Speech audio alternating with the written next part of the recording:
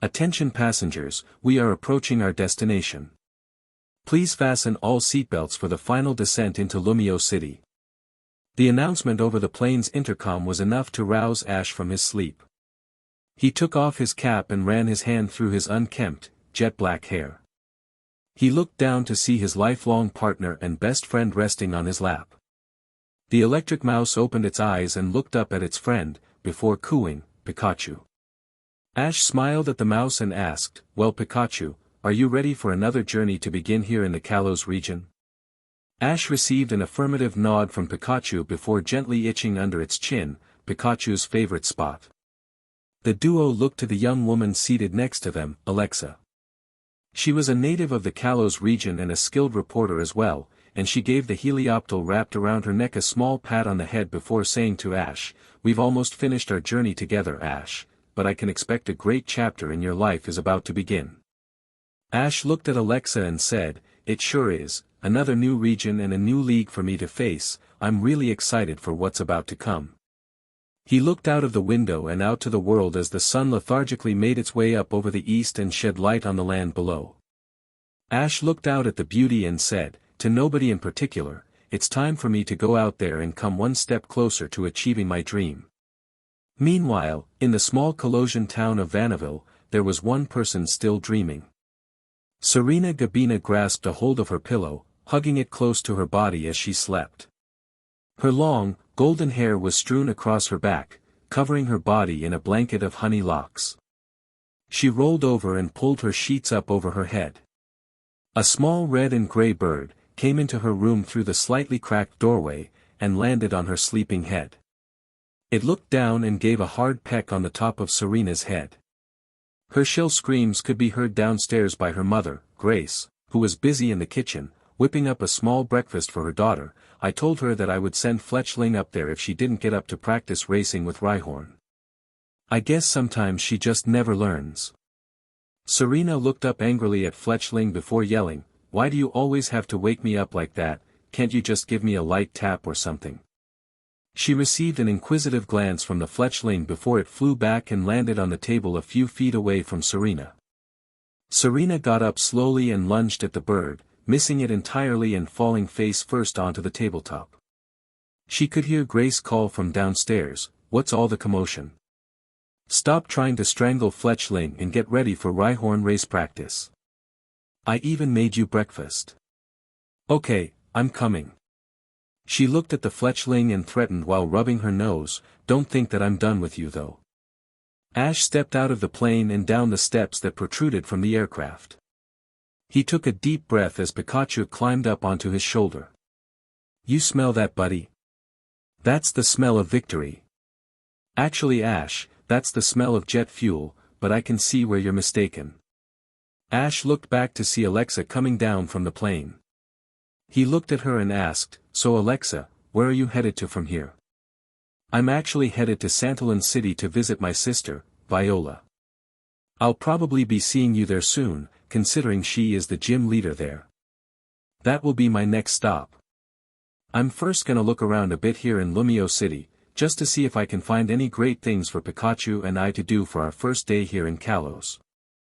Well, if you need some suggestions, I have a couple that might interest you. Professor Sycamore has his research lab here in town, you could go and talk to him. There's also a gym in the Prism Tower. I've never been there, but I've heard the gym leader is a strong, electric-type trainer. You had me sold at Pokémon Gym. So, I guess this is where we go our separate ways. For now at least. I'll see you in Santalin City." They and their Pokémon exchanged a friendly handshake and walked off in different directions. Ash was a little sad to see Alexa leave. It seems that after 7 years on the road he still couldn't really take a goodbye, but at least he had Pikachu with him. Ash looked at Pikachu and said, "Well buddy, are you ready to challenge our first gym leader in Kalos?"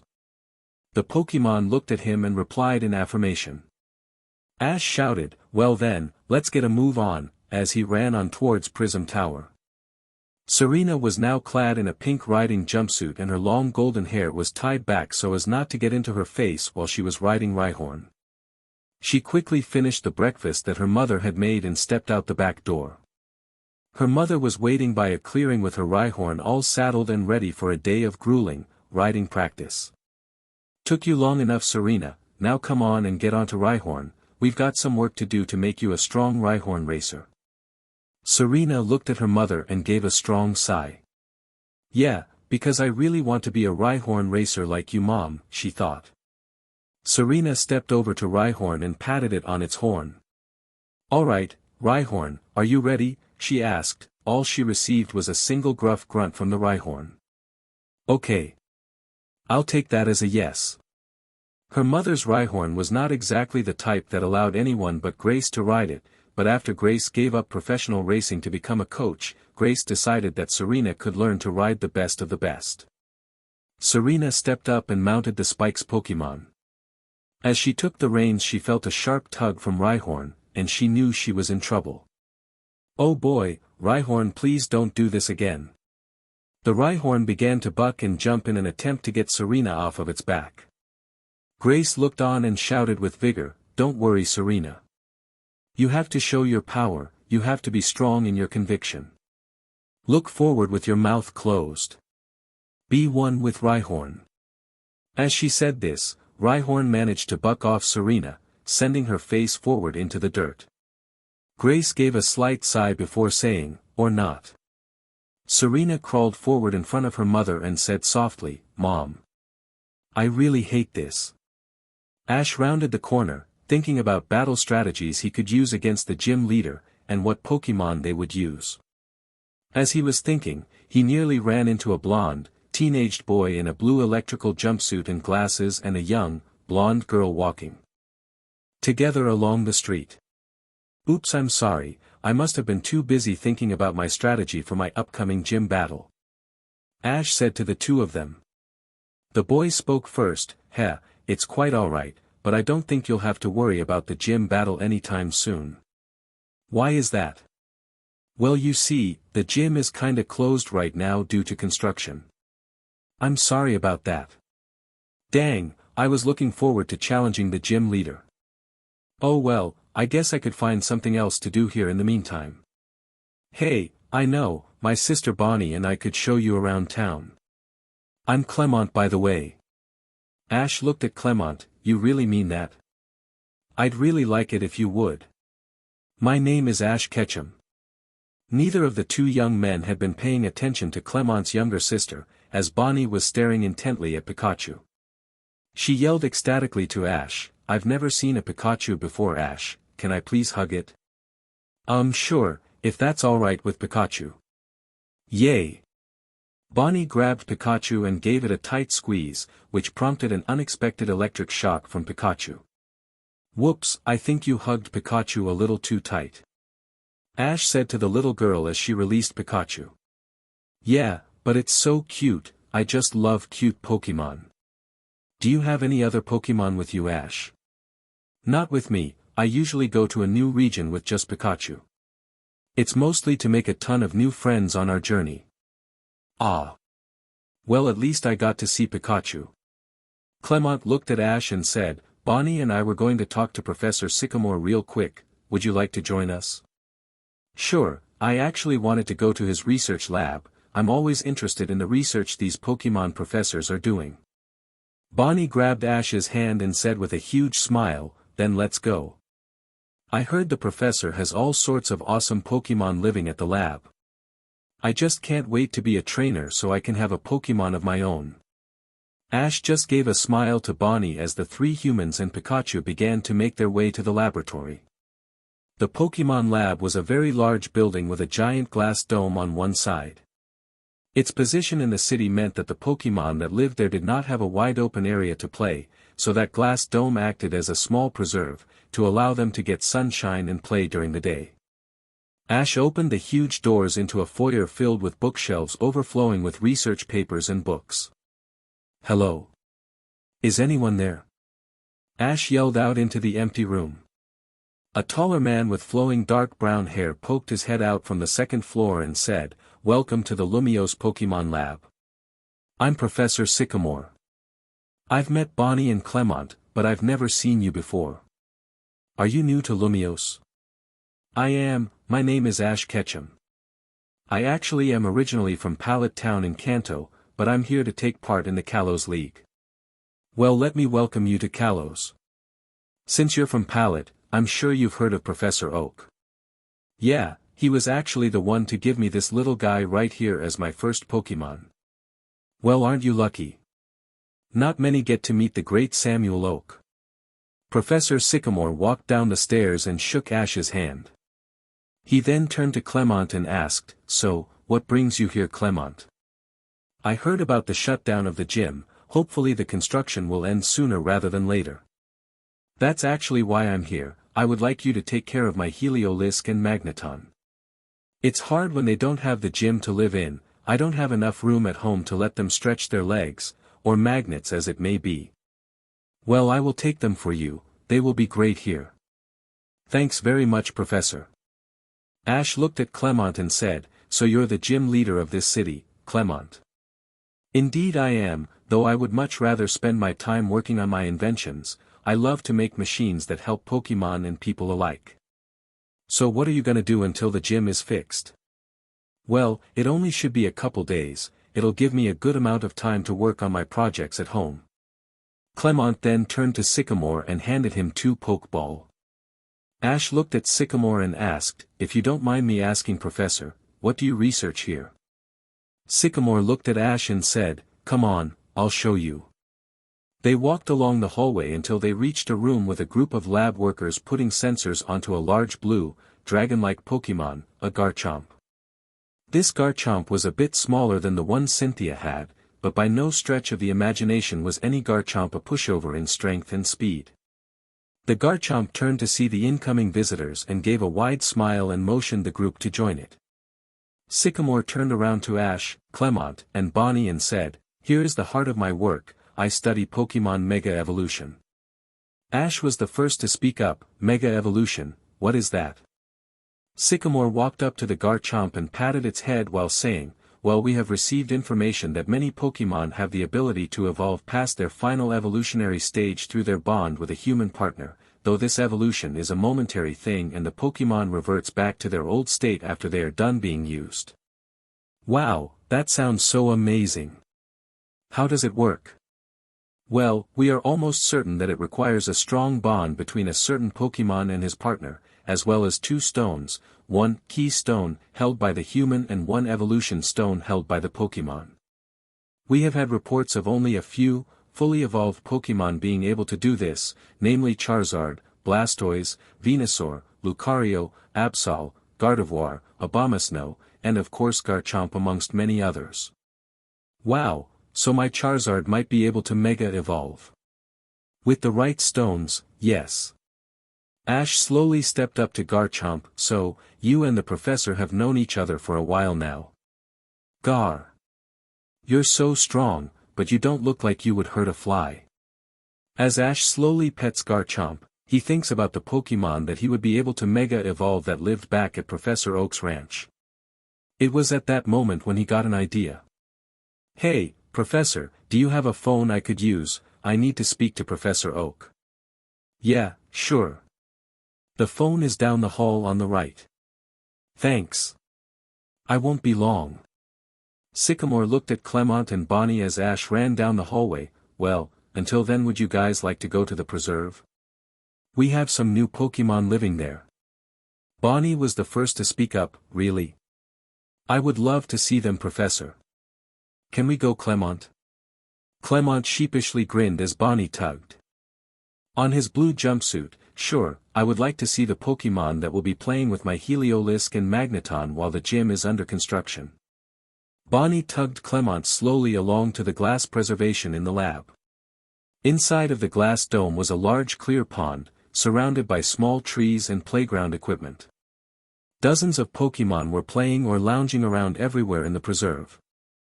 Bonnie watched as a small group of Piku ran around her legs while a Raichu, their mother, gave chase. "Wow, a Raichu and its family. That's so cool." Bonnie began to chase around the family of electric mouse Pokemon. Sycamore took out Clemont's Pokeball and released the 2 Pokemon in a stream of white light. Clemont looked at the 2 electric types before him and said, "You two are gonna live here for a little bit, so get yourself acquainted with all of the others. The two Pokémon nodded in response and ran off to find some new friends in the preserve.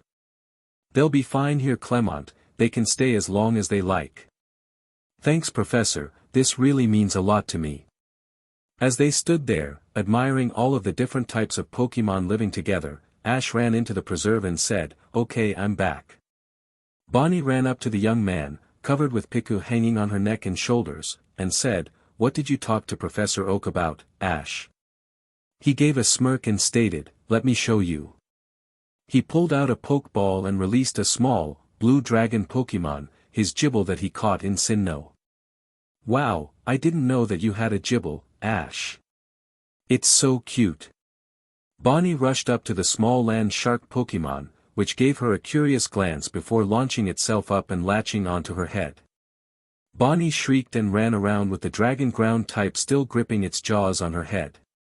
"It seems Gibble likes you, Bonnie. It's always got a weird way of showing its affection," Ash said while he tried to stifle a laugh. Bonnie managed to pull off the Gibble before saying, "I guess love can hurt," and gave it a tight hug. "You're so cute, Gibble." Ash turned to Sycamore and Clemont and said, "Yeah, when I heard about Mega Evolution I wanted to see if I could do it myself. Gibble and I are close, but we can and will get closer, and when it feels ready enough to evolve, then we can see about finding those stones." Sycamore looked at Ash and said, "Well, I guess you're helping me on my research then. Speaking of research, I should get back to Garchomp. Would you like to join me for my next experiment?" "We sure would, Professor." "Clemont, Bonnie, come on." Clemont looked at Ash and said, "We'll be there in a sec, Bonnie seems to be having too much fun with those Piku."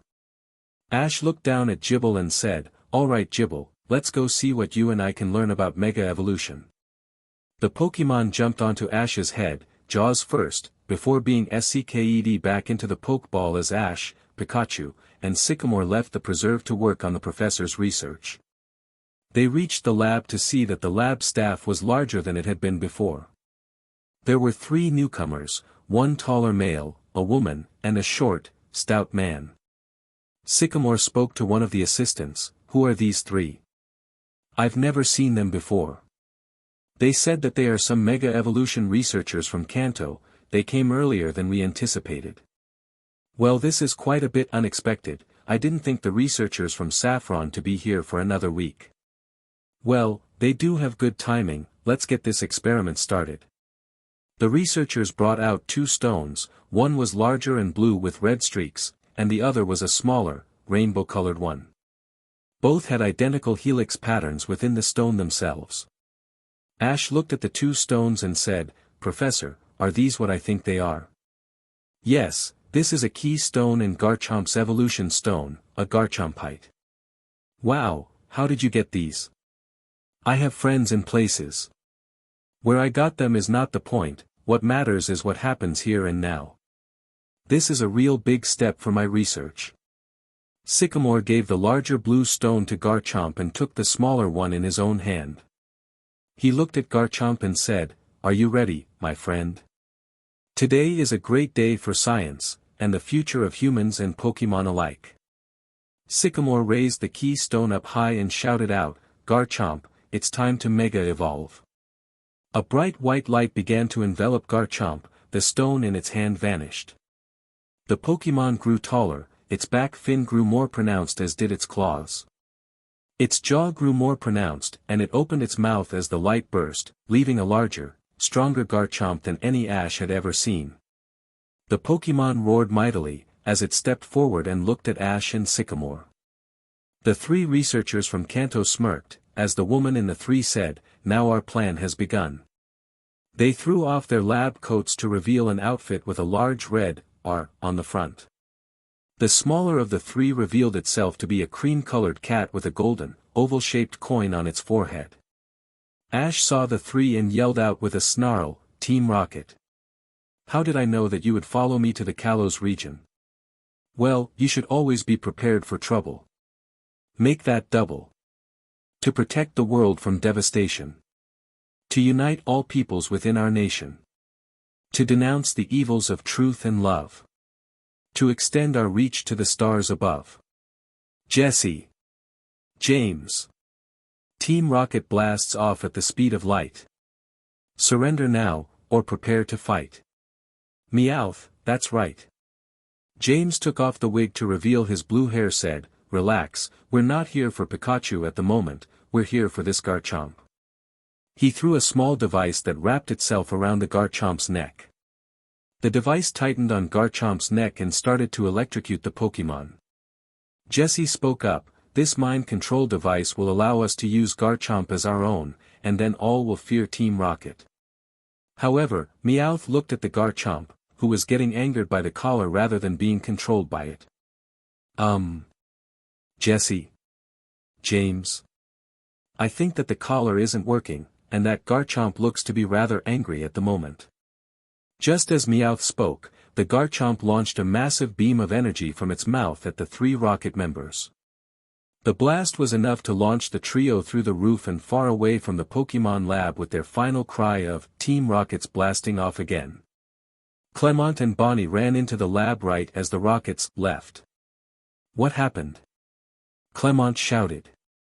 Sycamore looked at him and said, 3 thieves were planning to steal Garchomp from us, but they underestimated the power of a Mega Garchomp. They all smiled at the Garchomp, but the look they received was not so compassionate. The Garchomp stared angrily at the group and roared. Sycamore shouted, no. Garchomp is in serious pain from the collar, and it can't control itself. Everyone get down. Garchomp roared again and shot another beam of energy that destroyed all of the lab equipment and opened a large hole in the wall, leading outside to the street. Garchomp used this opportunity to charge through the hole and fly out into the waning day. Ash ran after it and yelled, we have to stop it, Garchomp is in way too much pain to know what it's doing. Bonnie ran after Ash and said, come on Clemont, we have to help Ash. Clemont slowly ran after them, I'm coming, but don't wait up on me. Garchomp used the wind currents in the city to fly towards Prism Tower. It lost all control of its own body as pain surged through it. It fired another hyper beam at the ground, and wrecked the streets below it. The wind began to blow harder, and Garchomp couldn't maintain control and crashed into Prism Tower. The sun was beginning to set on the western horizon, and the lights in the city slowly flickered on. A single helicopter loomed above Prism Tower, with a small camera crew filming the rampage of the Mega-evolved Garchomp. Serena was busy dusting herself off from today's practice. Her mother made her work with Rhyhorn all day, and she was covered with bruises and scrapes from the countless times that she had been bucked off. She was busy nursing her wounds with a wet cloth as her mother called from downstairs, Serena, come down here, you have to see what's happening in Lumio City. Serena walked downstairs and said, well, you have to see what happened to my face. I look like a skitty scratch post right now. Her mother slowly looked away, slightly embarrassed.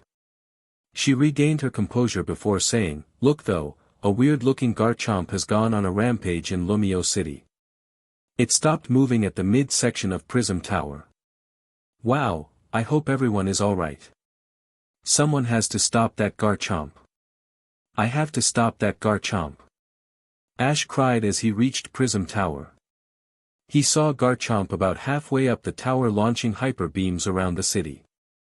Ash looked around to find a way that he could get up to stop it. Pikachu pointed towards the scaffolding that wrapped around the first 10 floors of the tower.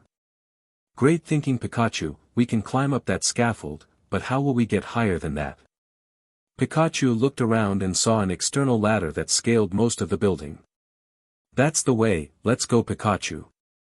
They were a couple floors up the scaffolding when Clemont and Bonnie reached the tower. Look Clemont, Ash is climbing up the tower to go save Garchomp, I can't believe how brave he is when it comes to helping a Pokémon. Clemont watched as Ash scaled the walls of Prism Tower.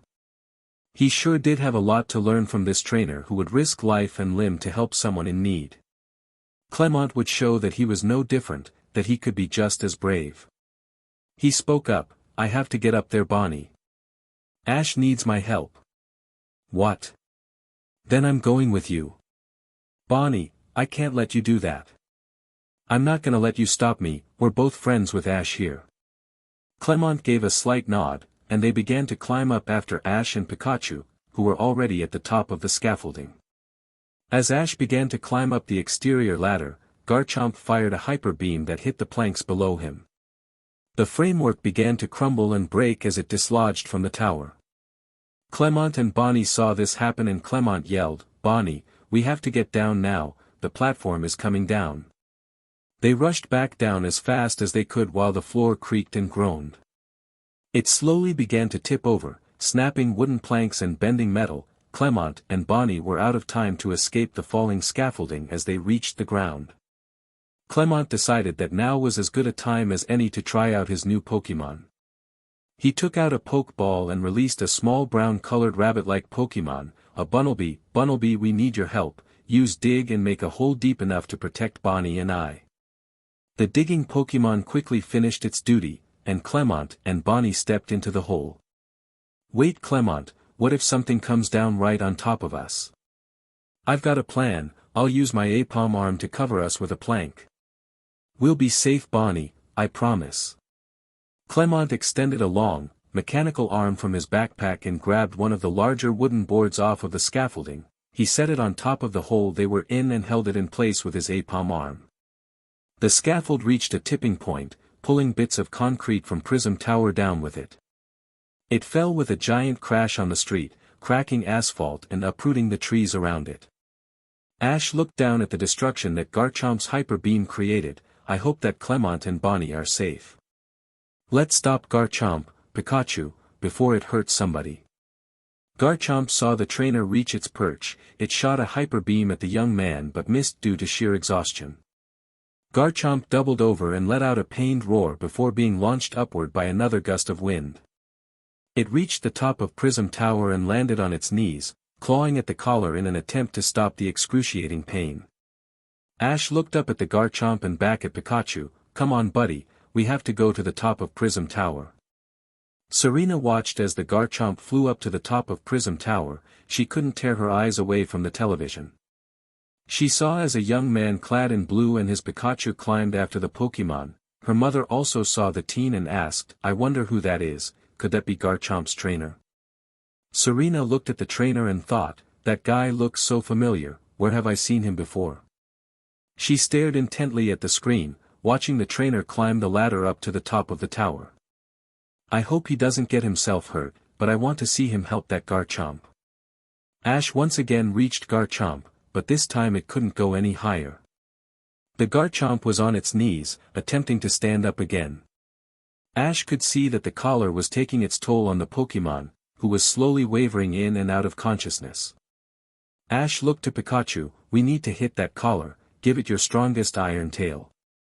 Garchomp looked up as Pikachu ran towards it, the mouse Pokémon's tail glowing with a white light. Garchomp once again fired a hyper beam in an attempt to stop the Pokémon's advance, but Pikachu was able to dodge the attack. The mouse jumped up and struggled to slam its tail down onto the collar, but Garchomp stood up and gave Pikachu a headbutt, which launched it higher up into the air. Pikachu came back down again and connected the attack with Garchomp's collar. The collar was sliced in two, and fell off of Garchomp's neck. The Pokémon reverted back to its original form, and slowly stepped backward, teetering off of the edge of the tower.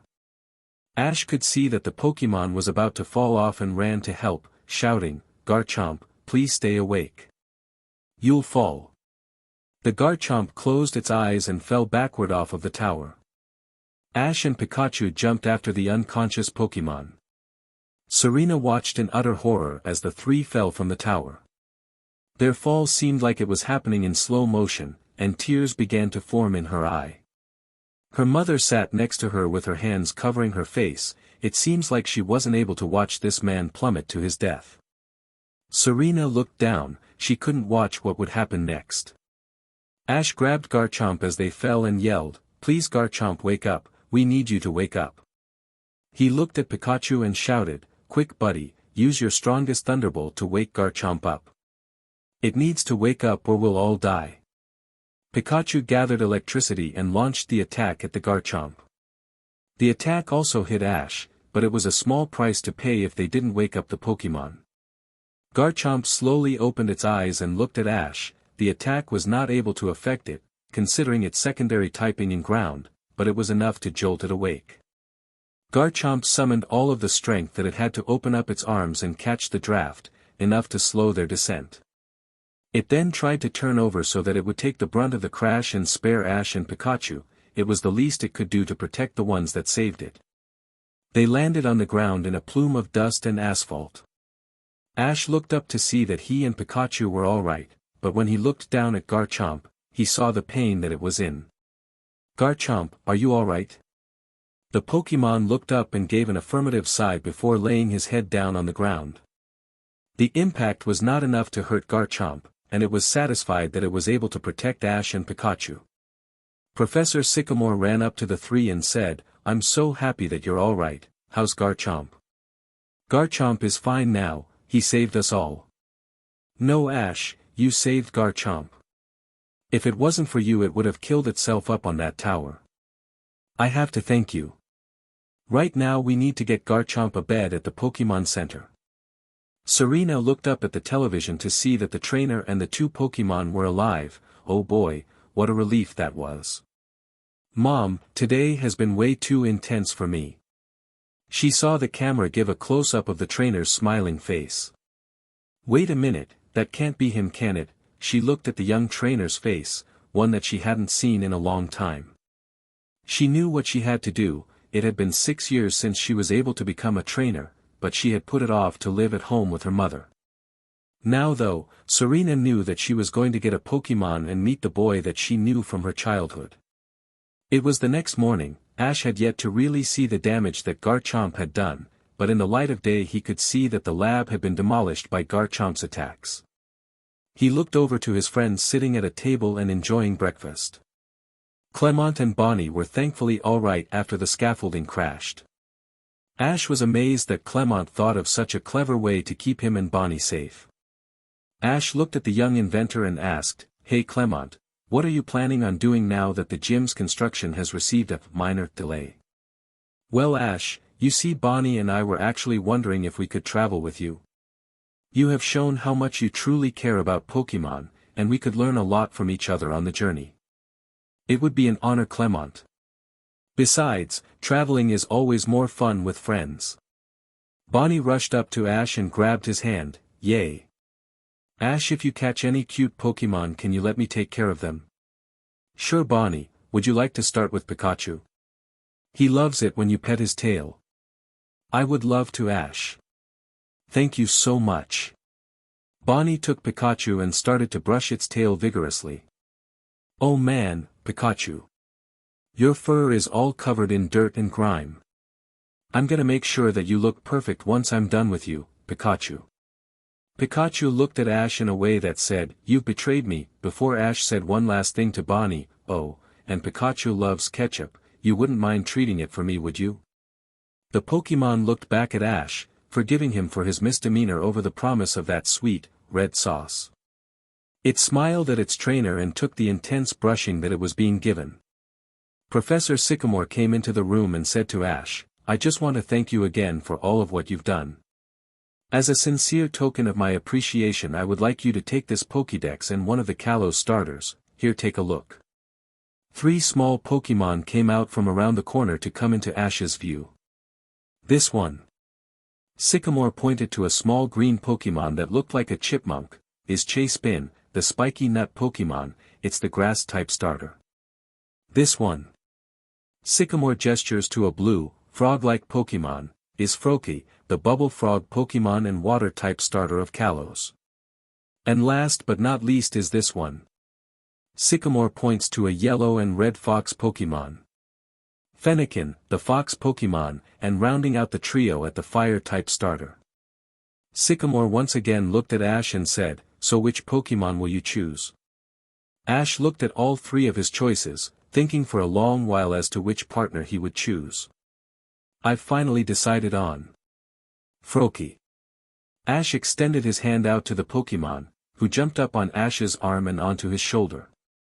"Good choice Ash, and here is your Pokédex." Sycamore said as he handed Ash the handheld device. Good luck on your journey, all of you. Come back anytime. Ash, Clemont, and Bonnie all grabbed their things and left the Pokémon lab together on their way to Santalin City.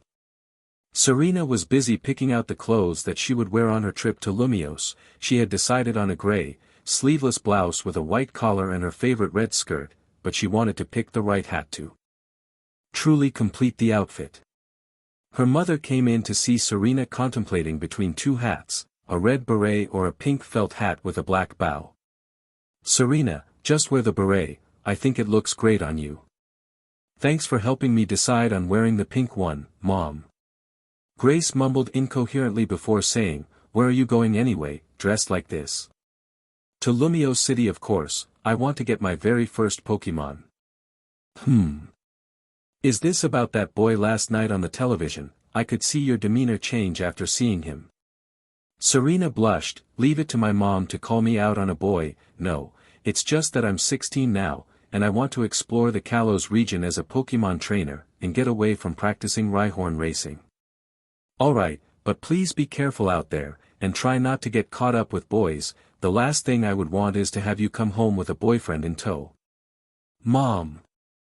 I'm just stating, that's it. Do you have everything you need for the journey? Serena looked into her pink backpack and said, yep, everything is here. She went up to her mother and gave Grace a big hug before rushing out the door and towards Lumio City. I'm so excited to see what is about to happen on my journey, and to finally get to see him again. Serena had finally arrived in Lumio City. The hustle of all the people in the big city was very different than the small town of Vanaville. She watched as cars and buses went by in the streets, carrying their passengers to all corners of the city. In the distance she could see the heights of Prism Tower, a giant amongst most of the buildings in the city.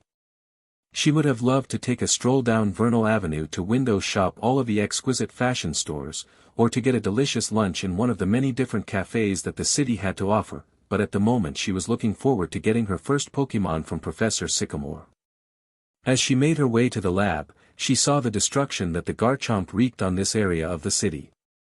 There were large areas of the street that were ripped apart, with pieces of asphalt and concrete thrown 20 feet down the street.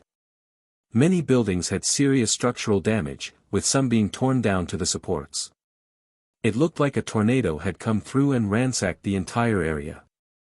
Serena looked at the relatively unscathed lab, considering it only had a few blown-out windows and a large hole in one of the walls. Wow, is this all that one Garchomp can do? She said as she approached the front door.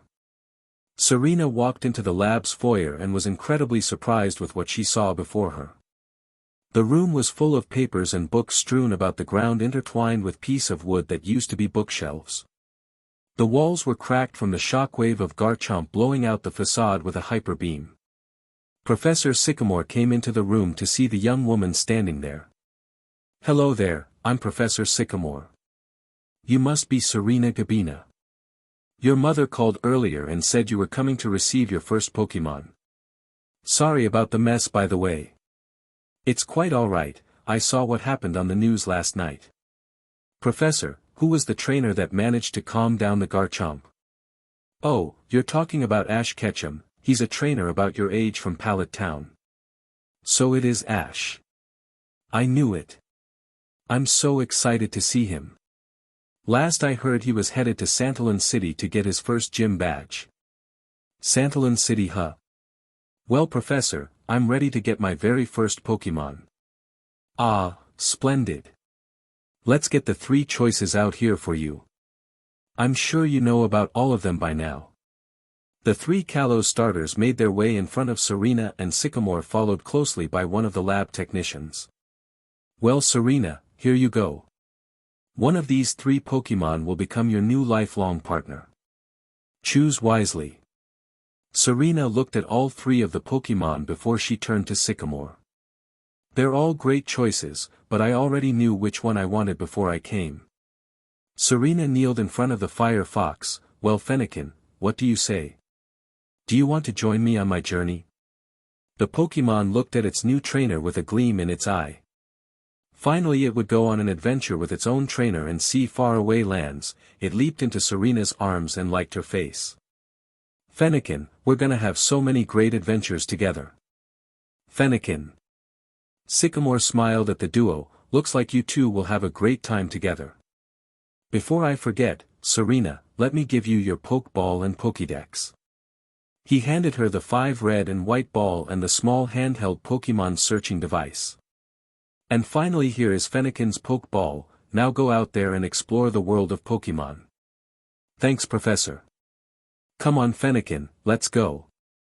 As she walked out the door all she could think about was how Ash would act when he finally saw her again. Would he be surprised? Confused? Interested? Man, I'm hungry. Ash moped. The 4 traveling companions were busy walking through a path carved into a dense forest. Bonnie looked at him and said, yeah me too. Clemont, can we please stop and eat? Sure Bonnie, let's stop here and have some lunch. I've got all of my cooking utensils with me so I can fill us all up. They stopped in a clearing with a small picnic table shaded by a large apple tree. Clemont began to heat water in a pot as Ash released all of his Pokémon. Alright you guys, let's get you some lunch. All of the Pokémon cheered as Ash and Bonnie set out plates for Pikachu, Gibble, Froakie, and Bunnelby. Bonnie and Ash sat with the Pokémon as Clemont finished making lunch for the human members. All 3 of them started eating under the shade of the tree, not knowing that they were being watched by a small mouse Pokémon from the tree above. The Pokémon was busy gnawing on an apple as it curiously watched the group. It leaned forward too far though, and dropped the apple on Ash's head. Ow, what was that? Ash looked up to see the small Pokémon fall down in front of Bonnie. Bonnie stared at the strange Pokémon and yelled, it's a Dedenne. You're such a cutie aren't you? Ash looked at the small Pokémon before pulling out his Pokédex to look it up. The Pokédex chirped to signal it was on and started to speak to Ash about the Pokémon, Dedenne, the antenna Pokémon. Dedenne communicates long distance with other Dedenne by sending radio waves through its antenna-like whiskers. Wow, so I'm guessing that it's an electric type. Not only that Ash, but it's also a fairy type. Clemont spoke up. Ash looked at Clemont with a questioning expression and asked, is that a new type of Pokémon? Yeah. Scientists just recently discovered this new type, and it's shared amongst many already discovered Pokémon. Apparently dragon types are at a serious disadvantage against them. I've never seen a fairy type fight a dragon type firsthand though. Wow, that's really cool. Why don't you try to catch Dedenne then, Clemont? It was Bonnie's turn to interject. Yeah, catch it Clemont. Let me take care of it, I want to take care of my first Pokémon. Clemont looked sheepishly at his zealous young sister and nodded, saying, you guys are right. Besides, I do specialize in electric types. Clemont looked over to Bunnelby and said, alright, Bunnelby, let's catch this Dedenne for Bonnie. Bunnelby stepped forward and readied itself to fight the Dedenne. However, as Bunnelby prepared to fight, the Dedenne had different plans. The small Pokémon crawled up into Bonnie's hands and fell asleep. Clemont pulled out a Pokeball and said, well, this might be easier than I thought. He touched the Pokémon on the head with the ball. A red light wrapped around the Pokémon and sucked it into the ball. The ball wriggled a couple times and dinged to signal that the Pokémon had been caught. Ash watched with slight amusement and said, well. I guess you caught Dedenne after all. Great work, I think. Clemont released the small Pokémon, who appeared from its Pokeball and quickly curled up against Bonnie and fell asleep again. Look how cute you are, I've got a satchel here that will put you in. Bonnie gently lifted the mouse and placed it into her yellow satchel that she carried across her body. The Pokémon slightly shifted and closed the front flap, giving it complete darkness to take its nap. Bonnie looked up at Clemont and whispered, thank you big brother, I promise that I will take good care of Dedenne. Clemont patted his sister on the shoulder and said, I'm sure you will. Now, let's finish eating lunch before it gets cold. After they had finished lunch, they continued walking along for a few hours, and decided to stop for the day. Even though there were a few hours of daylight left, they decided to stop early and get up early the next day. Clemont set up camp and began to tinker on a project that he was working on. Ash and his Pokémon went out to a nearby creek to train for their upcoming match against Alexa's sister, Viola, before the sun set on the horizon. "Alright Gibble, you better not have become soft after staying on Professor Oak's ranch for so long. Let's see that awesome Draco meteor on those rocks." Gibble looked at the rocks Ash pointed at and launched a ball of energy high up into the air.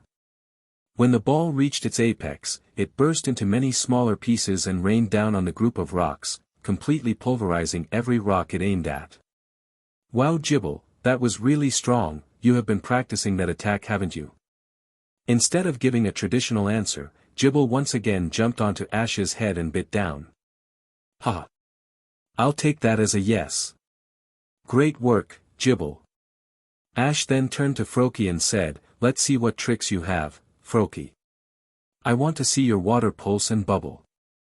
Froakie looked at Ash with a look of conviction and jumped up high in the air. Ash was amazed at the speed at which it moved as it showed its attacks to him. Each individual power it showed hit the ground and launched dirt and rock a dozen feet up into the air. "Wow Froakie, you really are fast and strong to boot. We will do a lot of great things together, I can tell." It looked at Ash and yelled, "Froakie," in agreement with Ash's statement. Ash looked finally to the yellow mouse on his shoulder and said, "Alright Pikachu, it's your turn.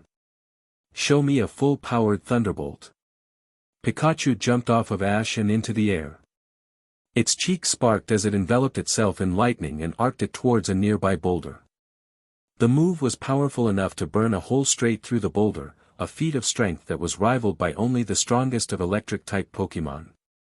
"That's the way Pikachu, I expected just as much from you." After Ash finished his training with his Pokémon, and returned Froakie and Gibble back to their Pokeball, he noticed a small flock of bird Pokémon flying overhead. The flock landed down right in front of Ash to get a drink from the creek. Ash pulled out his Pokédex to learn about these small red and gray birds. The Pokédex spoke up, "Fletchling, the tiny robin Pokémon, although Fletchling's chirp is quite beautiful to hear, it is relentlessly tough with those who enter its territory."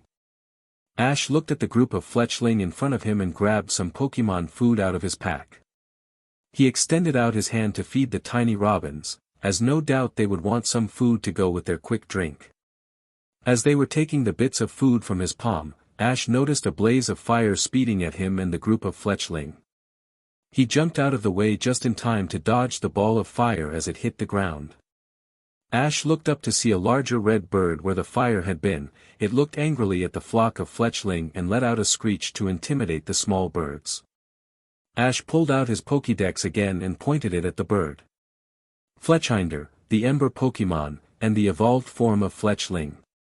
Once in flight, Fletchinder can reach its top speed extremely quickly, giving it the edge in battle by attacking its opponents before they can get prepared." The Fletchinder's arrival had scared off most of the Fletchling, who flew off into the trees in different directions. However, one single Fletchling remained and stared angrily at the larger bird. Ash could see that the two Pokémon were about to have a duel to see if the Fletchling could use the creek that was within the Fletchinder's territory. The Fletchinder flew up into the sky and came back down, completely encased in fire. "Wow, that's Fletchinder's flame charge, look how fast it moves," Ash said to Pikachu. They could only watch the battle as the Fletchling managed to dodge out of the way, but the larger bird used its boosted speed to hit it from behind with a wing attack. The Fletchling fell to the ground as the Fletchinder readied another flame charge. The small bird did not have the time to move out of the way, and it took the attack straight on and landed on the ground, completely unconscious. The Fletchinder attempted to go in for another attack until Ash ordered Pikachu to fire a thunderbolt at the bird. The electric attack was enough to scare the bird away, and Ash ran up to the fainted Fletchling. "Don't worry little buddy, I'll help you," Ash said as he gently lifted the tiny robin Pokémon and ran back to Clemont and Bonnie. "Guys, you need to help." "What happened, Ash?" Clemont asked as the young man from Kanto and Pikachu ran up to him. "This little guy, he got hurt in a battle for territory against a Fletchinder." I managed to scare it off, but I couldn't reverse the damage that this Fletchling had taken. Clemont looked at the Fletchling and examined it. Looks like it got burned by the Fletchinder. In the heat of battle, Fletchinder's body can get hot enough to burn a Pokémon that touches it. Clemont then pulled out a small bottle and sprayed it onto the burned area.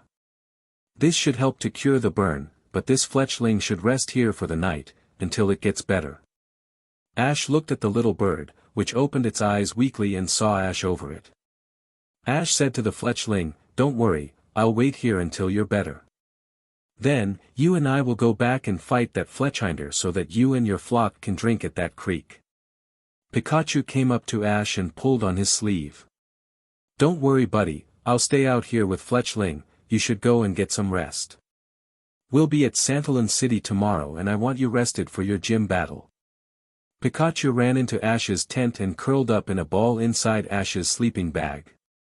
"You should also get some sleep too, Fletchling. We want you to be strong for your next battle against Fletchinder." The Fletchling nodded its head and fell asleep again. It would show that Fletchinder that it was not to be pushed around, no matter its size, and with Ash's help it would beat the larger Pokémon. It was late in the night when Ash felt Fletchling gently pecking on his hand. He looked up to see that he had fell asleep next to the Pokémon. "Hey, how are you feeling there, Fletchling?" Fletchling. Ash could see that the flying type was quite stressed at the moment, and it pointed up into the sky. He put on his hat and gazed up at the night sky, and what he saw made him gasp. In the sky was the Fletchinder, covered in fire and flying circles around the camp. "It's taunting you to come out and fight it again. Are you ready to fight it again, Fletchling?" The Pokémon looked at Ash and nodded. It flew up into the air and called out to the Fletchinder.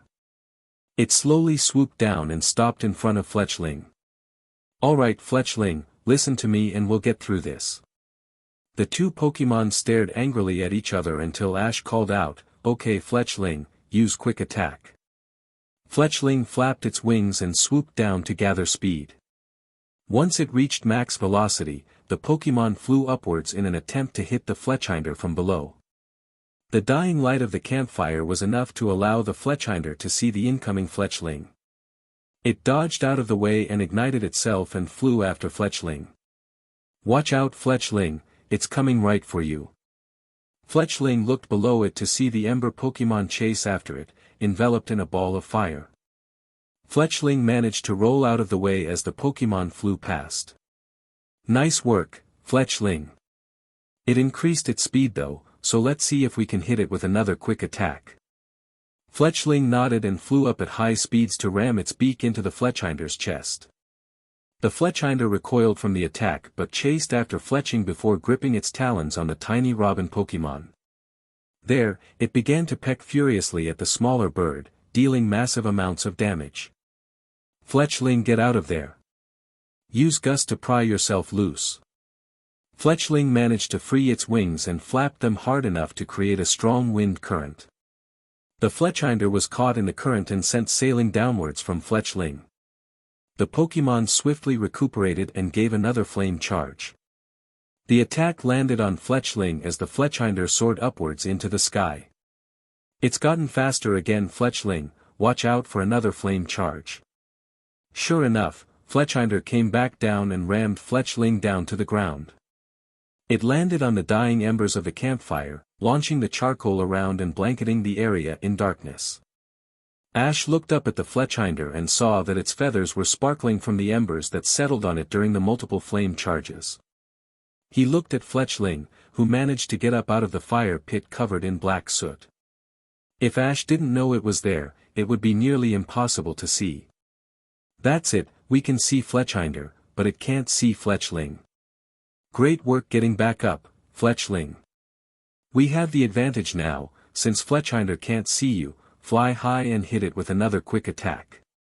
The larger bird looked around to see where the attack was coming from, but in the dark it couldn't see the smaller Pokémon, until it was hit from above by Fletchling.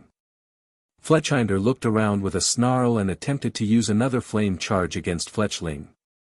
Though it was faster than Fletchling, the Pokémon couldn't see its target in the night, making its speed essentially useless in this scenario. Fletchinder tired itself out too much from flying rapidly in a circle, leaving the battle right in Ash's hands.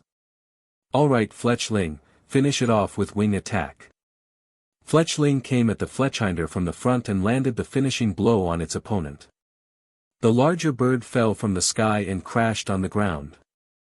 It slowly lifted itself up as Fletchling landed right in front of it. Ash watched as Fletchinder nodded its head at Fletchling, showing that it was impressed with the way Fletchling battled.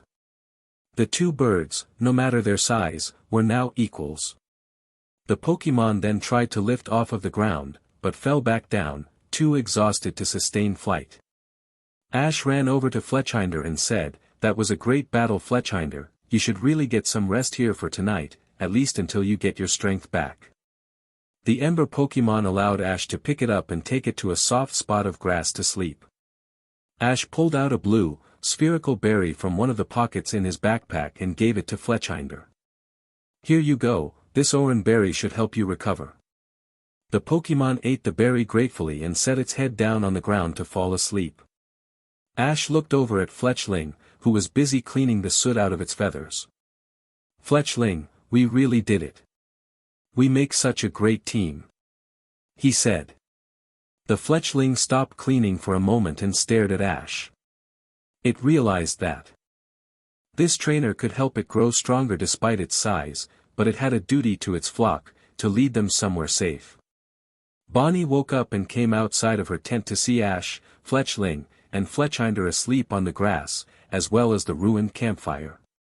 Clemont and Pikachu also crawled out of their tents to see the state of the campsite. "Wow! What happened out here? Did we miss something last night?" Bonnie asked. Ash slowly woke up and looked at Bonnie. He said, "You and Clemont missed the pinnacle battle between Fletchling and Fletchinder. Fletchling and I managed to win after it was thrown into the dying embers of the fire. The cover of black soot made it almost invisible to Fletchinder." "That sounds awesome Ash, but what's the Fletchinder still doing here?" "It was too weak to move last night, so I took care of it until it got better." Fletchinder and Fletchling woke up from their slumber and looked at the group. Fletchinder gave Fletchling another nod and flew up, soaring high up and away from the group. Pikachu ran over to Ash and licked his face. Ash got up and lifted Pikachu up onto his shoulder. He then turned to Fletchling and asked, "So Fletchling, would you like to join us on our journey?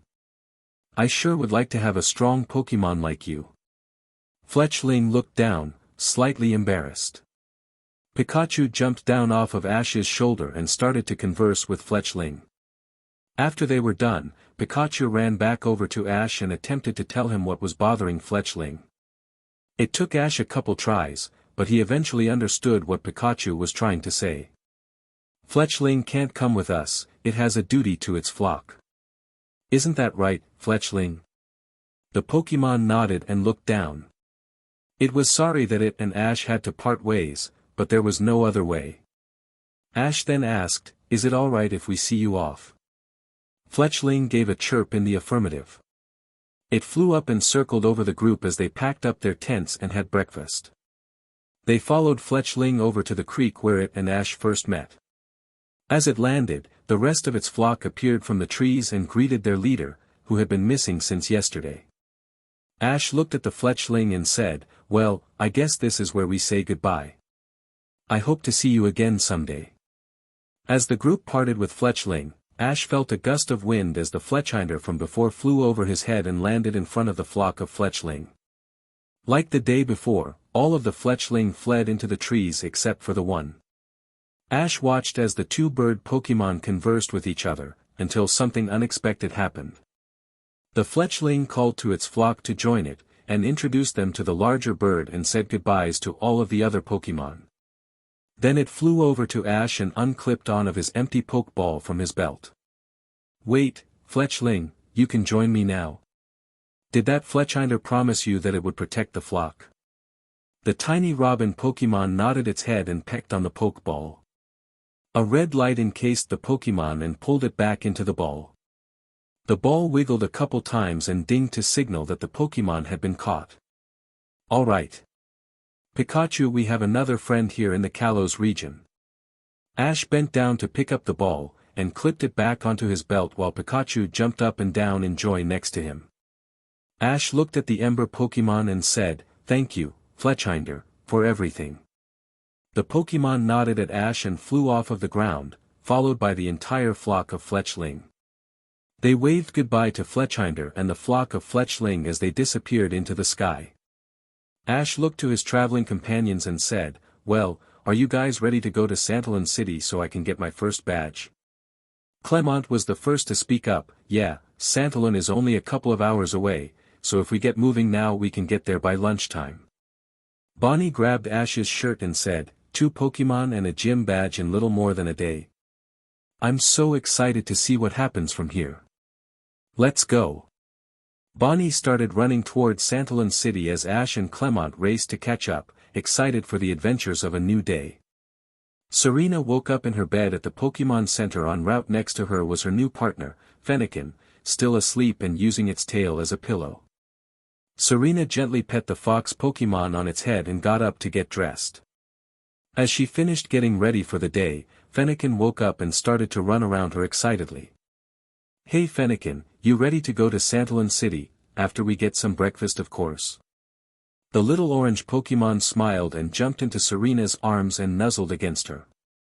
They both went down the stairs and into the main lobby. Serena walked into the main lobby of the Pokemon Center to see the smiling face of Nurse Joy and her large pink and white balloon Pokemon, Wigglytuff. "Hey Nurse Joy, where can I get a bite to eat?" "Well, that's the doorway to the cafeteria. The food is all free to trainers who stay the night, so take as much as you want." "Thanks for the help Nurse Joy."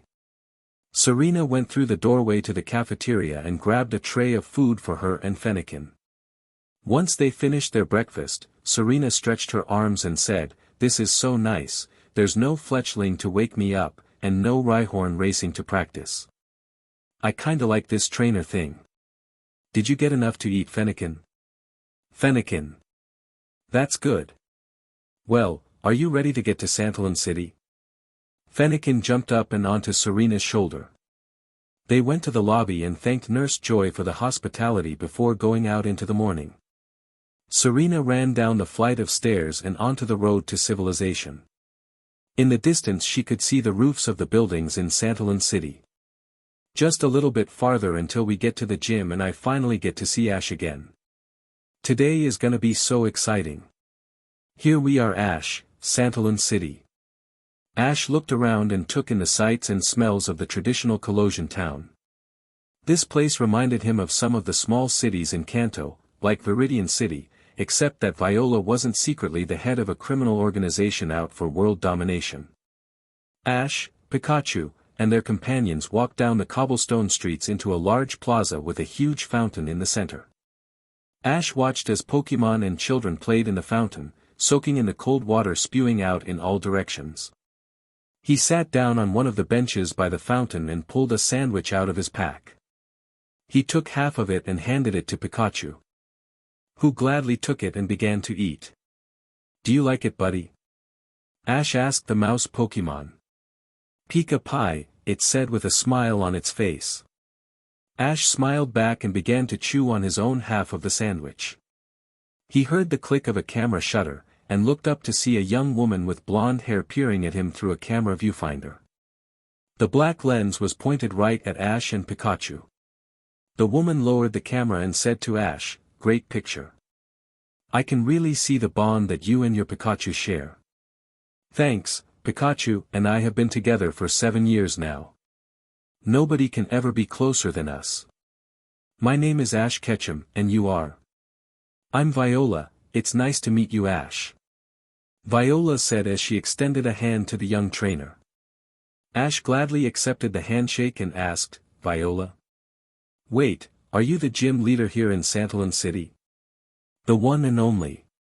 Cool. I actually came here just to see you. Then you must be here to get a gym badge." Ash nodded, "I am, it's my first step on my way to the Kalos League." "Well come on then, I'm not one to leave a challenger waiting."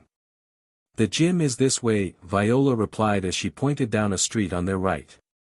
Viola signaled Ash, Pikachu, Bonnie, and Clemont to follow her as they made their way to the gym.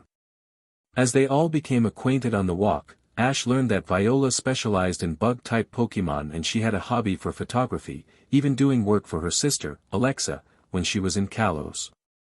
He thought about what Pokémon he would use alongside Pikachu in the battle.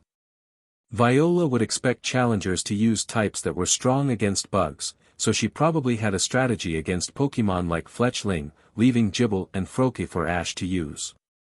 If it was a 2v2 battle, Ash would have to choose a Pokémon to sit out in the battle. As he pondered, he didn't notice that they had reached the gym. If Clemont hadn't stopped him, he might have kept walking. The Santalin gym was older in style than the rest of Santalin City. It was surrounded by bushes and trees that were meticulously groomed. It showed that the groundskeeper took a lot of pride in maintaining their work. The cinderblock exterior was painted a darker yellow-green to accentuate the lightly blue-tinted windows. Viola walked up the steps and held open the glass door, motioning the group to enter. As they came into the atrium, the gym changed its look from an old building to a modern art gallery. On all of the walls were framed pictures of many different bug-type Pokémon. Ash looked at Viola and asked, "Did you take all of these pictures, Viola?" "They're amazing." "I did. Though it's only a hobby, I really do enjoy the finer arts of photography." Ash looked around, to find another woman in a red and black shirt sitting on a chair and writing on a notepad. Next to her, a small yellow lizard Pokémon, a Helioptile, ran around the legs of the chair. When Helioptile saw Ash and Pikachu, it jumped into Ash's arms and snuggled against him. Ash laughed and said, "It's nice to see you too, Helioptile." The Pokémon hopped out of Ash's arms and motioned for Pikachu to join it. Pikachu leaped off of Ash's shoulder and began to exchange electricity with the generator Pokémon. As the Pokémon played, Ash approached the woman and asked, "Long time no see, Alexa. How have you been?" "I'm great, Ash, though I should ask how you're doing, since you like to jump off of towers after falling Pokémon." "Heh, you saw that?" Ash said, rubbing the side of his head in embarrassment. "I'm pretty sure half of the Kalos region saw that. I'll give you props, nobody except you could have done that. You did save a Pokémon's life and protected the city." "Well, it was the least I could do. I'd do anything to help a Pokémon." As Ash conversed with the reporter, Bonnie and Clemont were busy admiring Viola's vast gallery of photography. "These are really cool pictures, Clemont, I love this one over here," Bonnie said as she pointed to a framed picture of a group of Metapod hanging from a tree. "Yeah, I really like that one too. It's really cool how the Metapod look just like leaves." "Ooh, Clemont. I really love this one." Clemont turned around to see Bonnie down on one knee in front of a blushing Viola. Clemont immediately grew pale and yelled, "Bonnie! What are you doing? Clemont, you know you need someone to take care of you. Viola is so beautiful and she's another gym leader. She's perfect for you. What do you say, Viola?" Clemont grew extremely embarrassed because of his sister, and used his A-palm arm to pull her away from Viola while asking, "Bonnie, why do you always have to embarrass me when it comes to women? I'm only 15, I don't want you to find me a wife." "Clemont, you're so hopeless with girls that you need me to find you a wife." "What? Bonnie?" Ash chuckled as Clemont lectured his younger sister. Bonnie was beginning to remind him of Brock in some ways. She really loved caring for Pokémon and apparently also proposed to women, although her proposals were meant to help her brother. He looked over to Viola, who was still recuperating over the shock of getting asked to marry someone by the young girl. He walked up to her and queried, "So Viola, would you like to start our battle?" Yeah.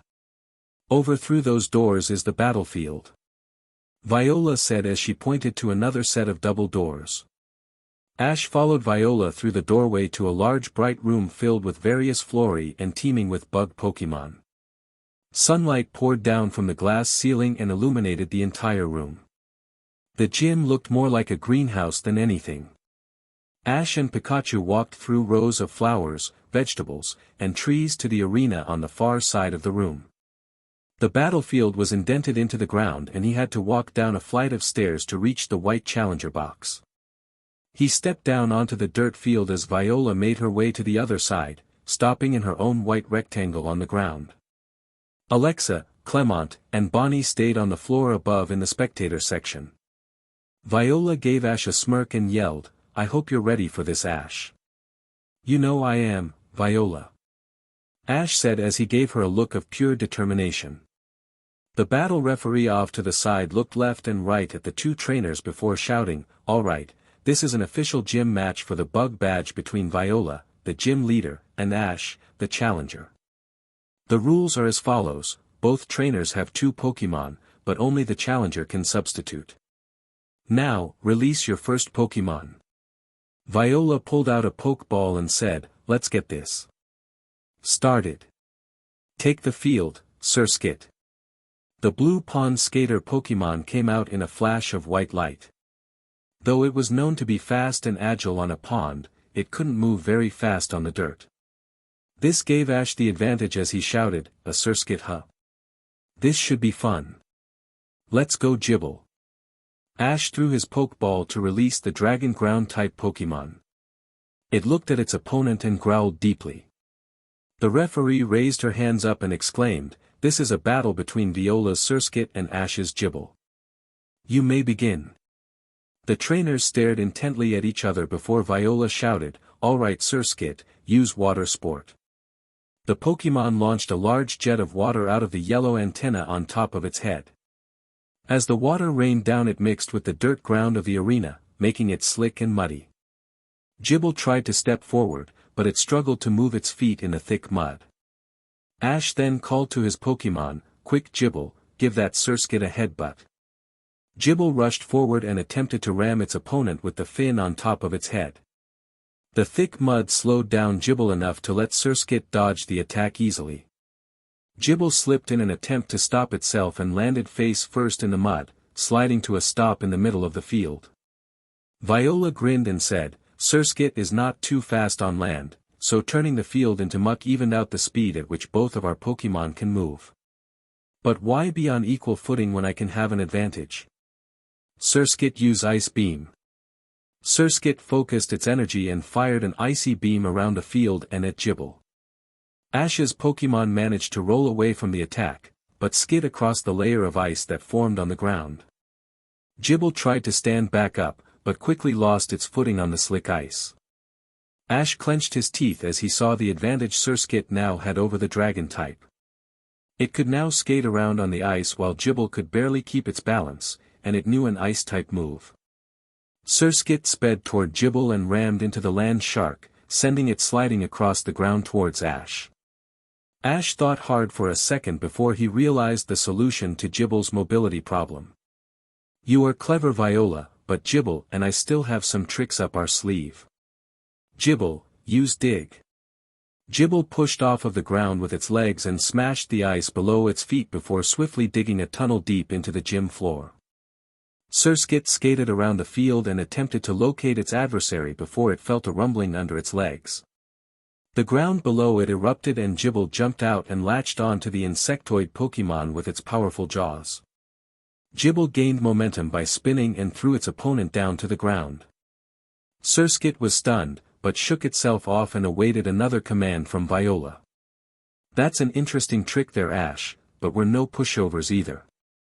Use Sticky Web, Sir Skit." Sir Skit launched a ball of sticky silk at Ash's Pokémon. The icy field tripped up Gibble and it fell back onto its stomach. The silk hit Gibble dead on and trapped it against the ground. Gibble tried to break free as Viola called for another ice beam. Once again, Sir Skit focused its energy into the antenna on its head and fired another freezing beam directly at the trapped Pokémon.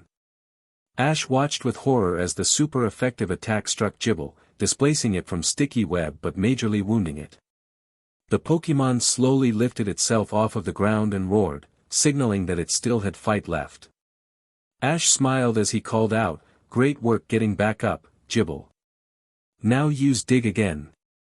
Gibble once again burrowed underground, leaving Sir Skit alone on the battlefield for the second time. Surskit dug its skates into the ground in an attempt to feel for the oncoming attack.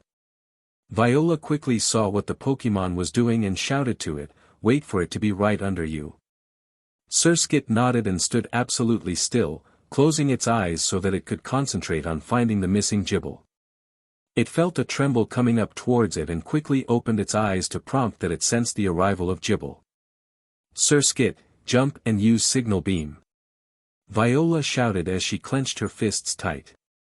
Surskit leaped into the air as Gible launched out of the ground under its previous position. It attacked the airborne Gible with a strong beam of blinding light that struck the land shark dead on. Gible was thrown back by the powerful move and landed in front of Ash, scratched and beaten from the unrelenting battle. Viola smirked at the young trainer and lectured, "Ash, you should know by now that I wouldn't let the same attack hit me twice in a row. You're gonna have to try a lot harder to win this match." "I know, Gible and I were just testing you to see what you would do. Now that we know, we can use it to your detriment." Viola chuckled slightly and asked, "What does that even mean?" "You'll know soon enough, let's do this Gible." Gible lifted itself off of the ground and roared again. It seemed that Surskit's last attack only angered the dragon type. Ash kneeled over and spoke softly to Gible before yelling out, "One more time Gible, use Dig." "Again Ash? Have you learned nothing?" "Surskit, be ready to jump when you feel Gible under you," Viola commanded, surprised that Ash would try the same move 3 times in a row. The two trainers stared at the battlefield intensely, waiting for Gible to surface again. They knew that both Pokémon were real weak from fighting, and this fight would end with this last move. Surskit felt the tremors from Gible again and jumped up as the ground opened up again. However, it was not Gible that came out from under it, but a large ball of energy that pushed Surskit up higher into the air. Viola gasped, "Ash, is that?" Ash laughed, "Yep, it's Draco Meteor. You and Surskit fell right into our trap. Now, Gible, use Dragon Pulse."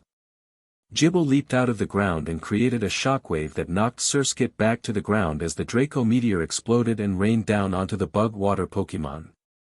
The power of the move shattered the ice on the battlefield and created a cloud of dirt and smoke. As the dust settled, everyone in the room saw the pond skater Pokémon unconscious on the ground. The referee of the match announced to everyone, "Surskit is unable to battle. Gible is the winner." Ash smiled wide as Gible ran back over to him and jumped onto his head, clamping its teeth onto Ash's skull. Bonnie, Clemont, and Alexa cheered at Gible from the stands. "That was awesome Gible. You did so amazing out there," Ash said as he pulled the Pokémon off of his head. Gible jumped out of Ash's arms and onto the ground as Viola recalled her Surskit. She then pulled another Pokeball off of her belt and pointed it towards the center of the field. "Great work out there, Ash, but you still have to yet to face my strongest Pokémon. Let's do this, Vivillon." Viola's Pokeball opened up and released a butterfly-like Pokémon, its wings colored with varying shades of pink and black at the tips. Its body and head were a charcoal gray with a large white stripe on its thorax. 2 black antennae poked out of the top of its head, both of them with a black, egg-shaped tip. Ash pulled out his Pokédex to scan the Pokémon. It spoke in a monotone, female voice, "Vivillon, the scale Pokémon, Vivillon are skillfully able to find a source of water. It has been said that you'll find a spring if you follow a Vivillon." Ash put the machine back into his pocket and pulled out a Pokeball, recalling Gible with a burst of red light. He then nodded to Pikachu, who jumped out onto the field, cheeks sparking with electricity. "Well, if you are using your strongest Pokémon, Viola, then I will as well. Pikachu and I will not lose," Ash yelled, smiling wide as his eyes glowed with fiery resolve. "I like the confidence, Ash, but you need more than that to win." They eyed each other as the referee exclaimed, "This will be a battle of Ash's Pikachu versus Viola's Vivillon. If the challenger beats Vivillon, they will win the match and receive the bug badge. You may begin. Vivillon, use Gust. Pikachu, give it a quick attack." As she walked through Santalin City, Serena could only think about how she would talk to Ash for the first time in 8 years. Would he even remember her at first? She would have been crushed if he forgot her after all the years they'd been apart. She walked down the road to see the large building with the Pokémon League insignia on it. She opened the doors into the gallery. Wow, this doesn't look like a gym at all. I wonder where the battlefield is, she commented while looking around the room, until she came upon another door. This must be the door to the battlefield. Ash better be here, or I might end up chasing him all around the Kalos region. Serena opened the doors into the greenhouse. She marveled as she saw the beautiful plants and trees that surrounded her. As she walked forward, she heard a large commotion towards the rear of the room. She ran that way to find 2 Pokémon, a Pikachu and a Vivillon, exchanging blows in the middle of a large dirt arena. On the far side of the arena, Serena could see a blonde-haired woman in a white tank top. A camera hung down from her neck on a black strap, stopping at her lower chest. Serena guessed that the woman was the gym leader of Santalin City, and gazed towards the near side to catch a glimpse of the challenger. What, or rather who, she saw made her heart skip a beat. From behind he still resembled the young boy that she remembered from nearly a decade ago. His signature messy, black hair was tucked into a red baseball cap and he wore a blue, collared shirt with a white stripe on either shoulder that ran down to the end of his short sleeves. It really is him, it's Ash. Serena was about to run down the stairs to go meet Ash when she was stopped by a friendly female voice that asked, "Welcome to the Santalin gym. What can I help you with?" Serena turned to the voice that stopped her. Standing at a railing overlooking the battlefield were 3 people, a young, bespectacled teen, what looked to be his younger sister, and a brunette woman with a helioptile on her shoulder. Serena felt her cheeks heat up as she attempted to think of an alibi for being in the gym. "I just stumbled upon the gym and wanted to see a real match for once. Do you mind if I watched?" The blonde teen spoke first. "That'd be fine, our friend is currently doing battle with Viola for his first badge in Kalos." The young girl was next to speak. "Yeah, and it's getting real good. Come on over and watch with us." Serena nodded and walked over to the 3 spectators and joined them on the railing to watch the rest of Ash's battle. Ash was too busy focusing on the gym battle to notice Serena's entrance. He glanced at a beaten and battered Pikachu and shouted, "All right, buddy, use Electro Ball." Pikachu jumped up and gathered a sphere of electricity at the tip of its tail. Once it stored enough electricity, it propelled the ball at Vivillon. The attack was fast enough to strike Vivillon on the wing as it tried to dodge. "Nice work, Pikachu. Now go and use another quick attack." Pikachu rushed forward at max speed and rammed into the enemy Pokémon, who fell backward onto the ground. Viola felt sweat drip down her forehead. Vivillon had taken way too much damage from Pikachu's attacks, it couldn't take any more punishment, but Ash kept slamming it with fast attacks. Viola needed to take away Pikachu's speed, but how could she do it? An idea popped into her head and she pointed at Pikachu, ordering, "Vivillon, gather all of your strength and use Hurricane." Vivillon flapped its wings as hard as it could, wrapping Pikachu in a windstorm that threatened to lift the mouse Pokémon off of the ground. Ash saw the peril that Pikachu faced and shouted, "Quick Pikachu, use Iron Tail to root yourself into the ground." Pikachu sheathed its tail in a white light and slammed it into the dirt, firmly planting itself so it wouldn't be picked up by Vivillon's hurricane. As the windstorm died down, Pikachu attempted to remove its tail from the arena, only to have it remain embedded. It struggled again to pull away, but couldn't move. Viola saw the predicament that Pikachu was in and decided to use it to her advantage. She shouted out, "Vivillon, charge a solar beam while Pikachu is stuck." Vivillon stretched out its wings to gather as much sunlight as it could. Pikachu began to cry for help as it attempted once again to pull its tail out of the ground. Ash gasped as he saw the state that Pikachu was in. If he couldn't get Pikachu free, there was no way that Gibble would win with how tired it was after the battle with Surskit. He didn't know what to do. He looked up at Alexa, Clemont, and Bonnie. Next to them was a girl in a black blouse and a pink hat. She looked oddly familiar to him, as if he'd met her before a long time ago. He stared at her for a second as their eyes met. In her bright blue irises was a look of worry, and her eyes began to well up as she yelled out to Ash, "Come on. Don't give up until it's over." Those words bombarded Ash, kicking him right in the gut. He looked down at the ground and grinned, speaking softly to himself, "She's right, I shouldn't give up. I won't give up. That's not the way that I am. Everyone is relying on me to figure something out, and I will not keep them waiting." Ash lifted his head and stared at the battlefield with a blazing determination and bellowed, "Pikachu, use Thunderbolt to break the ground at your tail." Pikachu looked back at Ash and nodded, its gaze mirroring that of its trainer. It gave a cry of "Pikachu," before launching a powerful electric attack in all directions around it. The lightning bolt tore open the ground and launched Pikachu up into the air just in time to dodge Vivillon's powerful solar beam. Ash then shouted, "Pikachu, use Thunder," and the Pokémon charged up a huge amount of voltage and released a blinding flash of electric energy at Vivillon.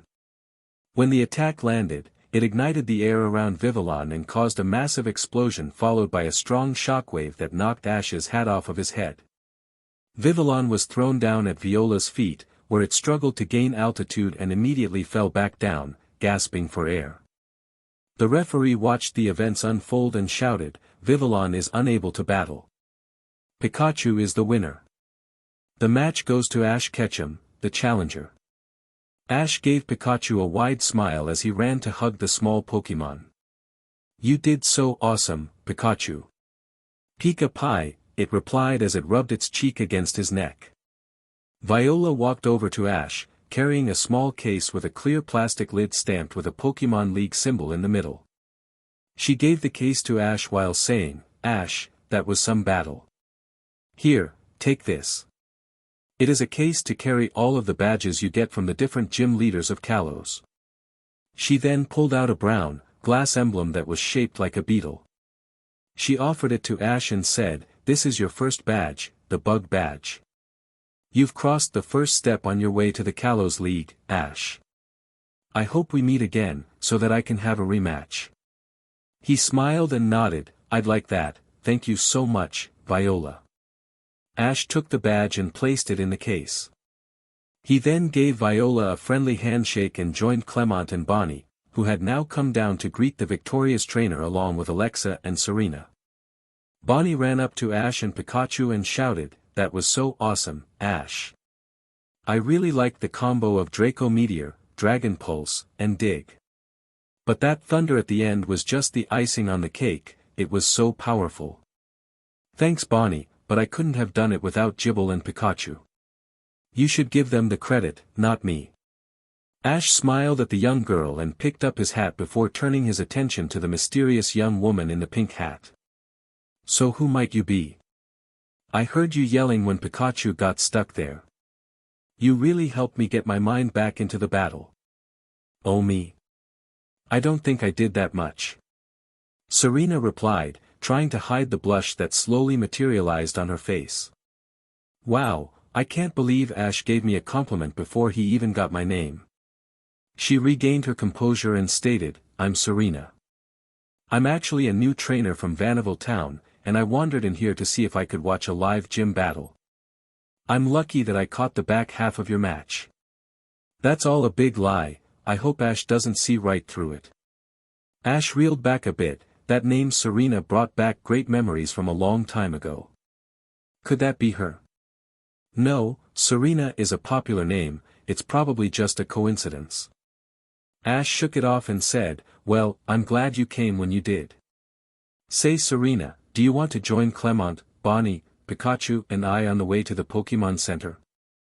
I'm sure you're just as hungry as we are." "Yeah, that'd be great. I haven't ate anything since breakfast." "Then let's go. Come on guys." The group waved goodbye to Alexa and Viola one last time before leaving the gym. Ash couldn't believe how much time had passed while they were in the throes of battle.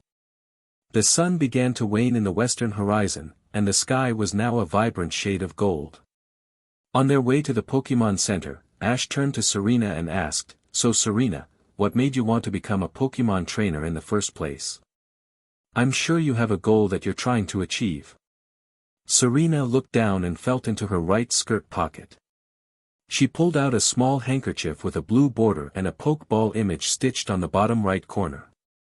She stopped and faced Ash and confessed, I actually wanted to find you and give you this, Ash. Bonnie and Clemont gave a confused glance at the handkerchief.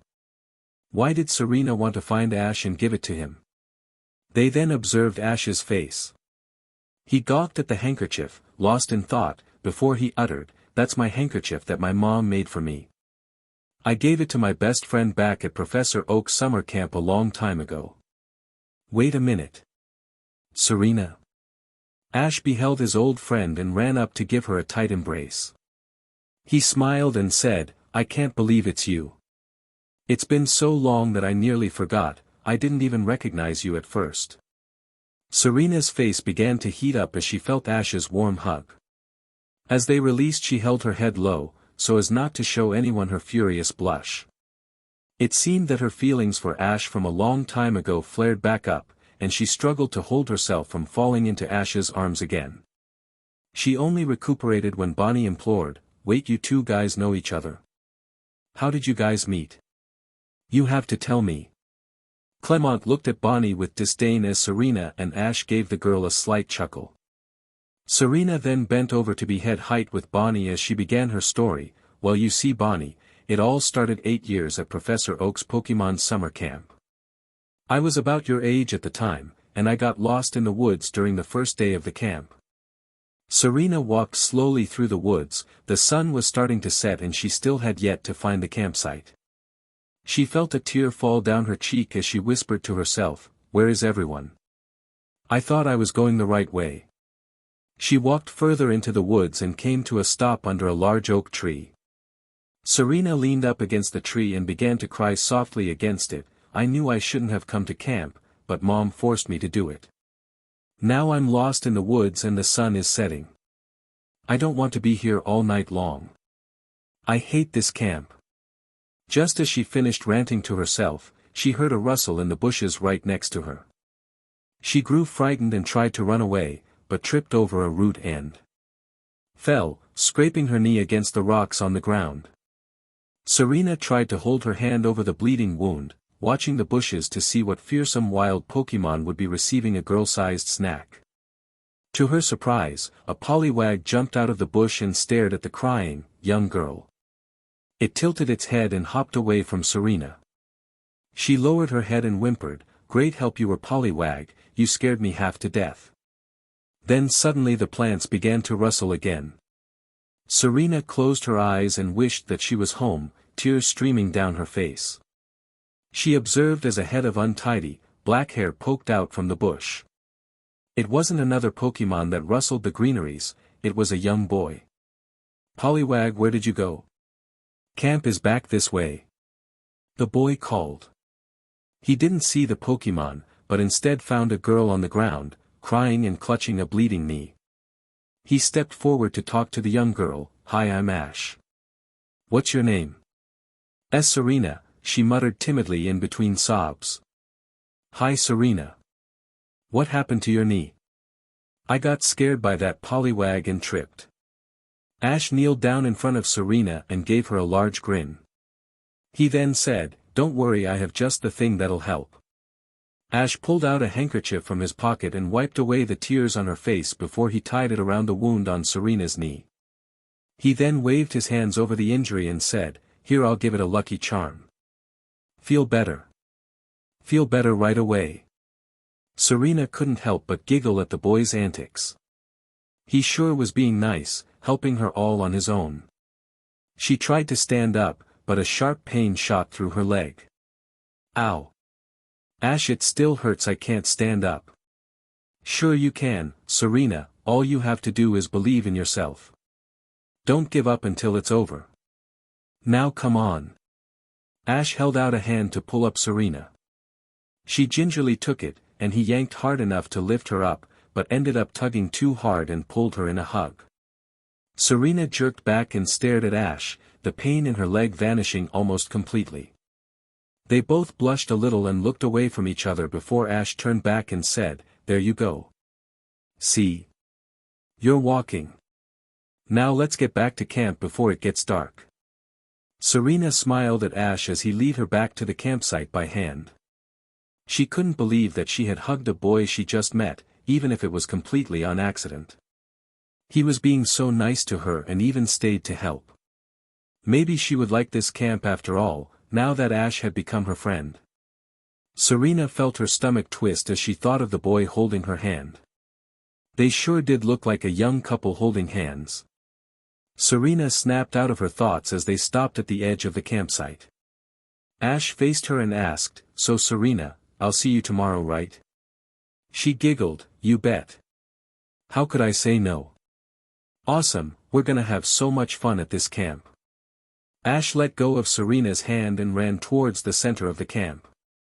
Serena stood still for a moment as she watched the boy run down the footpath. She held a hand to her heart and whispered, "See you tomorrow." For the rest of camp, Ash and I were inseparable. We did everything together. However, all good times must come to an end, and we had to say goodbye, but not before Ash gave me this handkerchief, as a token of our friendship. Bonnie stared at the handkerchief and inquired, "So that's the exact same handkerchief then?" "Yeah, I knew that he would want it back at some point, but I never saw him again after we parted." Bonnie beamed at Serena, "Well, here we are now. So let's go to the Pokémon Center so that you guys can get caught up on the last 8 years. Serena stood up and looked at Ash, who presented her with a bright smile and said, "That would be great, it has been a long time." Pikachu looked at its trainer with glee. It was always excited to meet new friends, especially ones that Ash knew from his childhood, even Gary. While it didn't like Gary at first, it slowly warmed up to the professor in training after Ash's comeback win against Gary at the Johto League conference. It was interested to see what new adventures would happen with Serena. As they walked, Ash and Serena conversed with each other about all they had done. Serena was impressed by just how much Ash had done in the 7 years since he became a trainer. While he had yet to win a league championship, he managed to come within the semi-finals in the Sinnoh League and top 8 in both Unova and Johto. He even had managed to become the champion of the Orange League and Kanto Battle Frontier. Wow, Ash, you've accomplished so much since you've started as a trainer. I hope 7 years from now I'll have accomplished nearly a fifth of that. Don't worry, Serena, I know you will do great things. Have you decided what you want to do, besides Rhyhorn racing, of course? Serena shook her head. "I think you misunderstood me, Ash. I never wanted to be a Rhyhorn racer. To be honest, I don't know what exactly I want to do at this point. That's why I came on a journey." Ash gently touched her shoulder. "Take all the time you need, Serena. You don't have to rush. Take your time to enjoy the road and you won't go wrong." Serena blushed again. "You're right, Ash. Thanks for the words of encouragement." "You're welcome, anything for my best friend." They walked for another half hour until they reached the center. This one was a lot larger than the one Serena stayed in the previous night, since it was the main Pokémon Center of Santalin City. They all walked through the doorway to see that the main room was packed with young trainers. When they said that this was a meeting point for people starting their journeys, they weren't kidding. Ash said as he made his way to the front desk, where Nurse Joy waited for them with a pleasant smile on her face. Ash pulled out his Pokeball and placed them on the desk. Pikachu jumped down from Ash's shoulder and sat in front of the nurse while Ash asked, "Hey Nurse Joy, can you give my Pokemon a quick checkup, and can my friends and I have 2 rooms to stay in for the night?" "Certainly, although we don't have 2 open rooms at the moment, however we do have 1 large room if that would be alright." Ash looked back at the other 3 and relayed the question. Serena was hesitant at first, but soon warmed up to it when Bonnie pleaded for her to join them for the night. She nodded at Ash, who turned back to Nurse Joy and said, "Yeah, that's great. Alright, Wigglytuff will take your Pokemon." The balloon Pokemon took Ash's Pokeball and Pikachu and left to give them medical treatment. Nurse Joy took a set of keys off of the wall and handed it to Ash. "Here's the keys to your room, it's gonna be room. Your Pokémon will be ready in about half an hour, so come pick them up then. We hope you enjoy your stay. Ash turned to his companions and asked, alright, let's get some food shall we, to which he received a nod from his companions. They progressed to the cafeteria and grabbed 4 trays of food.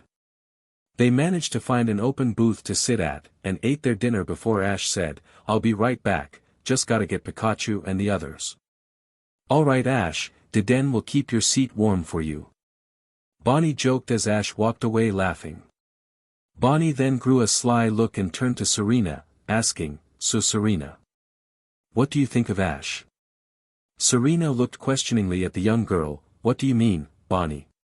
You know what I mean. What do you think of Ash?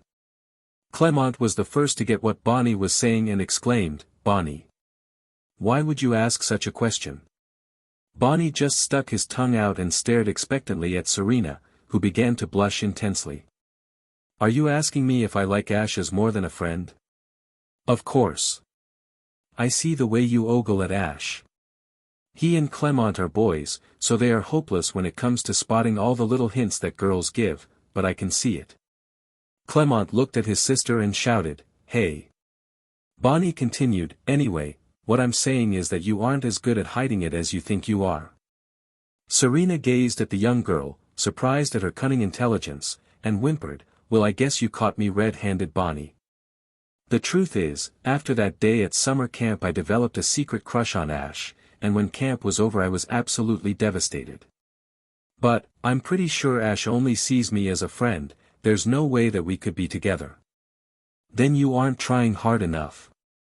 Serena, we all know he likes you, he just doesn't know it yet. I dunno Bonnie. I do. Just leave it all up to me Serena. Boys like Ash and Clemont are hopeless unless pushed into it. Clemont once again burst, Bonnie I don't need your help. I told you before that I just don't want a wife right now. Too bad. What are you gonna do when I become a trainer and leave? You can't just sit in the gym and work on inventions all day long. At this point Ash had come back to the table with Pikachu on his shoulder. He watched as the two siblings carried on their argument and then mouthed to Serena, what are they talking about, to which he got a reply of, Bonnie trying to find a wife for Clemont, and a shrug. Ash chuckled lightly and sat next to her. He then asked everyone, so, what do you guys want to do with the rest of the night here at Santalin? Serena was the first to speak up, maybe we can go sightseeing. I would love to look around Santalin City at night. Bonnie gleamed at Serena and shouted, yeah that'll be fun. I want to go with Serena, can I Clemont? The teen looked at his sister and said, sure you can. I won't join though, I have some things to finish with my inventions. Bonnie then gazed eagerly at Ash and asked, will you join us Ash, it would be so awesome if you would. Ash glanced embarrassedly at the ground, well I actually wanted to do some more training with my Pokémon. We need to be prepared for the next gym. Serena gave Ash a pouting look before Bonnie interjected, yeah, but you don't even know where you're gonna go yet for your next gym. Besides, you guys all need a break after such an awesome victory. Ash sighed and nodded, I guess you're right Bonnie, is that okay with you Pikachu? Pikachu rubbed its cheek against Ash's and replied with a loud, Pika. Serena and Bonnie gave a wide grin each and shouted, all right. The three companions and Pikachu walked out of the Pokémon Center and began to look around the city. The sun had set and the lights in town flickered on. The streetlights illuminated their way as they explored all the night attractions that Santalin had to offer. Before they knew it, they had wandered for a couple hours around the town, and sat down in a grassy park to watch the stars. Deden crept out of Bonnie's satchel and sprawled out on the cool lawn as Pikachu jumped down from Ash's shoulder and curled up next to it. While Ash and Bonnie were fixated on the stars, Serena was fixed on watching Ash. He may be older now, but he's the same boy from all of those years ago. She watched as his large brown eyes glimmered with a fiery passion that sent shivers down her spine. He looked down to see her blue eyes hooked on him. Hey Serena, are you all right? He asked. Serena came out of her trance, slightly embarrassed, and tried to redirect the topic. Oh yeah, I was just thinking about you. Nope, that's not what I wanted to say. She blushed furiously and corrected, I was thinking about your journeys. There was no way that you did all this alone, didn't you travel around with anyone? Good save, Serena. That will totally work. Ash gave her a smile, one that made her heart jump when she saw it, and said, of course I did, traveling is always more fun with friends. It first started out with Pikachu, but I have to say he didn't like me at first. Then came along Misty and Brock. As Serena listened to Ash speak about all of his past traveling companions, she couldn't help but feel a small tinge of jealousy. All of these people that traveled with Ash meant so much to him, and all managed to achieve their goals alongside the young trainer. These people all came and found a dream that they achieved, but what do I want to do now? What can I make of myself to add to this awesome repertoire of friends that Ash has made? He said to me that I would figure it out in time, I guess I'll just have to believe him. As he talked, she began to see just how many female friends he had made along the way. Misty, the Cerulean gym leader and fourth sensational sister, May, the Princess of Hoenn, Dawn, who followed her mother to become one of the top coordinators in Sinnoh, and Iris, the young dragon master in training. Serena couldn't help but feel humbled by the awesome friends that Ash had made. These girls are all so famous worldwide, how could I hold a candle to that? He had to have dated one of them in the past, what makes me any better than them? Bonnie watched Serena's expression as Ash spoke. She knew what the older, honey-haired girl was thinking about, and decided to ask the question on Serena's mind for her, so Ash, did you ever like any of these girls you traveled with? Ash stared blankly at her and replied, of course. I liked every last one of them. I know we will be friends forever. Bonnie gave an exasperated sigh, no, not like that. Did you like any of them as more than just a friend? Ash finally picked up what Bonnie was saying and shook his head, though I've thought about it a couple of times, I have never really dated before. It's just not who I am right now. The young blonde saw Serena sadden even more and tried to remedy the situation. Well, I bet you're just waiting on the right girl, right? That's the point. All the other girls I've traveled with have been great friends, but nothing more than that. Ash then turned to Serena and said to her, you'll be traveling from now on with us, right Serena? It's been so great seeing you again, and we could have great adventures together again. What do you say? Serena felt a rush of energy. Is he really asking me to come with him? After we just talked about him dating? Okay, don't read into it too much, Serena, just try and stay cool. Bonnie interjected as Serena was trying to speak, yeah. It'll be fun if you come with us tomorrow. We could see so many great sights together. Please come. She giggled slightly at the young girl and replied, sure. How could I say no to you guys? Ash and Bonnie smiled again before Ash replied, good, I'm glad you'll be joining Serena. We'll have plenty of fun times on our journey, I just know it. Serena gazed up at the night sky. The stars were all beautiful, and she saw the flickering lights of a plane as it crossed the Black Sea. She would finally get to see the world, or the Kalos region at least, beside her best friend from childhood. She looked back at Ash and Bonnie, and replied, yeah, we will, I'm sure of it. Serena woke up the next morning under the sheets of a bed in the Pokémon Center. How did I get here? The last thing I remember was sitting out in the field and watching the stars with Ash and Bonnie. Did they carry me back here? She looked down to see that she still had been wearing her clothes from the day before, and her hat perched on one of the posts by her head. All of the other beds were empty, except for a small note on the desk. Serena lifted herself up and walked over to read the note. It had messy handwriting, but she could make out the message that it held. Serena. We didn't want to wake you up. All of us are downstairs eating breakfast. Take your time and come join us. Ash. When Serena had finished reading the letter, she changed out of her clothes and into a fresh shirt and shorts. She grabbed Fennekin's Pokeball and released the fox Pokémon. Fennekin gazed intently at her trainer, who said, good morning, Fennekin. Are you ready to go get something to eat? No doubt the Pokémon was hungry after it had been in its ball for too long. Thanks to the technology in a Pokeball, it could keep a Pokémon dormant until they're needed again, reducing the amount of food they needed to eat every day. It was a luxury that Pokémon staying out of their ball didn't have, but it didn't really matter much to them anyway. Fennekin hopped into Serena's arms as they left the room to reunite with their new traveling companions.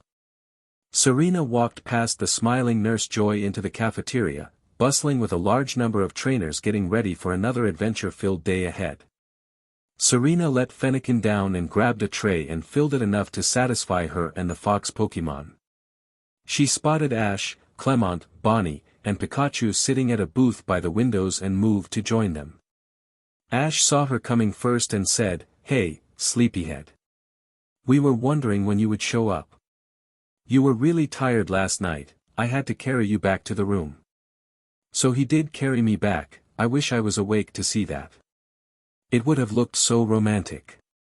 Thanks very much, Ash. I guess I haven't really traveled that much so I was a little tired. As Serena finished talking, Bonnie launched out of the booth and came eye to eye with Fennekin before shouting, "Serena, is this your first Pokémon? It's so cute." Fennekin gave a appreciative "Fen," and liked Bonnie's cheek, receiving a laugh from the young girl. Ash grinned and said to Serena, "So you chose Fennekin, huh?" Serena nodded, "Yeah. I've wanted to have my own Fennekin for a while now, but I never had time to go on a journey before." "That's awesome, Serena. I can just tell that you and Fennekin will have so many great adventures together. You two already have become so close after so few days." Serena blushed slightly. Ash always has a way of getting me so flustered, even when he gives me a small compliment. She then sat down next to him and ate her breakfast. Fennekin joined Pikachu and Deden, but preferred not to converse with them while she voraciously ate her own breakfast. After they finished, everyone went back to the room and prepared for the day of traveling.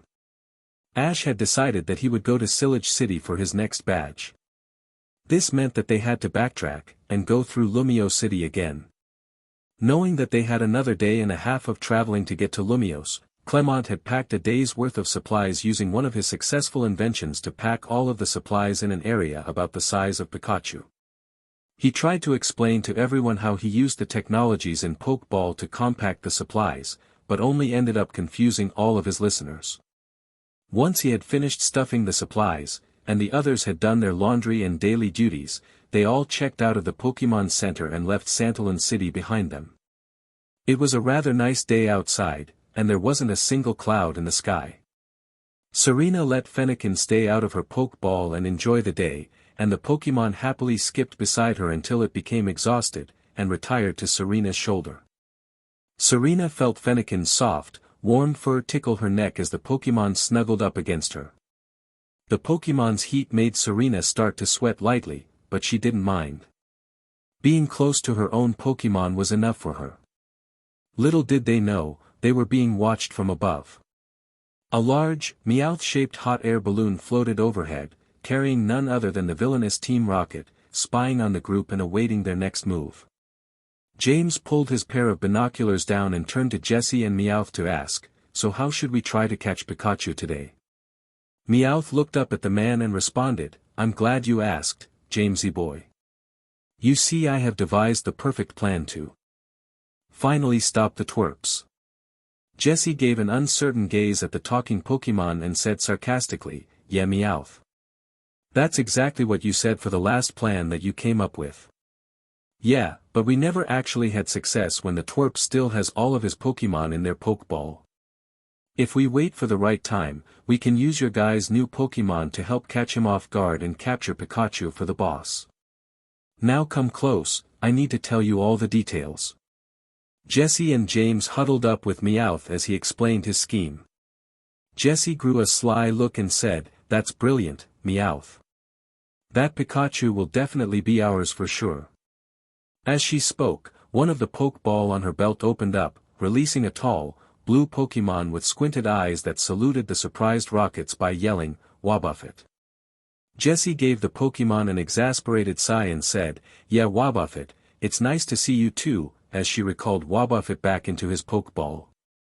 She then turned back to the other rockets and said, alright, let's wait for the right time to strike. Are you two ready? James pumped his fist and replied, I was born ready, Jess. The group had been walking for a couple of hours before Serena let out an exhausted mm. She pleaded to Ash and Bonnie, can we please stop here, guys? We've been walking for so long and my feet are getting sore. Clemont collapsed on the ground and said weakly, I agree with Serena. We're making great progress, but we still have a full day of travel left to go. Let's rest here and get some lunch. Bonnie looked back at her complaining companions and teased, you guys are so slow. If it was just Ash and I, we would get to Lumios by tonight. She stuck her tongue out at the two tired teens and tried to continue walking before Ash grabbed her arm. Ash shook his head and said to Bonnie, actually, Bonnie, it might be a good idea to stop here. There's no use trying to rush, the gym isn't going anywhere. Let's get some lunch, what do you say? Bonnie stared at the young man and nodded, running back to her brother and Serena.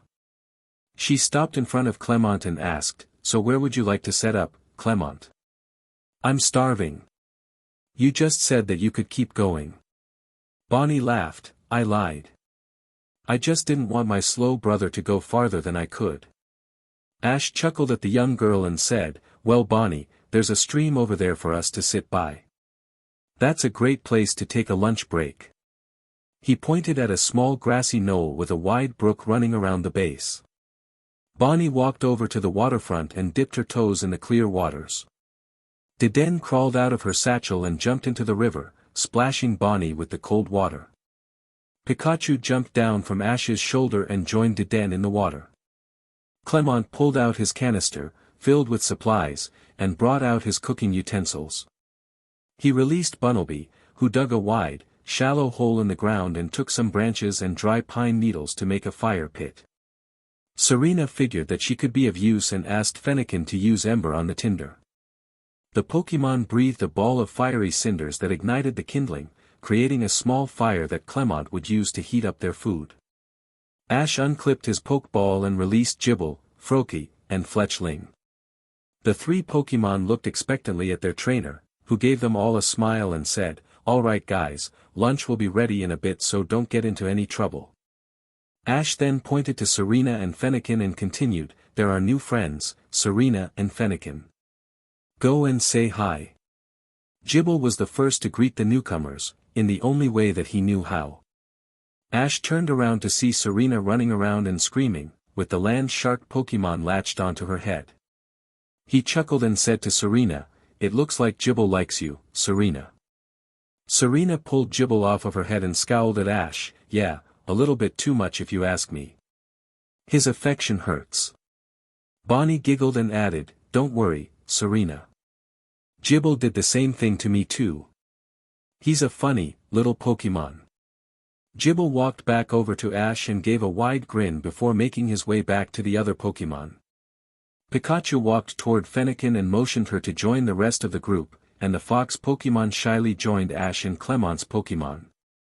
She was accepted quite easily by all of the Pokémon, and they began to play a variety of games at the riverside. Serena and Ash both sat down on the small hill overlooking the brook and playing Pokémon. Serena felt that she could use this time to get closer to Ash and began to slowly scoot closer to him when he wasn't paying attention. To her surprise, he either didn't notice or didn't care and let her come close enough for them to almost be touching. Ash then laid back onto the ground and stared at the sky. Serena mimicked Ash, and laid down next to him. A flock of bird Pokémon flew overhead, swimming in the vast ocean above the ground as a group of bulbous clouds lumbered their way across the sky. Ash tilted his head to look at Serena and asked, it's a beautiful day out, don't you think? Serena met Ash's chocolate brown eyes and replied, yeah, it really is nice outside. It reminds me of when I was younger and I sat around all day watching the clouds go by. It's one of my favorite pastimes, even to this day. Ash gave her a slight smile and said, I know what you mean. Though I spent a good portion of my childhood training Pokémon, I still remember all of the great times that I had as a kid. I still remember the time when my dad and I first went fishing together. What was it like? I was only 5 years old at the time, but I remember it like it was yesterday. We went to a lake by Pallet Town and rode on his Lapras out to the center of the lake and cast our hooks. He and I just sat there waiting for a fish to bite, until his line started to tug. He pulled so hard, but lost his balance on Lapras and fell into the lake. Lapras and I looked around for him, until he jumped out of the water, riding the largest sea king I have ever seen in my life. The sea king threw him off of its back and swam away. My dad climbed back on Lapras, and we both broke out into laughter over what had just happened. At the end of the day, we had caught little more than a single Magikarp, who we threw back to be with its family. It was the last time I've ever seen my father, as he left the next day. I love my dad more than anything in the world, but I'm not even sure I'd recognize him now, after nearly a decade. I'm sorry, Ash, I didn't mean to pry this information from you. I've never met my father. My mom said that he left when I was very young. What about friends, don't you have any back at home? Not really. I really only was around my mom and her Pokémon, and I never fit in with the other kids. Hey, at least you have Bonnie, Clemont, and I to be your friends now, Serena. Heh, yeah, friends. Serena whispered lamely. She looked down away from Ash. Something bothering you, Serena? She lifted her head back up and gave Ash a fake smile. No, nothing at all. Ash stared back at her. He could tell something was wrong in the way she spoke to him, but he couldn't put his finger on it. People were just so weird, he preferred Pokémon. His thoughts were interrupted by Clemont announcing to everyone, "Come on guys, lunch is ready." Ash jumped up and helped Serena up as well before they walked over to the picnic blanket that Clemont had placed on the ground. All of their Pokémon also came over, and were each served their own Pokémon food. Pikachu reached into Ash's pack and fished out a bottle of ketchup and tried to pour it onto his food. Unfortunately for Pikachu, the bottle sputtered and a meager amount of sauce showered on his food. Pikachu tried again, but with no luck. Ash gave a sympathetic look to the mouse Pokémon and said, "Looks like we're out, buddy, sorry. I'll have to get some more in Lumios." Pika Pie. Pikachu responded drearily. Ash patted the Pokémon on his head and grabbed a bowl of stew for himself and sat down in between Bonnie and Serena. As they all ate, Serena turned to Clemont and asked, "Clemont, how did you learn to cook this well?" "Well, you see, Serena, my father was unable to come home some nights, as he controls the electric grid in all of Lumios. I had to learn to cook for myself and Bonnie, though it took some time to do." Bonnie began to laugh uncontrollably and said, in between gasps, "Yeah, he almost burned down the house a couple times." "Bonnie, it was only once, and that wasn't entirely my fault," Clemont shouted in defense. Ash and Serena chuckled at the fighting siblings. It seems there was always a way for Bonnie to embarrass her brother, as any younger brother or sister would. While they tried to calm down Bonnie, the smell of food attracted a fair number of the wild Pokémon in the forest. Clemont pulled out 3 more bowls and filled them with Pokémon food. He set them down in front of the newcomers and said, "Don't worry everyone, there's enough for you guys too." More Pokémon began to file out of the trees. Among them was a flock of Pidgey, a group of Rattata, a Pumpkaboo, and an Inkay. All of the trainers' Pokémon finished their food and began to play with the wild Pokémon, except for Deden, who scrambled back into Bonnie's satchel and quickly fell asleep. Ash and Serena went to hand-feed the Pokémon as a voice boomed through the trees, shouting, "Now!" A number of devices fell down from the sky and caught Ash, Serena, and Clemont's Pokémon in a large cage. As Ash turned to see what had happened, he was hit by a dual attack from the Inkay and Pumpkaboo behind him. He fell to the ground, writhing in pain. Serena rushed over to Ash and asked, "Are you all right?" Ash struggled to get back to his feet and said, "I'm fine, Serena, but I'm sure we better be prepared for trouble." The voice boomed again, "Make that double." Ash chuckled, "I knew it." The iconic Meowth-shaped balloon loomed over the group and a claw reached out to grab the cages of Pokémon. Jesse and James poked their heads out from the basket and continued their motto.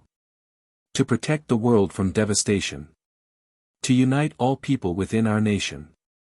To denounce the evils of truth and love. To extend our reach to the stars above. It's Jesse. And James. Team Rocket blasts off at the speed of light. Surrender now or prepare to fight. Meowth, that's right. Wabuff it. Ash clenched his teeth and shouted, why are you three always following me? Serena turned to Ash and asked, who are these people, Ash? They're the ones who started the incident in Lumio City a few days ago. They've been following me for years trying to steal my Pokémon. Ash then reached for a Pokeball, but realized that all of his Pokémon were now within Team Rocket's grasp. The other Pokémon that had been around had now fled into the forest. He looked around to see what he could do, but realized that he had no offensive capabilities against Team Rocket. He was helpless against them right now. James yelled once again, Inkay, use Psybeam. Ash turned around to see the revolving Pokémon fire another beam of psychic energy at him. The attack hit him square in the chest and knocked him down once again. Serena felt a tear come to her eyes as she saw the young man clutching his chest on the ground. She turned around to watch Team Rocket slowly ascending with all of the Pokémon in their custody. Fennekin stared back at her trainer and cried out in help. She knew that Team Rocket was too far away at this point for her to do something at the moment. It was all up to Clemont and Bonnie, who were staring wide-eyed at the thieves. Bonnie yelled out at the Rockets, you come back here, before she felt her satchel start to wiggle. The front flap opened, and out popped a drowsy Deden.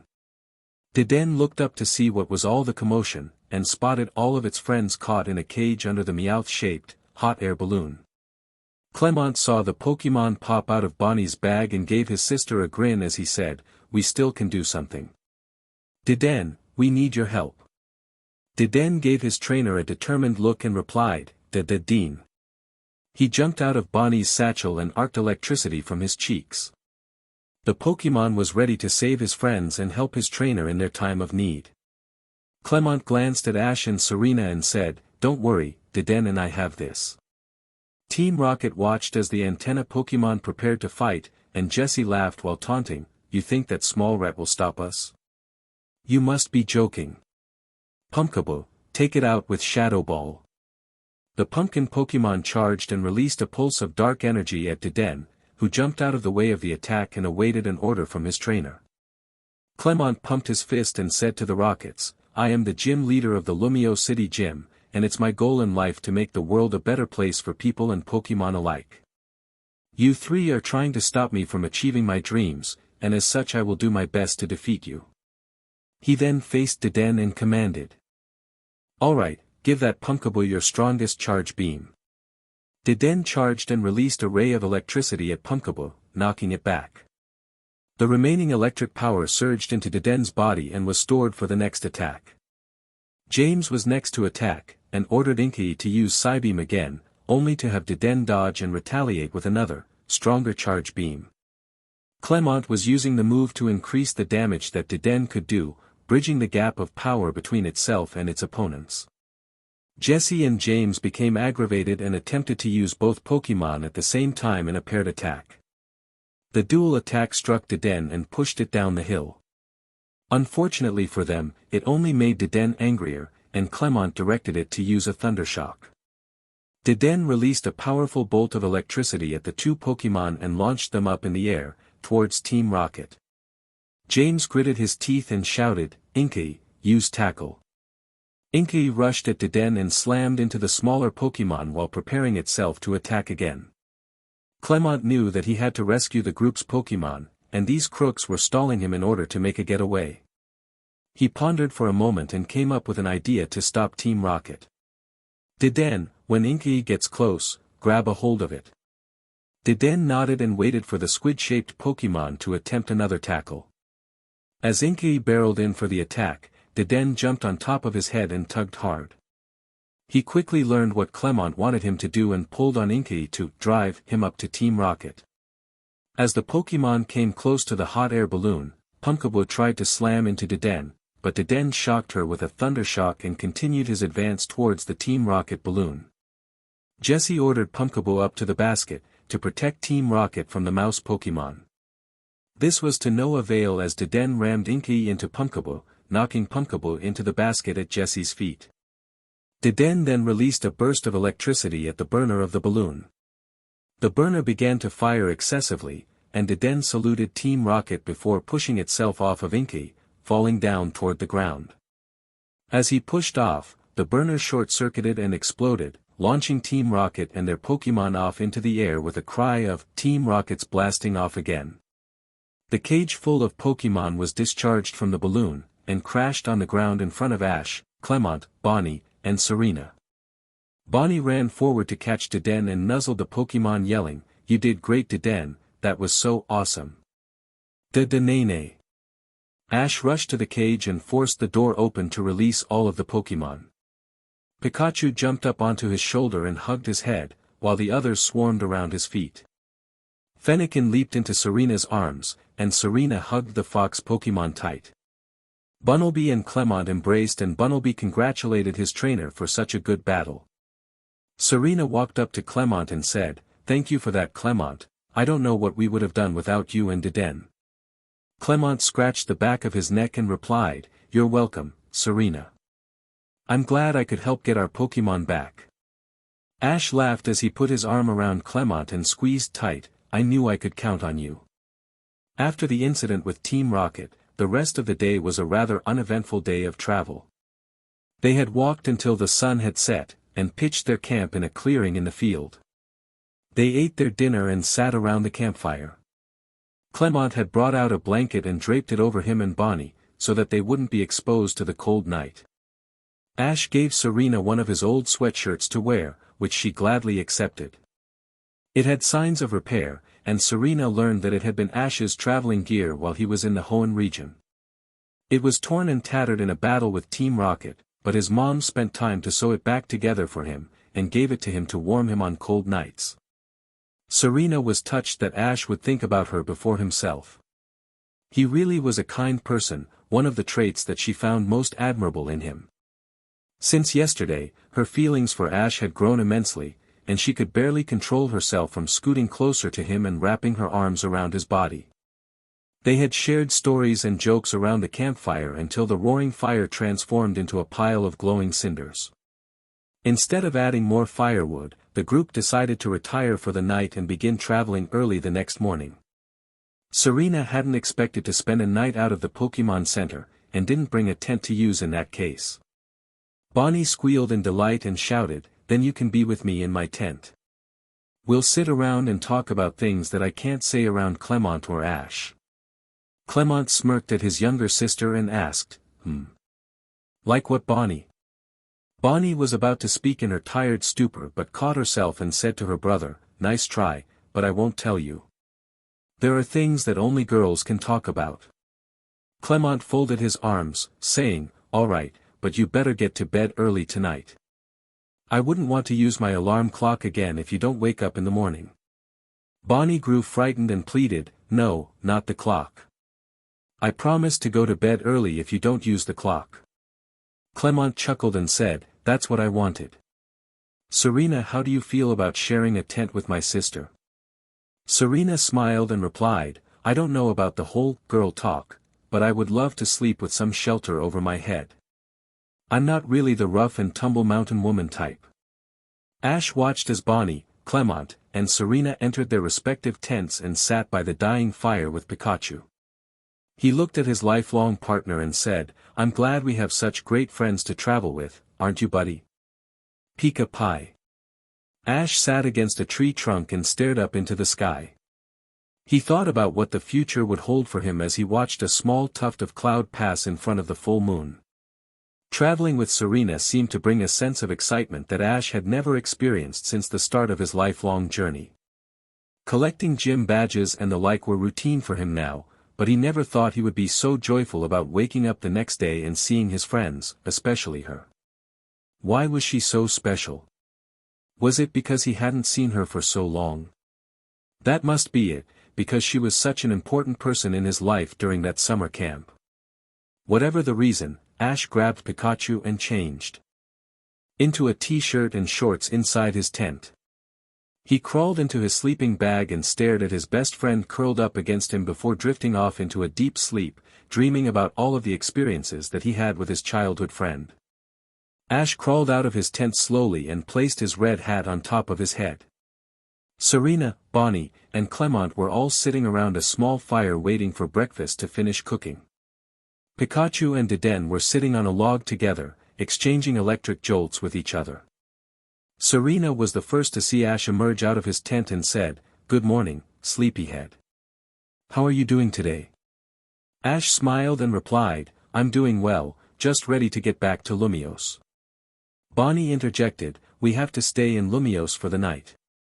"Ash, you never got the chance to look around at all." Ash chuckled at the young girl, "You're right, Bonnie, though last time I was in Lumios I almost ruined Prism Tower. I don't know if the city can handle much more of me." Bonnie laughed, "Yeah, we just have to stay away from Professor Sycamore's Garchomp and Team Rocket." "Heh, it would be nice to see such a large city." "Say Serena, you definitely know all the good stores and cafes in Lumios, right? Do you think that you could show me around the city?" Serena gasped, "Me? I mean, I do know about all the great places to go in Lumios, but wouldn't Clemont or Bonnie be better tour guides?"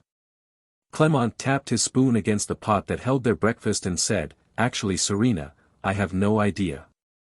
I spend most of my time at the gym or at home." Bonnie once again laughed, "Yeah, and I'm not old enough to go out on my own, silly. You're probably the best travel advisor." Ash turned back to Serena, "Well, what do you say, Serena? Let's tear up Lumio City." Serena averted her gaze, attempting to hide the creeping blush on her face. "Just Ash and I alone in Lumios, the city of love. Someone pinch me, I must be dreaming." Serena shook the thoughts out of her head and replied, "Yeah, I'll be happy to show you around Lumios, Ash." Clemont pulled the pot away from the fire and filled bowls of food for all of them and said, "We can stay at my house. Our dad, Meyer, wouldn't mind at all." He handed the bowls out to everyone and sat down next to his sister. Ash, Serena, and Clemont released all of their Pokémon and set down their plates with food as they all began to eat. It didn't take them long to finish breakfast, and they quickly packed up camp and made their way to Lumios. After a few hours they had reached the outskirts of the city. Between them and the gate into the city was a large garden with a fountain in the middle. A sign next to the group had an arrow pointing to the route with an inscription, "Parterre Way." Ash stared in splendor at the garden, "Wow, I haven't ever seen this before." Clemont pushed his glasses up on his face and said, "That's because we went through another gate to reach Santalin. Lumio City meticulously keeps this garden, it's definitely one of this city's biggest prides." Bonnie nodded her head and added, "Yeah. Lumio City has always been called, the City of Love, and many couples will come from around the world to just spend an hour together in this garden." Ash gave her an impressed smirk, "That's cool, and it's free to go through?" Clemont nodded, "All free, Ash. That's one big plus." "Well then, let's go, shall we?" They walked down the hill and into the garden. Walls of pristine, cut hedges acted as a threshold into the garden, and, as they passed under it, they were sprayed with a light, cool mist that kept the plants quenched. The first object they saw when they passed under the hedge was the large fountain in the center of the garden.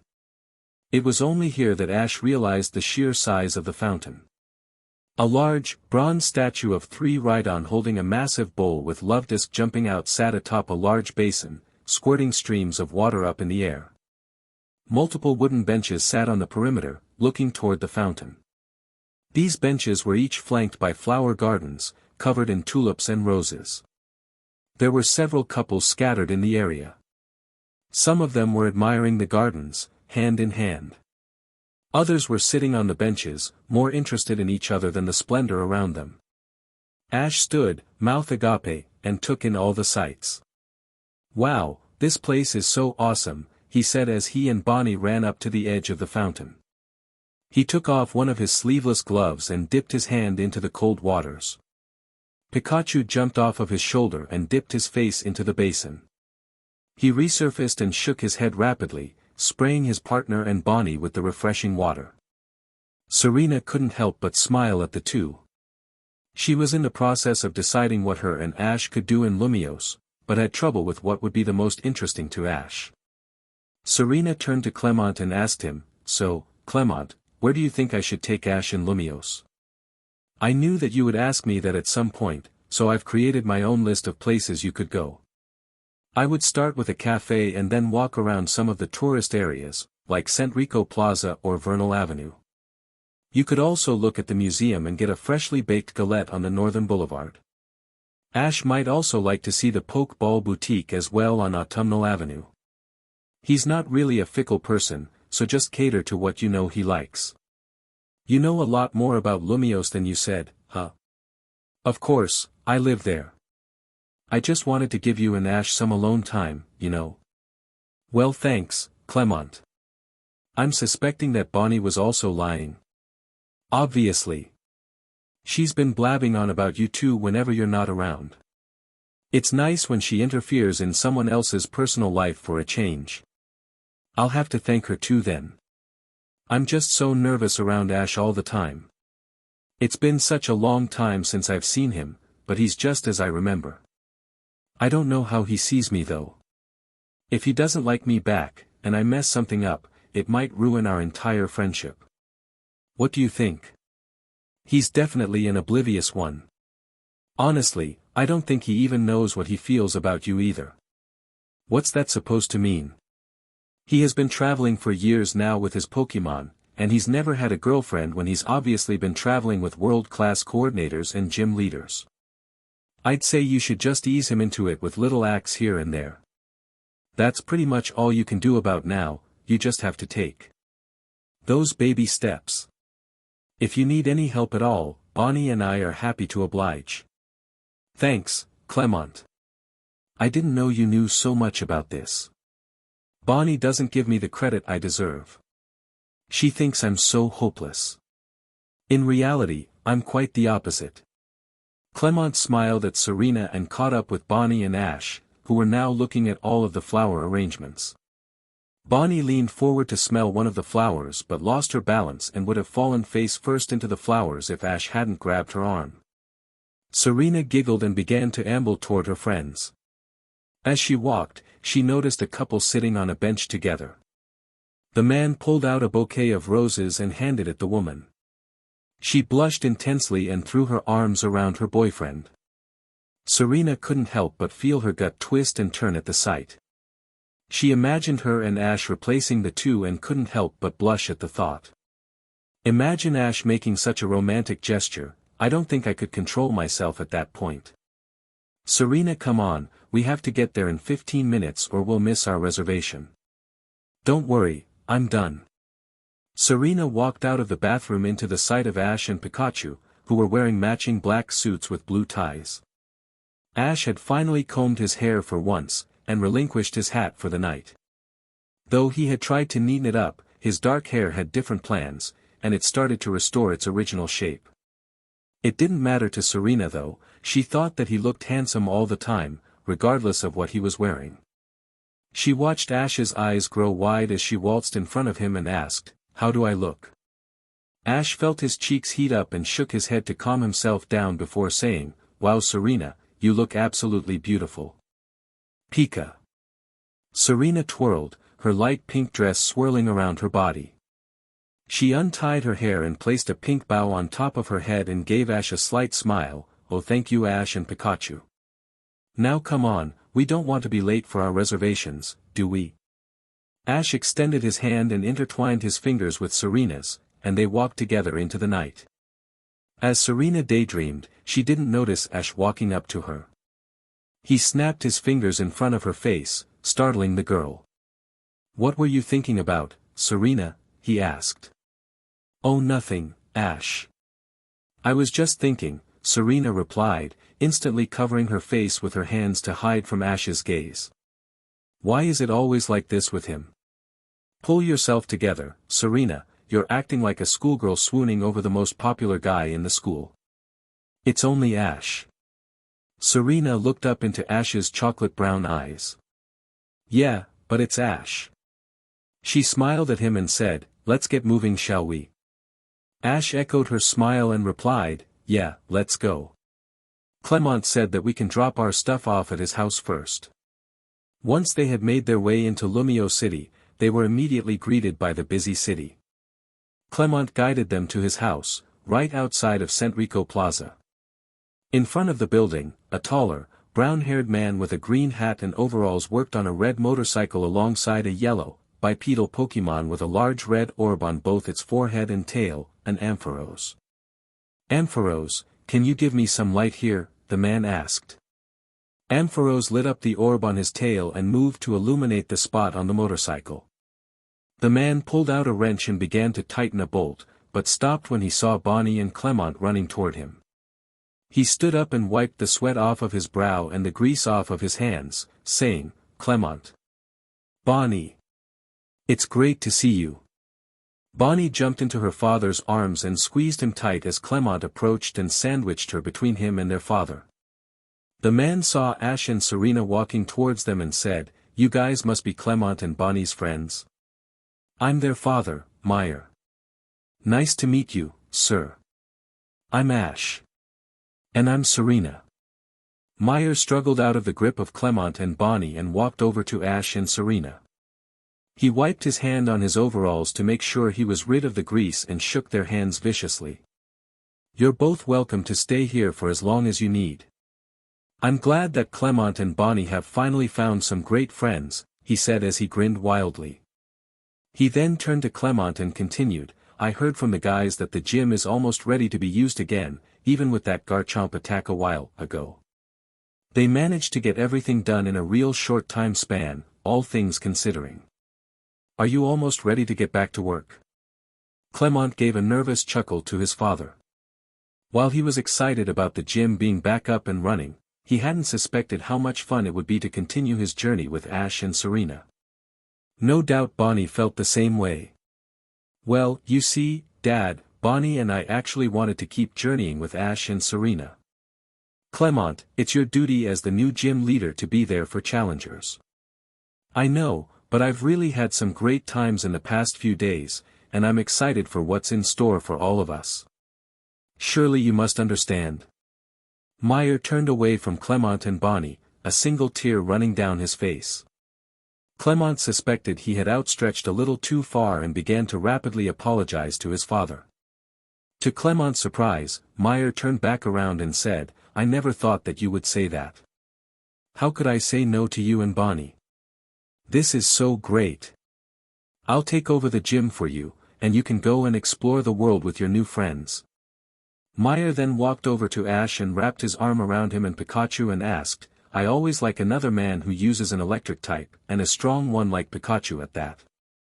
I hope you and your girlfriend will take care of Bonnie and Clemont for me along the way. Upon hearing Meyer say those words, Serena's face grew extremely red as she began to correct Meyer, but Ash beat her to the point. No, it's not like that. Serena and I are just friends, he said, quite calmly. Meyer attempted to ask why not, but was quickly nudged in the side by Bonnie. As far as he could tell, Ash didn't think much of his comment, but Serena seemed extremely flustered by it. Meyer decided to drop it and began speaking to Clemont again, so where are your Heliolisk and Magneton, Clemont? If I'm gonna be the gym leader again, I have to have more than just Ampharos here. They're actually with Professor Sycamore right now, we can go get them if you'd like. Of course I would. I'm the one who gave you that Helioptile egg. Come with us, Bonnie. Bonnie eagerly looked at her family and said, yes. I want to see all the cool Pokemon at Sycamore's lab again. Good. I'll let you kids drop off your stuff in the house and we'll get going to Sycamore's lab. Ash and Serena, will you guys join us too? Serena shook her head, no, I'm showing Ash and Pikachu around Lumios. This is the first time they've been in the Kalos region. Meyer nodded, well then, let's just meet back here for dinner then, shall we? Once the group had dropped off their gear in the house, Clemont, Meyer, and Bonnie all headed off towards the Pokemon lab, leaving Ash, Pikachu, and Serena alone. Serena pulled up a map of Lumio City and shared it with Ash. So where do you want to go first, Ash? I'm kinda hungry right now, what do you say to getting some lunch? Alright. I heard there's this new place called Lysandra Cafe over in Magenta Plaza, want to try that? It's good with me, what do you say Pikachu? Pika Pie, the yellow mouse shouted with enthusiasm at the chance to eat some delicious food. As they made their way around Prism Tower, Serena barely managed to keep herself together at the thought of being alone with Ash. Oh boy, I can't believe it's just Ash and I getting lunch together. I don't care what he thinks, this is definitely a date in my book. I'm going on a date with Ash. Serena stared at Ash and began to daydream again. Dinner was awesome Ash, you definitely chose well. What can I say?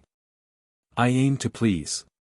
Ash and Serena walked along the sidewalk, arms intertwined. The glow of the streetlights illuminated the path ahead. There wasn't a cloud in the sky, and the brightest stars sparkled through the barrier that the city lights created. Serena felt a cold breeze run through her body, and began to shiver uncontrollably. Ash turned to her and unbuttoned his suit jacket, donning it onto Serena's shoulders. Serena looked up at Ash and blushed, saying, "Thank you Ash." Ash smirked, "Hey, I don't want my lovely date to catch a cold. Come on, there's one more thing I want to show you." "What is it Ash?" "It's a surprise." Pikachu jumped off of Ash's shoulder and onto Serena's, rubbing up right against her neck. Serena used her free arm to pet Pikachu right under his chin and allowed herself to be led by Ash down the sidewalk. In Ash's coat, she felt warm and safe, and she gently tilted her head over to rest on Ash's shoulder. He gave her a large smile and they walked towards the southern boulevard. "Is this it, Serena?" Serena shook herself out of her daydream and focused her attention to where Ash was pointing. In front of them was a large crimson building with a sign that read Lysandra Cafe on it. Ash and Serena could see that the dining area inside was quite packed, but there were a couple open tables on the patio outside. Ash held the door open for Serena and entered the cafe. A shorter man with glasses and an apron came over to them and said, "Welcome to Lysandra Cafe, is it just the two of you today?" Ash nodded, "Yes it is, would you mind giving us a table outside?" "Not at all sir, please follow me." They followed the man to a table outside, where he gave Ash and Serena their menus and a glass of water before leaving. Pikachu jumped off of Ash's shoulder and onto his lap, wedging himself between Ash and the table.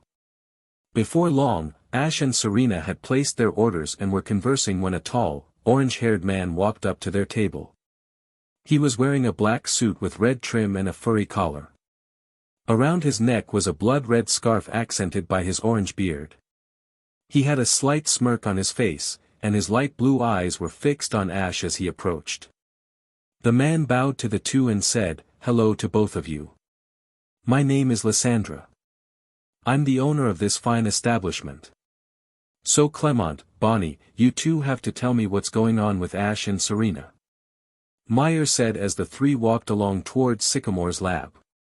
Clemont looked up at his father and replied, "It's kinda complicated, I'm not sure if I even know myself." Bonnie gave her father a large grin and said, "I know. Serena really likes Ash. She's known him since they were my age.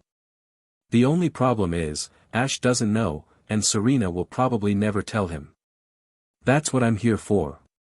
Meyer chuckled, "Bonnie, what did I say about interfering with someone else's personal life? I remember the time you invited 5 or 6 girls to the house so that Clemont could choose a girl that he liked." Clemont stared angrily at his sister, "So it was you who did that? Why do you always have to meddle Bonnie?" Bonnie giggled and averted her gaze, "I know I can make this work though. They're so perfect for each other, though. Clemont is even helping me." Meyer lifted one eyebrow out of curiosity, "Is this true, Clemont?" Clemont pushed his glasses up and said, "Yeah it is. I guess I just like rooting for the underdogs." Underdogs? Well, Ash has been traveling for 7 years with all sorts of people, and yet he never has had a girlfriend. I don't doubt Serena's feelings for him, but his feelings for her are an entirely different story. They've only been reunited for a few days, so we'll have to see how that develops. Meyer smiled as his eyes began to well up with tears. I'm shocked. I never thought that Clemont would have the ability to gossip about relationships. I'm so happy that you found some friends. Dad. Hi Lysandra. I'm Ash and this is my partner Pikachu. Pika Pie. Serena's my name, nice to meet you.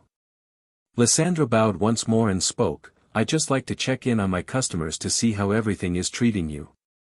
So you're the famous Ash Ketchum, aren't you? Serena gave Ash a confused look and asked, famous? Lysandra nodded, don't you ever watch the news or Pokémon Leagues? Ash and the news go hand in hand. The events on Shamuti Island years ago, Ash was there. There's the event in Greenfield, where Ash's mother was kidnapped by an NTI.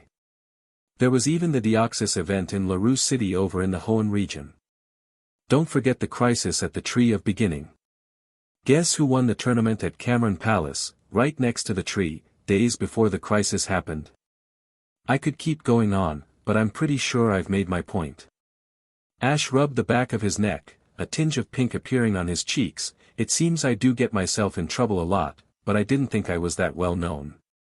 Lysandra continued, well, I'm glad that you have such a fervor for protecting the beauty of this world.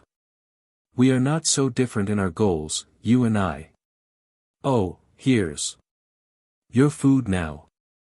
I'll make my leave, you two have a good lunch. Just don't go chasing rampaging Mega Garchomps anytime soon.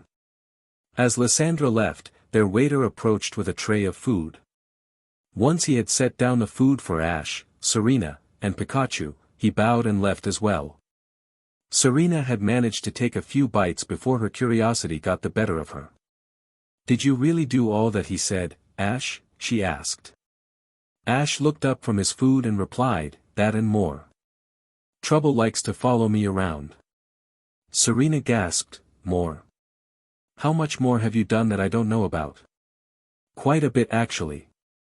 I've made friends with so many Pokémon that are regarded as legendary in their own right. Which ones? Mewtwo, Mew, Celebi, Suicune, Latios, Latias, Rayquaza, Kyogre, Jirachi, Manaphy, Dialga, Palkia, Giratina, and so many more. All of those and more. A person would be lucky to see just one in their lifetime. I guess that makes me super lucky. Geez, Ash. You really are amazing, aren't you? Wait, I shouldn't have said that. Huh. Serena blushed and laughed embarrassingly. It seemed that Ash didn't pay attention to what she said. In order to change the conversation topic, she asked, so, Ash, what are your plans for defeating the Sillage City gym leader? Ash took a bite of his meal and swallowed before saying, Clemont said that he was a specialist in rock-type Pokémon, so I figured that I would use Froakie, Gible, or Pikachu. Why Pikachu? Isn't he weak against rock types? Serena asked while Ash patted the mouse on the head. He and I have been through a lot, type difference doesn't matter much. We'll get through it, right buddy? Pikachu said as he looked up from the piece of food that he was chewing on. Serena smiled at Ash and Pikachu. Those two were together for so long and trusted each other's decisions. It was a bond that they forged through time together. Their bond interested Serena and she asked, so, Ash, you never told me the whole story of how you and Pikachu first met. What happened that made you two such great partners? It was definitely a rocky start. I was late waking up for getting my first Pokémon and Professor Oak had none left, except for Pikachu. However, he didn't like me at all at first and shocked my mom and I. Serena laughed, really? How could you Pikachu? Pikachu scratched his cheek in embarrassment. Ash patted the Pokémon on his head and continued the story, well, anyway, I had to drag Pikachu for such a long way by a rope, until I tried to catch a Pidgey. I was so dumb, I tried to catch it with a blanket because Pikachu wouldn't fight and instead climbed up a tree. Serena snickered, I can't believe Pikachu wouldn't fight a Pidgey, but it would be funny to watch 10-year-old Ash try to catch it. Haha, It's hilarious. So anyway, I tried to catch what I thought was a Pidgey, but it was in fact a Spearow. Big mistake, because Spearow went right for Pikachu. Pikachu fought it off, with electric attacks, but it called its friends in for backup. Soon Pikachu and I were being chased by an entire flock of Spearows. I even had to dive into a waterfall to narrowly escape being pecked to death. This is where we met our friend Misty, who lent us her bike. She lent you her bike. Well, we kinda stole it. That's not the point though. Let me continue my tale. At that point, it started to rain and the Spearow had caught up with us again. Spearow were attacking us constantly, and I finally crashed the bike after taking a huge jump. Pikachu was really injured already, and we were both thrown a couple feet away from the bike. I attempted to save him by placing his Pokeball in front of him, but he refused to leave me alone. He saved both of our lives with a single supercharged thunder attack. Ever since then, we've been inseparable pals. Wow, that's really cool, but you didn't talk about the most important character in the story, the bike. Oh yeah, Pikachu fried it. Misty didn't get a new bike for years. Pikachu also fried May's bike when we met, and Dawn's as well, and shocked Iris and Bonnie the first time they met. I'm lucky then, aren't I? Yeah, Pikachu seems to hate bikes and girls. Pikachu frowned, it hated being made fun of and retaliated at Ash with a thundershock. Serena began to laugh uncontrollably and almost fell out of her chair. Ash gave her a mock intense glare and teased, "Oh, you think seeing me in pain is funny, do you?" Serena managed to control herself just enough to say, "Actually yeah. Thanks for the laughs, Pikachu." Ash and Serena continued laughing and talking, leaving the cafe after a few hours. Unfortunately, this meant that Serena's plan for the day was ruined, as they didn't have time to do half of the suggestions on her mental list. She instead turned to Ash and asked, "So Ash, what would you like to do now?" Ash shrugged, "What is there to do? I'm not the Kalos native, am I? I bet that you'd like the Pokeball boutique on the Autumnal Avenue. They sell all sorts of awesome designer Pokeball there." Ash smiled and started off running in the direction of the Autumnal Avenue.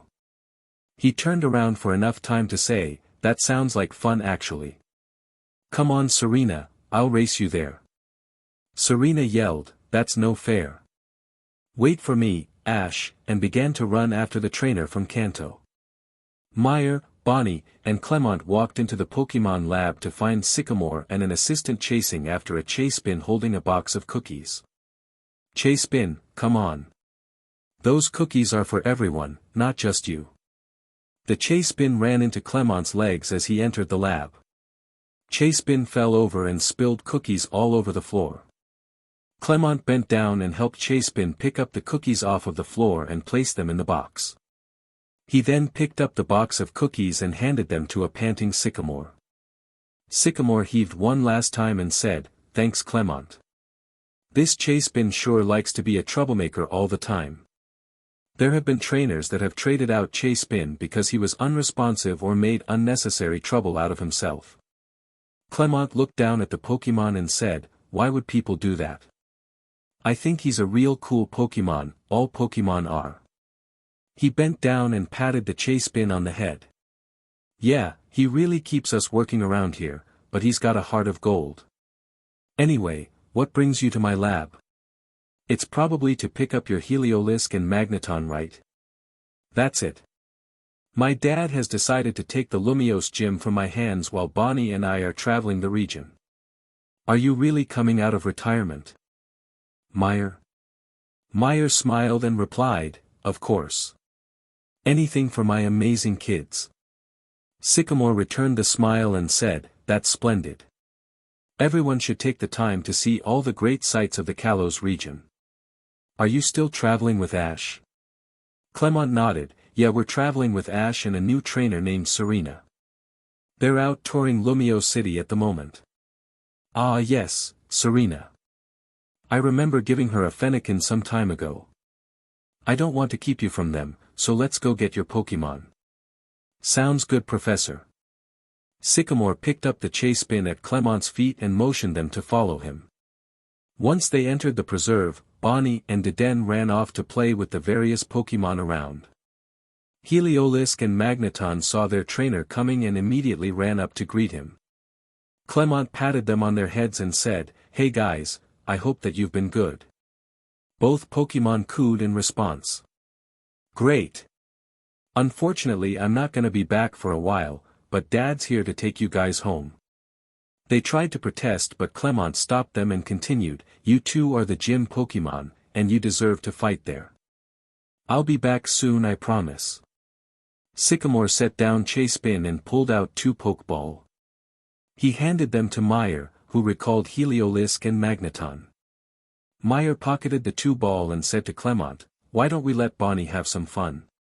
We have some time and I'd like to talk to the professor anyway."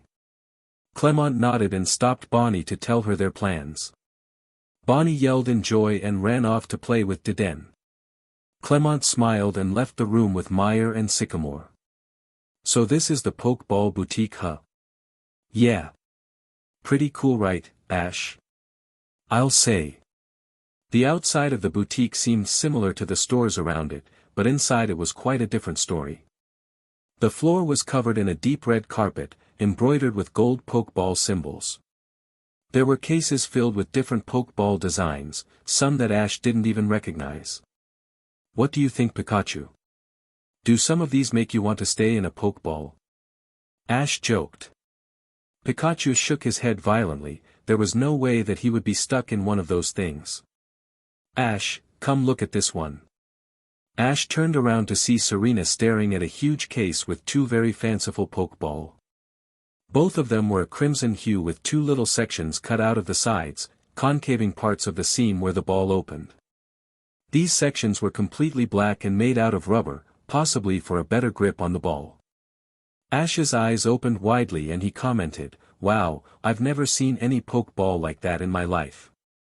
Serena nodded her head, "That's a real cool ball." An older man walked up behind Ash and Serena and said, "Yeah, those are some of the rarest Pokeball out there. They're called Cherish Ball." "Cherish Ball?" "Yeah. They're ball given out for special occasions or commemorations. In fact, my wife and I have a little contest that we're doing to give these 2 away." Ash perked up at the chance to get the rare ball. "So you're the owner of this store then? How does one win the ball?" he asked. "It's simple really. You have to beat us in a double battle." "A double battle, huh?" "Yep. I believe that if 2 people have a bond with each other as strong as my wife and I do after 60 years of marriage, that's a commemoration in itself." "Really?" Ash met Serena eye for eye and asked, "What do you think, Serena? Want to give it a try?" Serena could see the fire in Ash's eyes.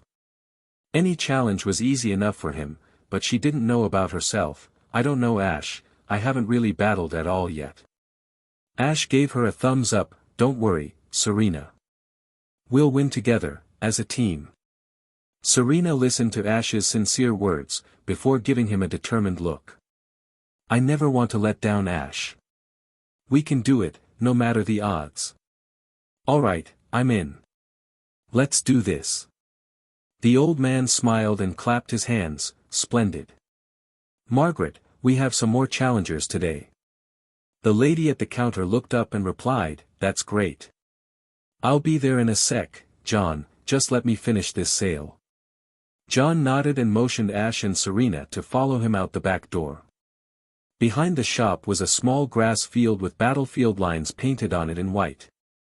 John placed himself on the opposite side of the arena from Ash and Serena, where he waited for his wife. After a couple minutes, Margaret appeared from the shop and took her place next to John. She eyed her competition and said, "Look at these cute little darlings. I'm ready whenever you 3 are." Ash nodded and looked at Pikachu. "You ready for battle, buddy?" Pikachu nodded and jumped off of Ash's shoulder onto the battlefield, cheeks sparking.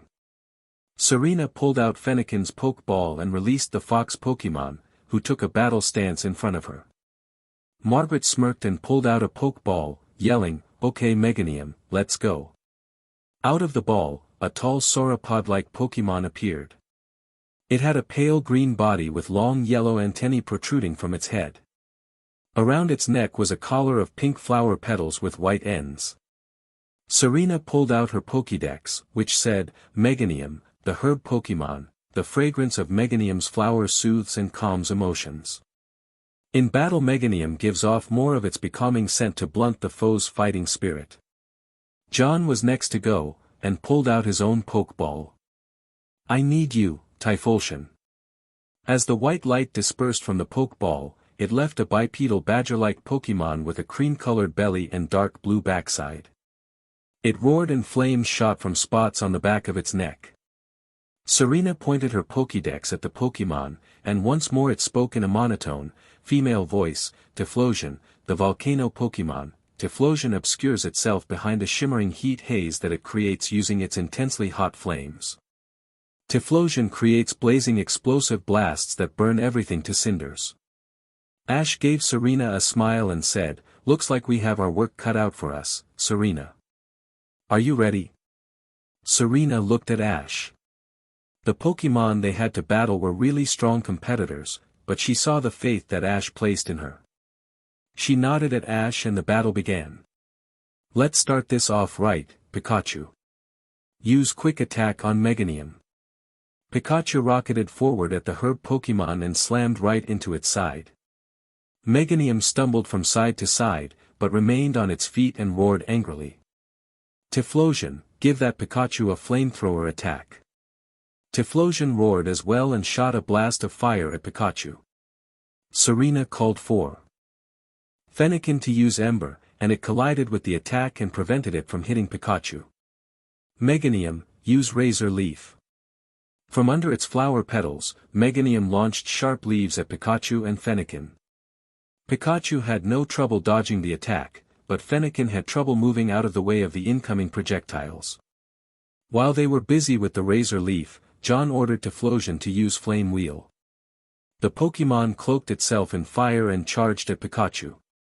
Due to Pikachu's higher speed, it dodged the attack and retaliated with a Thunderbolt.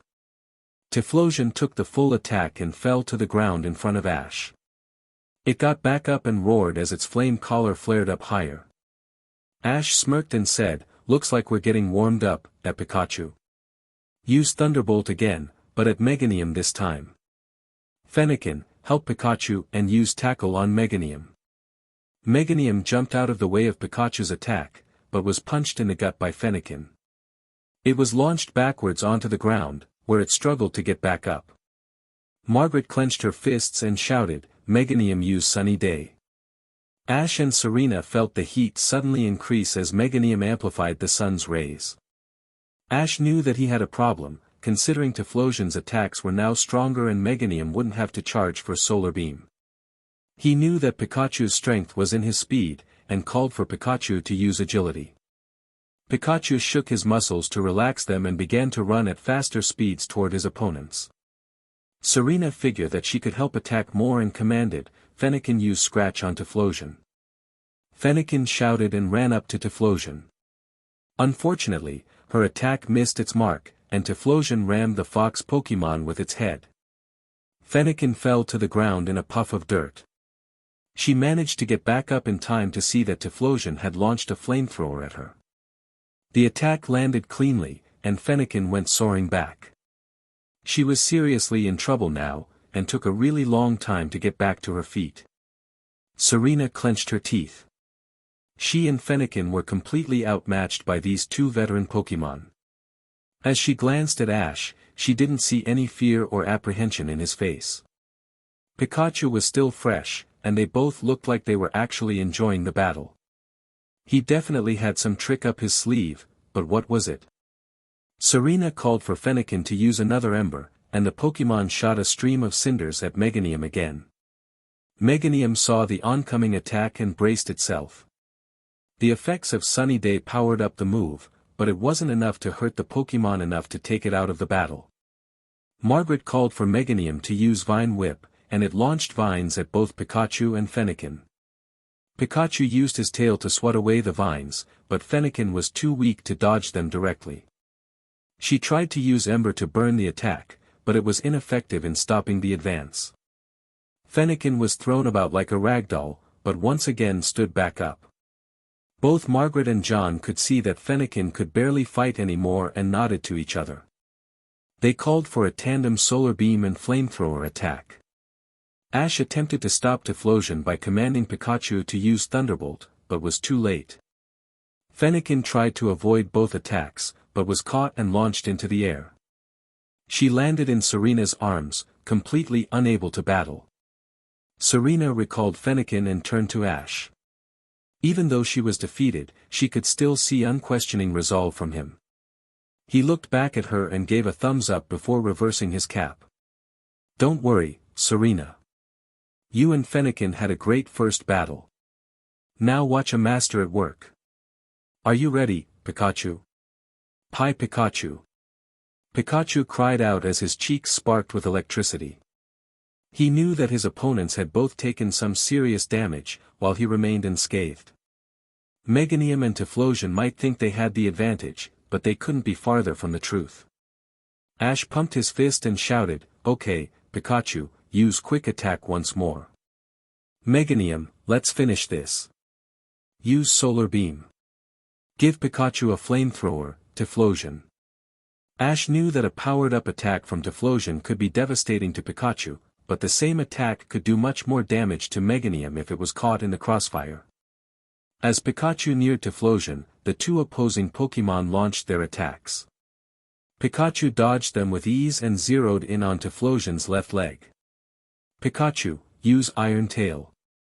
Pikachu's tail glowed white as he smacked Typhlosion in the leg, wounding the Pokémon and turning it to face Meganium. Once it figured out Pikachu's plan, it was already too late. The stream of fire snaked toward Meganium and hit it in the flank. Meganium was thrown off of its feet and landed on the ground, too exhausted to battle anymore. John clenched his teeth to see his competitor brandishing a fearsome grin. He knew that Ash was in control of the battle, but he wouldn't give up without a fight. He bellowed to Typhlosion, "Give it everything you've got. Use Blast Burn." Ash chuckled to himself. He knew that the attack would waste so much energy. It was better to fight a faster Pokémon like Pikachu with small, speedy attacks. He commanded Pikachu to use Thunder on Typhlosion. Typhlosion's flame collar burst high into the air as it launched a huge stream of fire at Pikachu. The wind-up allowed Pikachu to swiftly roll out of the way, and he jumped high into the air. Pikachu charged a powerful electric attack and launched it at Typhlosion. The electrical energy engulfed Typhlosion in a massive explosion and launched it towards its trainer. Typhlosion tried to lift itself off the ground, but crumbled again under its own weight, too exhausted to stand. Serena was amazed at how powerful of a battler Ash and Pikachu were. When he wasn't against top-tier trainers or gym leaders, he was almost untouchable. Why does he always find some way to impress me further every hour I'm with him? She ran up to Ash and said, "You and Pikachu were so awesome out there." He smiled back and stated, "We couldn't have done any of it without your help though, Serena. We make a great team, don't we?" The elderly couple walked up to the two trainers as Margaret said, "You sure do.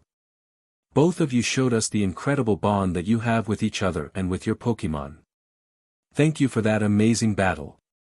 Ash nodded and said, "No thank you, it was really fun." They all exchanged handshakes and John added, "Don't forget to pick up those Cherish Ball on your way out. You definitely deserved it." As they left the Pokeball boutique with their new Cherish Ball, the sun had already begun to set on the western horizon. Street lamps around the city had begun to flicker on and the cars in the street flipped on their headlights. It was too late for Ash and Serena to do any more sightseeing, but this didn't bother them at all. The day turned out to be much better than Serena had planned, and she even got a memento for it. Serena eyed the metallic, red ball in her hand and said to Ash, "Today has been really awesome, hasn't it Ash?" Ash returned with a huge smile and replied, "It sure has been. I'm just sad to see it come to a close already." "Yeah, we should probably get back to Myers' house then," Serena said. She placed the Cherish Ball in her bag and stared down at the ground. A small blush began to form on her face as she said, Ash, I really had a great time with you today. Oblivious to her true meaning, Ash responded, yeah, me too. I'm real glad we could do this today. I wouldn't have had it any other way. Serena felt her blush intensify after Ash spoke. She felt her hand inching its way towards Ash's, but she pulled it away before it made contact. Come on, Serena, cool it. Just like Clemont said, baby steps. Don't do anything that would jeopardize the friendship. She barely managed to calm herself down as they walked down Autumnal Avenue towards Centrico Plaza and Meyer's house. Thanks for the hospitality, Professor, but we really have to go. I understand entirely. Thank you guys for coming. Clemont and Meyer stood up and shook hands with Sycamore before retrieving Bonnie and Deden from the preserve.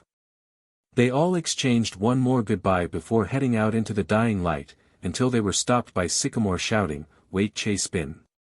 Clemont, Bonnie, and Meyer turned around to see the chase bin from before come barreling out of the lab after them, with Sycamore right behind him. Chase bin ran into Clemont's leg and embraced it firmly. Sycamore smiled at the Pokémon and said, It seems Chase bin really likes you, Clemont. Bonnie giggled and said, I'll say. Clemont bent down to rub Chespin's head. At that moment, a great idea dawned upon him. Professor, what if I were to take Chespin along with me during my travels? He asked. I don't see why not.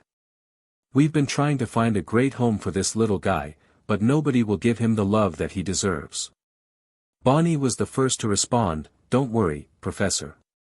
We'll take great care of him. Chespin nodded his head and said, Chespin. Clemont retrieved a pokeball from his belt and held it in front of Chespin. Here you go, Chespin. Just press the button. Chespin looked up at his new trainer and pushed the center button on the ball with vigor. The Pokémon was SCKED into the ball, which dinged as a signal of the capture. Clemont clipped the ball back onto his belt and said, Thank you so much, Professor. I promise we'll give him the love he needs. I don't doubt it, Clemont. Thank you for stopping by. Come see me again the next time you're in Lumios. I will. The family waved goodbye to Sycamore once more as they made their way back to the house, this time with a new friend. What are you gonna show me, Ash? I told you, it's a secret. I don't want you figuring out. Serena and Ash walked along the southern boulevard until they came upon the Parterre Way gate. Serena joked, Ash, you do know that I've seen the Parterre Way before, right? Not like this though. Let's go. They proceeded into the garden, where they sat on one of the benches facing the fountain. The light dribble of water from the fountain was the only sound breaking the silence before Serena asked, So what is it that you wanted to show me? Just wait. They stared for a few minutes at the fountain before the entire garden began to light up. Serena watched as the lights began to form letters. She laughed until she read the message that the lights produced. It read, Serena, will you marry me? She looked to her left to ask Ash what was happening, but saw him on one knee with Pikachu holding a small box on his shoulder. In the box was a white gold ring with a brilliant, square diamond embedded on the top of the ring. She felt tears coming to her eyes as she asked, Is this really happening? Yes, Serena. I loved you since the day I saw you. Please marry me. Yes. Yes. Of course. Serena pulled him up onto his feet and smiled as she saw the tears that were forming in his eyes as well. Ash pulled the ring out of the box and slipped it onto Serena's left ring finger. He dragged her close as their lips touched under the bright lights. She felt a rush of energy flow through her body as the man she had loved for so long had finally proposed to her. There was nothing in the world that could ruin this moment. Hey, birth to Serena. Serena snapped out of her daydream once more to see Ash waving his hands in front of her face. What happened? She asked. You zoned out again. You've been doing that a lot today for some reason. Are you alright? Serena sighed, Yeah, Ash. I've never been better. Alright. You make me worried sometimes, you know that. I fear that you might run into a wall or post or something. Ha, no, I'm good. I was just thinking about something. It took them until the sun fully set to reach Meyer's house in Centrico Plaza. They stopped at the front door to see Meyer, Clemont, and Bonnie walking down the street towards them. Bonnie ran up to them and asked, "How was your day?" As suspected, Ash was oblivious to her obvious slip-up. "It was great, Bonnie. Check out what Serena and I won at the Pokeball Boutique." Ash pulled out his cherished ball and handed it to Bonnie. She smiled widely and said, "Wow, you really got one of these?" "Two of them actually. Serena has one." "That's so cool. How did you get them?" "Let's just say we had an electrifying comeback during a double battle with the owners." Bonnie giggled and said, "We got something too. Clemont was given a chase pin by Professor Sycamore." Ash looked up at Clemont and asked, "Really?" "She's right. He just wanted to join. Here, take a look." Clemont pulled out Chespin's Pokeball and released the spiny nut Pokemon. Chespin exchanged greetings with Ash, Serena, and Pikachu as they all entered the house. The rest of the night was rather quiet for all of them as they ate dinner and talked about the events of the day. Serena even baked a batch of cookies for them all to enjoy as they talked and laughed merrily through the night. After a while, everyone prepared for bed and what would be a long journey to Sillage City. Serena, Bonnie, and Deden stayed in Bonnie's room, sleeping in the same bed together, while Ash, Pikachu, and Clemont stayed in Clemont's room. Clemont gave Ash the bed, considering he was a guest, and pulled a sleeping bag up next to it. Ash could hear Bonnie and Serena giggling through the walls as he turned over in his bed to see Clemont sitting at a desk, tinkering with one of his inventions. "Clemont, why aren't you in bed?" "I couldn't sleep. I don't feel right about making my dad come out of retirement to run the gym again." "It'll be fine, Clemont. I actually wanted to talk to you about that." "Oh. What about it?" "Clemont, when we come back to Lumios again I want to battle with the real gym leader of Lumio City. I don't want to battle Meyer or some invention, I want to battle you." Clemont smiled, "Then it's a promise, but don't think that I'll go easy on you because you're my friend." Ash chuckled, "I wouldn't want it any other way." "Thanks, Clemont." They exchanged a friendly handshake before Ash pulled the blankets over his head. He slowly shut his eyelids and gently fell asleep to the sounds of ticking ratchets, giggling girls, and the soft breathing of his partner Pikachu next to him. After Lumio City, the group prepared for the long journey to Sillage City. They had been traveling for more than a week, filling up on supplies only when they reached small towns along the way. Their first major destination on the way to Sillage would be Camphrier Town. Camphrier was only a day's journey away, and all of the traveling companions were getting restless for civilization. Clemont gave an exasperated sigh. He was never one for being on his feet too long, not to mention he volunteered to carry all the food supplies for the humans in the group. He fell over backward and began to take large swigs of water from his canteen. Ash turned around to see Clemont sprawled on the ground and asked, "You tired, Clemont?" Clemont wiped the water off of his mouth and replied, "Yeah, I'm definitely not used to being a pack mule. Let's take a break here." Bonnie ran over to her brother and sat down on his chest, adding, "For once, I agree with my big brother. I'm kinda tired." She yanked the canteen out of Clemont's hand and gave some to herself and Deden.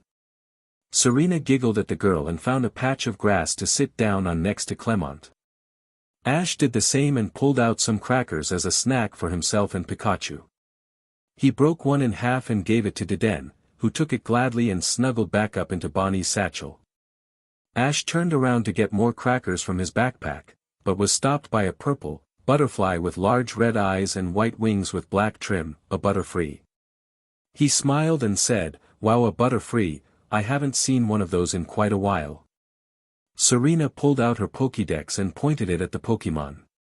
The Pokédex spoke, "Butterfree, the butterfly Pokémon and the evolved form of Caterpie." Butterfree has a superior ability to search for delicious honey from flowers. It can even search out, extract, and carry honey from flowers that are blooming over 6 miles from its nest. Ash looked up to see that more Butterfree were coming down from the skies and trees, congregating around the group. A large number of caterpie began to file out from the forest. Ash smiled brightly as he saw the sheer numbers of caterpie and Butterfree around him. "Wow, where did all of these Pokémon come from?" he asked, to no one in particular. "I can answer that," a familiar voice said from the trees. Ash looked around to see where the voice was coming from, until he laid eyes upon a young, blonde woman in a white tank top with a camera strapped around her neck. Bonnie was the first to reply, "Viola, you came for us." "Clemont, I told you she was a keeper." Clemont immediately jumped up and yelled, "Bonnie, why do you always have to do this with every girl you see?" He extended the A-palm arm on his backpack and dragged the giggling young girl away, the Butterfree and caterpie creating a lane for him to pass. Ash smiled at the siblings' antics and said to Viola, "What are you doing here, Viola?" "I'm here to take pictures of these beautiful Butterfree. At this time every year, Butterfree from Kanto come right here to start a family. The forest around here is one of the safest places for young caterpie to grow." "Wow, all the way from Kanto?" Ash asked, the location perking his interest. "Yeah, it's hard to believe that they can travel from so far away. I heard rumors about a family of extremely rare Butterfree around here too. I'm gonna find them and capture as many pictures as I can along the way." "An extremely rare family of Butterfree? Could it be? Do you think that we could join you, Viola?" Ash asked. Viola nodded, "Yeah, I don't see why not. I could use the company, as long as Bonnie doesn't propose to me anymore." This comment received a couple of laughs from Ash and Serena. Viola looked around at the field of Butterfree and caterpie, pulling up her camera to snap pictures. "Hey Ash, Serena, Pikachu, get close. I need to get a good picture of you guys with the Butterfree for my collection," she said as she pointed her camera right at Ash's face. Ash nodded and sat down next to Serena. Pikachu jumped over and placed himself between the two trainers. A group of Butterfree joined them, and landed on their shoulders and heads. Serena noticed her proximity to Ash, and slowly scooted closer. Though Ash was unaware, Pikachu was squeezed between Ash and Serena's thighs as she moved. Pikachu looked up at the female trainer to see the slight blush building on her face. He noticed lately that Serena would act differently around Ash, especially when the two were away from Bonnie and Clemont. Though she tried to hide it, she couldn't help but make obvious hints about the way she felt towards Ash. He knew how oblivious his trainer could be when it came to girls, and he decided that he would try to help Serena in any way, simply because he liked her so much, but first he needed to get away from the tight gap in between the two trainers. He pulled himself out from in between Ash and Serena and sat down on the ground in front of them. While the three posed for Viola's pictures, Bonnie and Clemont joined the group again. Clemont made Bonnie apologize to Viola, who accepted the apology with a light chuckle. Bonnie turned back to her brother and stuck her tongue out, before running to sit by Ash and Serena. Serena smiled at the young girl and pulled out some cookies for them to enjoy. Ash spaced out watching the Butterfree fly above, and Serena nudged him lightly in order to hand him his cookie. He gladly accepted the treat and went back to watching the sky. Out of the corner of his vision, he spotted one Butterfree that looked different from the others, because of the yellow scarf that was draped around its neck. "That's him. It's really my Butterfree." Ash's eyes widened immensely and he shot up before bolting after the Butterfree as it flew over the horizon. Serena also stood up and yelled, "Ash, where are you going?" Ash turned around to reply, "I thought I saw something." Serena scratched the side of her head and asked, "Like what?" "An old friend." Unbeknownst to them, there was someone in the distance also watching the yellow-scarfed Butterfree. It was a younger man, about 30 years old. He wore a black, sleeveless shirt that accentuated his muscular build. On his face was a week's worth of stubble, which he scratched with a gloved finger. The man set down his binoculars and pulled out a phone. He dialed a number and held the device up to his ear. It rang a few times and a female voice came through. "Dolan, is that you?" "Yeah, it is. What do you have for me?" "I'm pretty sure I found the father. If I follow him, he'll lead me right to the family." "Good. Those Pokémon will be worth a fortune if you get the mother and the brood." "What do you want me to do with the father?" "He's expendable. Do what you need to." "Yes, ma'am. I'll call back once I have what we need." Dolan ended the call and pocketed the phone. He grabbed a black hard case and opened the locks to reveal its contents, a large tranquilizer rifle. He loaded a couple of darts into the rifle's internal magazine and closed the bolt. Dolan shouldered the rifle and checked all the parts to make sure it was in working order. He wiped the sweat off of his brow and said, "Now, let's get me some pay," before jumping up and chasing after the Butterfree. "What has gotten into Ash?" Serena asked Pikachu as the group chased after the young man.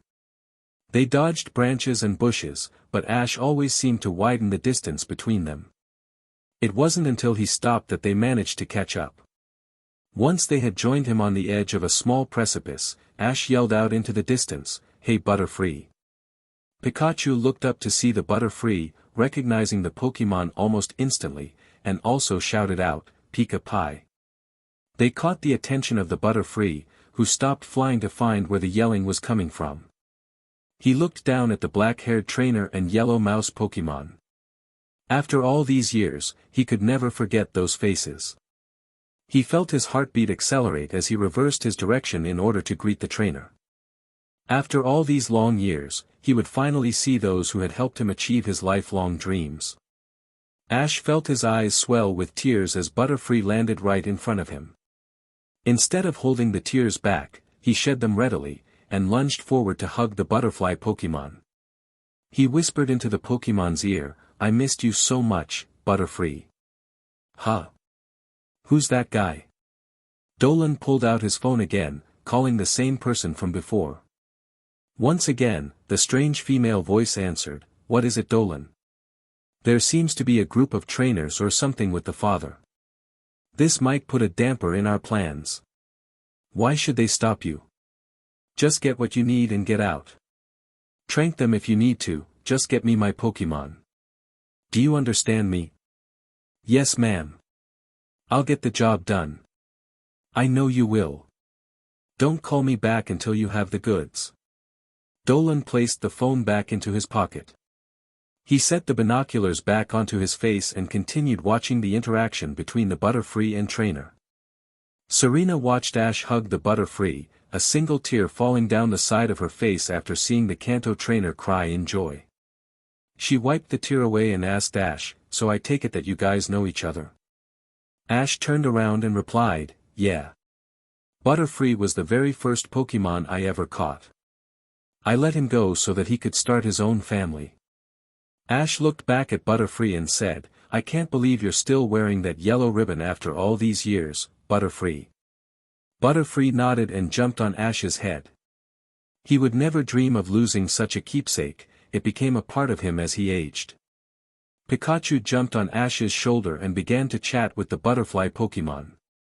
Ash stood up and turned to his friends, wiping the tears off of his face with his sleeve. He pointed to each of the party and said, "Butterfree, these are my friends, Serena, Clemont, Bonnie, and Viola." Viola snapped a pic of Ash and Butterfree as the other three came up to greet the Pokémon. Serena was surprised at just how friendly Butterfree was, as he jumped on her shoulder and gave her head a hug. Ash smiled at her and said, "Looks like Butterfree really likes you, Serena." Serena patted the Pokémon on his head, saying, "Heh, yeah." Ash scratched Butterfree under his chin and asked, "So Butterfree, where's your family? I really want to see the pink Butterfree again." Butterfree lifted off of Serena's shoulder and motioned the group to follow him as he flew off into the sky. Ash turned around to Viola and asked, "What do you think, Viola, do you want to see your rare bug Pokémon?" Viola nodded and said, "You bet I am. I can't miss a photo opportunity like this." Ash motioned them to follow and the group began to run after Butterfree, journeying into a thick area of the forest. As they moved forward, the underbrush began to snare their legs, slowing the pace of the group immensely. Ash struggled to climb onto a fallen tree trunk to find Butterfree. The Pokémon appeared from the nearby foliage and attempted to pull Ash along. "Hold on there, Butterfree. There's no need to rush." Viola climbed on the trunk as Ash pulled Serena up as well. Clemont used his A-palm arm to lift himself and Bonnie up, and he collapsed onto the curved wood, completely out of breath. In between gasps he asked Ash, "Can we stop here? I don't know how much more of this I can take." Ash smirked and replied, "Clemont, we're almost there. Don't you want to see Butterfree's family?" Clemont pushed up his glasses. "Sure I do, but I didn't expect to carve my way through a dense forest." Viola nodded and pulled up her camera to snap a picture. "It's great, Clemont. This forest is a perfect place for the young caterpie to grow up. Not many humans pass through, and the plants around here give them plenty of nutrients to live. It's like a paradise for these Pokémon," she said as she took more pictures of the surrounding area. Ash smiled and said to Butterfree, "I'm proud that you found such an excellent place to make your family. It makes me happy that you are happy." He received a slight nod from the Pokémon, who flew off again. Ash turned back to the others and said, "I think we're getting close. Come on, let's go." They followed Butterfree further into the forest, until they came upon a massive oak tree surrounded by a flat plain sparsely populated with smaller pines and aspens. Ash looked in the branches of every tree to see them filled with hanging metapod. The green bodies of the cocoon Pokémon acted as giant leaves, artificially thickening the foliage on the trees. At a closer glance, the group could see that the oak tree wasn't one large tree, but rather two smaller ones that intertwined as they grew. At the base of the connected trees was a large hollow, big enough for the entire group and all of their Pokémon to fit in comfortably. Ash watched as Butterfree flew into the dark hollow, only to re-emerge after a couple of minutes. However, when he came back, he was not alone. Next to him was another Butterfree, though this one looked a lot different than Ash's. She had the same light blue arms and feet, but her body was pink instead of a blue-purple. Her wings were also tinged pink, instead of white. Ash immediately recognized her as Butterfree's mate, the same one that he had courted all those years ago. He looked back at Viola, who stood mouth agape as she looked at the pink Butterfree. She pulled up her camera and once again began to take more pictures. Behind the Butterfree, a trio of caterpie crawled out of the hollow in the tree. Unlike normal caterpie, these Pokémon were colored differently, as their skin was a bright orange instead of the normal green. The antenna on their head was also different, as it was a dark red instead of the usual pink. The caterpie inched their way to their parents, eyeing the humans. One of them managed to summon enough courage, and slinked its way past its parents. That caterpie crawled straight towards the group and began to scale Serena's leg. It continued to climb and eventually came to rest on her shoulder. Serena chuckled and patted the caterpie on the head. "It looks like this one likes me, huh?" Ash smiled and replied, "Yeah, it acts like Butterfree did with Misty back when he was a caterpie. Though, you are much better at handling it than Misty was." Serena gave Ash a confused glance and asked, "How so?" "Misty hates bug Pokémon with a passion. She didn't really warm up to Butterfree until he evolved into a metapod." Butterfree nodded at Ash's statement and landed on top of Ash's head. Ash looked up at the Pokémon and said, "You two sure became great friends though. Right, Butterfree?" Butterfree cooed at Ash's question and nibbled his ear gently. Ash laughed and patted his old friend on the head. Bonnie approached one of the remaining caterpie, who hid behind its mother for protection. "Ah, this one seems kinda shy.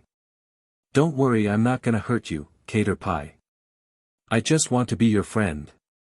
She extended her hand out to the caterpie. The Pokémon slowly peeked from behind its mother's wing and stared at Bonnie before slowly inching towards her. It set itself on her hand and allowed her to lift it right in front of her face. Bonnie had the Pokémon too close to her face, and it nibbled on the tip of her nose. She laughed and said, "I think that this little one is hungry." Clemont set his hand on his sister's shoulder and said, I think we all are. Tell you what, I'll get dinner started early for all of us. Bonnie smiled at her brother and said, thanks, big bro. Ash set down his bag and pulled out a small knapsack. He turned to the others and said, that sounds like a great idea, Clemont. Butterfree, Pikachu, and I will go pick some berries around the forest so that everyone can have a sweet treat. Serena nodded, all right. Pikachu, take care of Ash. You know how much trouble he can get himself into. Ash feigned a look of hurt as Pikachu laughed at his trainer's expense. They both knew that what Serena said was true. Trouble always had a way of finding Ash wherever he went. The trio walked off into the forest as the rest of the group went to their respective tasks. Serena and Bonnie played with the pink Butterfree and her children while Clemont began to prep dinner. Viola used this time to take pictures of the rare Pokémon and their home.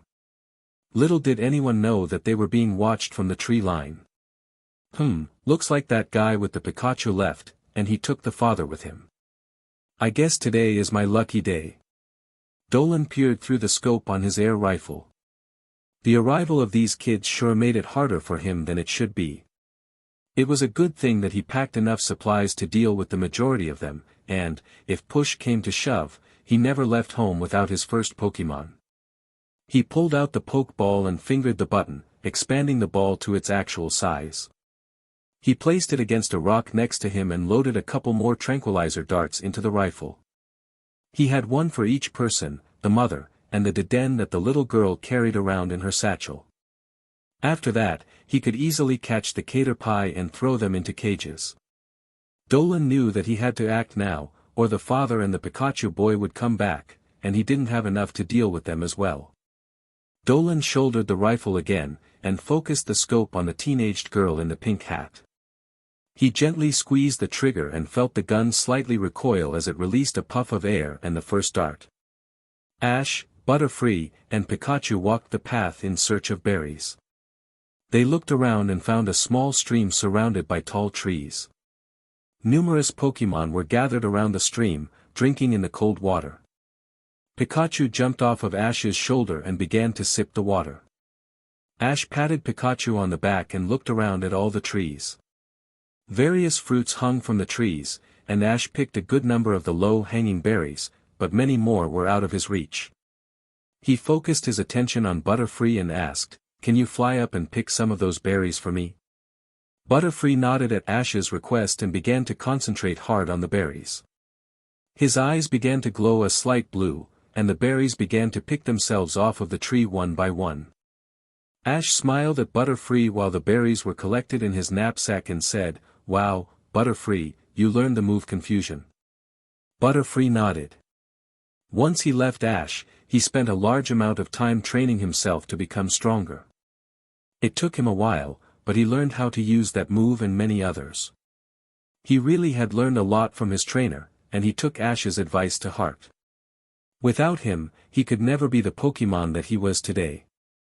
As the last of the berries made their way into the sack, Ash pulled the drawstrings to seal the opening. While he was closing the bag, he noticed some of the wild Pokémon gathering around him, in search of some easy treats from the trainer.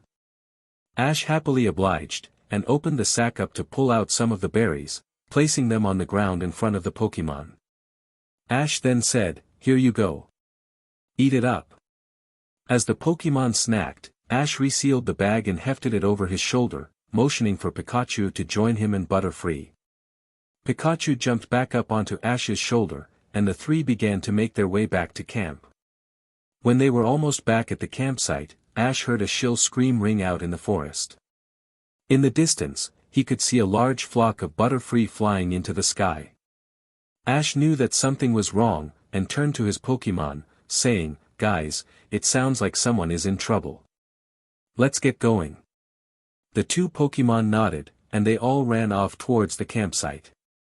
Once they had reached the campsite, Ash looked around to find that all of his friends were lying on the ground, unconscious. He ran over to Serena and rolled her onto her back. In her shoulder was a small metal cylinder with a red fletching on the back. He pulled it out and inspected the small needle at the end. He jiggled the dart a little, and a small drop of clear liquid dripped out of the opening in the needle. They've been tranquilized. There's a Pokémon hunter around here. The question is, what did they take? He was torn out of his thoughts by the screaming of his Butterfree. The Pokémon came flying out of his home with tears streaming out of his eyes. Ash gave him a solemn look, knowing the implications. They took your family, didn't they? Butterfree nodded and began to fly into the air, an angry frown creeping into his face. Ash yelled after him, "No, Butterfree, wait." Butterfree stopped and looked down at his former trainer, questioning his judgment. Ash stood steadfast and said, "Butterfree, you don't know where you're going. If you go against a Pokémon hunter alone, you don't know what'll happen to you. We're going together, but we need to find where they went. Look around the area for clues, tracks, anything." They searched for a while, only stopping when the group began to wake from their slumber. Serena was the first to wake up, and she rubbed her eyes aggressively. She saw Ash searching around the area and asked, "Ash, what are you doing? What happened?" Ash turned around and replied, "You don't remember? You were drugged by a Pokémon hunter. They took Butterfree's family. I bet they plan to sell them on the black market." Serena gasped, "Then we have to help them." "That's what I'm trying to do. I can't seem to find any clues as to where the hunter went." Ash helped Serena off of the ground and she dusted herself off. Slowly, the others began to wake up as well, and Ash filled them in on the situation. Soon, they were all working together to find something to help them track down the hunter. Ash soon found a gash in the ground and footsteps leading into the forest. He turned to the others and said, "Hey guys, I think I found something." Everyone came over and Viola was the first to speak. "That's the only hint that we have. It looks like the hunter, a man by the size of the footprints, grabbed the Pokémon and put them into a cage, dragging them through the forest. We have to find him before he gets away." Clemont nodded, agreed, "But there's no way we can find him without a bird's eye view." Ash smiled, "I'll fix that. Come on out, Fletchling." Viola added, "Vivillon and I will help too." The trainers released their Pokémon in a bright flash of light. Clemont reached into his pocket and pulled out 2 bands with a small camera in the center. He chuckled to himself and said, "These should help us. They're small cameras that will give a live feed to this device." Clemont then pulled out a small, handheld machine with a screen on it. He continued, "They also come with a GPS system, so we can find the hunter and keep an eye on his position. Thanks to science, we will find Butterfree's family." Ash slapped his friend on the back and said, "Great work, Clemont. Just keep an eye on the feed." He then placed a camera on each Pokémon and said, "You guys go that way. If you find the hunter, keep a bead on them. We'll be following close behind." The 2 Pokémon nodded and flew off into the sky. Butterfree began to follow the flying Pokémon, but was stopped by Ash again. "No, Butterfree. I know you're angry, I am too, but we have to work together. I can't let you go out there alone." Butterfree felt warm tears falling down his face and nodded. He knew that Ash was right, because he was planning on fighting the hunter alone. He didn't want to drag Ash into his personal problems. He and his mate always had trouble with finding a good place to settle down, because Butterfree of her color were so rare and sought after. Finally, after 7 years, they had found a relatively safe place, but they still couldn't escape from the obsessed collectors. He was beginning to feel agitated by the amount of time that he and his family had to spend running away from their problems. But now he was with Ash, his original trainer. With him, he would run no longer. He would protect his family, no matter the cost. Butterfree looked back up at Ash. He would follow that man to the ends of the earth. There was no other human that he could trust more. He stared into the trainer's eyes to see the same resolve that he felt in his gut. Ash understood Butterfree, and he would not give up either. The hunter wouldn't know what hit him. Ash and Butterfree stared into each other's eyes for a few more seconds, and once a silent consensus had been achieved, Ash turned to the others and said, "Come on, let's go.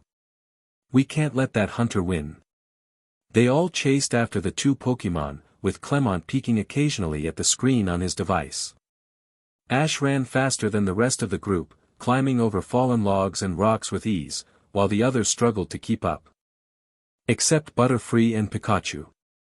The three were thinking about nothing else but getting Butterfree's family back, and making the hunter pay for what he had done. Ha, that was much easier than I thought it would be. Those kids didn't stand a chance. Dolan laughed to himself as he packed the two cages into the bed of his truck.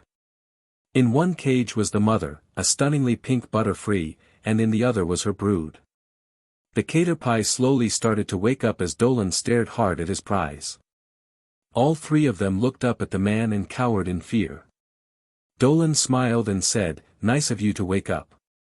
I hope you little ones are ready. You're gonna make me rich. As for your mother, well, let's just say that you won't be seeing very much from now on." Dolan chuckled again and grabbed a stick of gum from his pocket.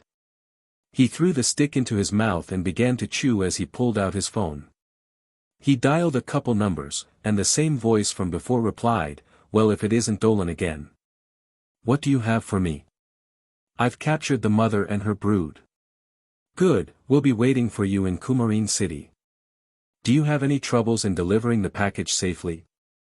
"None at all. I'll make sure they get there in one piece." Dolan hung up and turned back to the rare Pokémon. The pink Butterfree began to slowly wake as Dolan said, "You're awake too? Well, I hope you're excited for a road trip. Next stop is Coumarine City."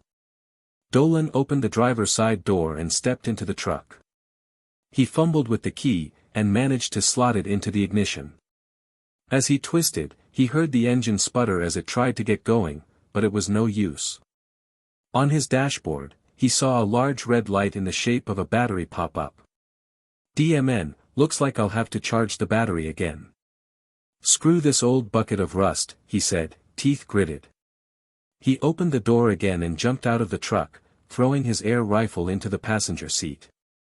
Once he had popped the hood and propped it so that it wouldn't slam shut, Dolan walked around to the trunk again.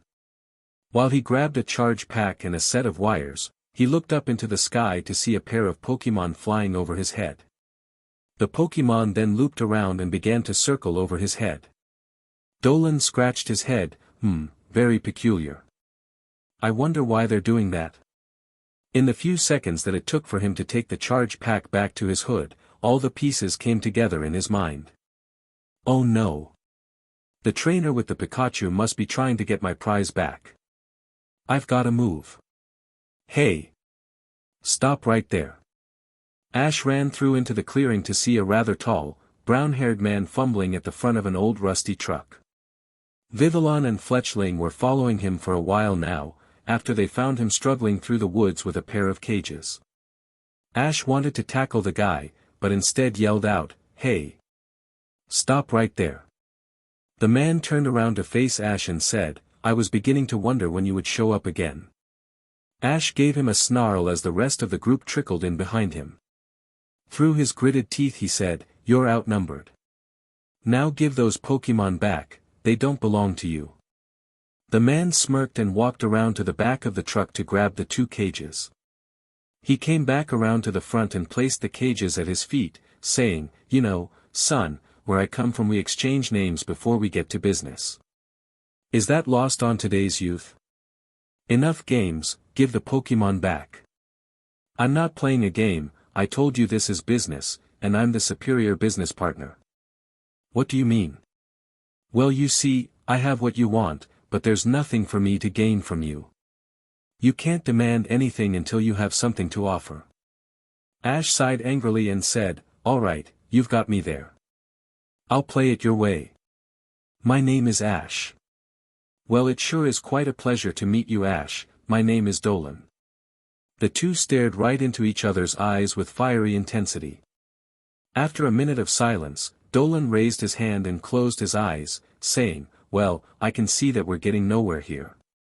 Tell you what, seeing as I need to make some quick repairs on my truck here and I don't have the ability to get away without dealing with all of you first, let's make a deal. We'll have a one-on-one Pokémon battle. If I win, I get to take the Butterfree and Caterpie with me. And what if I win? Then you let me escape and I give you back your precious Pokémon. Ash thought about the offer for a second. He called his friends in close for a council while Dolan waited. After a few minutes of discussion, Ash addressed Dolan, "That seems fair, but you have to send out your Pokémon first." Dolan pulled a Pokeball off of his belt and threw it forward. "Great. My friend here has been itching for a fight. Let's go Agron." Out of Dolan's ball, a giant, bipedal Pokémon appeared. It had dark gray skin that was covered in silver armor plating. On its head was a helmet that thinned out to a sharp point just beyond its snout. Adorning the helmet were two long horns protruding from the crown, just above the beast's eye level. Serena gasped at the size of the Pokémon and pulled out her Pokédex to gather more information. Agron, the iron armor Pokémon and the final evolution of Aron, Agron's steel horns can destroy the strongest of bedrock, digging holes to find iron to eat. Ash was taken aback by the appearance of the Pokémon. He had seen Agron before, but none were nearly as strong or big as this one was. He looked behind the Agron to see his opponent with an arrogant grin on his face. Dolan let the appearance of his Pokémon settle into Ash's mind for a minute before saying, "Well, it's your turn to choose a Pokémon. Do you think that a little Pikachu could possibly defeat my Agron, or do you have something better up your sleeve?"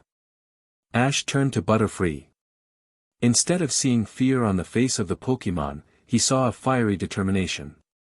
At that moment, Ash knew the right choice for this battle, and he grinned back at Dolan, saying, "Go for it Butterfree. I'm counting on you." The rest of his friends made audible gasps and Clemont shouted, "Ash, you know that Agron is a rock and steel type, right? Butterfree will be absolutely crushed by that thing." Ash waved off Clemont's argument and said in reply, "Clemont, not all battles are about type disadvantages. The real strength comes from the heart. This is Butterfree's family, and he will stop at nothing to get them back. He won't give up, until it's finally over." Serena felt a light blush encroaching. And she quickly hid her face under her pink hat. Ash is not even scared, he knows that he can do this. "I know he can do this." She felt herself scream out, "Come on Ash and Butterfree, you can do it. I believe in you." Ash spun his hat backwards on his head and turned to face Dolan and Agron.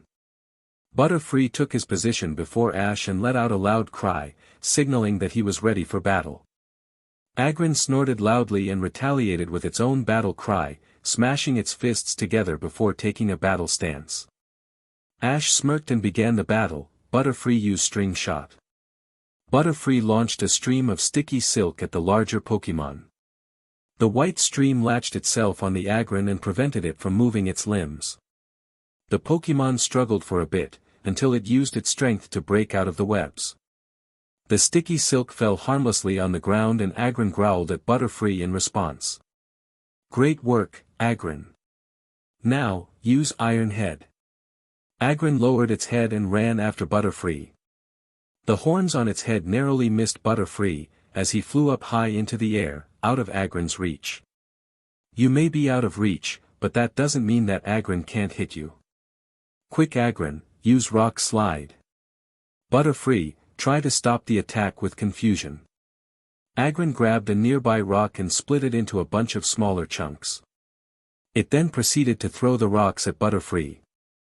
Butterfree managed to dodge the majority of them in the air, until it grabbed the last one with its telekinetic powers. The rock stopped in mid-air, right before Butterfree. Butterfree smirked and launched the boulder back at Agron. The Pokémon didn't attempt to dodge the attack, but led into the attack with its hard head. When the attack connected, the rock split into tiny pieces. Agron shook off the attack and came out still looking as fresh as ever. Ash shot Dolan an impressed smirk and said, "You have a really strong Agron, Dolan. I didn't expect such a fight from a crook like you. I wasn't always a hunter. I actually was a trainer like you once, and this big man was my first Pokémon. We've been through some hard times together, and I had to find some solid income to support my brother. So I went into hunting. It pays well and I get to see rare Pokémon all the time. Once my brother left the house, I couldn't stop, the money is just too good. But this isn't chat time, we should leave personal conversations for when I'm not on the clock. Let's go Agron, use Iron Tail. Agron's tail began to glow white and it jumped up toward Butterfree, bringing its tail around for a devastating attack. Butterfree was stunned by how high the Agron jumped, and barely managed to evade the attack. What he didn't notice was Agron's leg, which gave a massive forceful kick into Butterfree's gut after the initial attack missed. Butterfree rocketed down to the ground, releasing a puff of dirt as he crashed. The pink Butterfree let out an alarmed cry for her mate, who struggled immensely to lift himself onto his feet. Butterfree, are you alright? Ash asked in concern. Butterfree looked back at his old friend and nodded, lifting itself off of the ground with 3 powerful moves from his wings. Dolan chuckled and said, that attack would knock out any other Butterfree. Are you sure you don't want to give up? Butterfree is not like any other Butterfree, don't you see? Well, then let's finish it off. Agron used Double Edge. Butterfree, use Psybeam. Agron charged forward at Butterfree, who launched a ray of psychic energy at its opponent. Butterfree's attack was the first to hit, dealing a small amount of damage to Agron, who kept charging at full speed.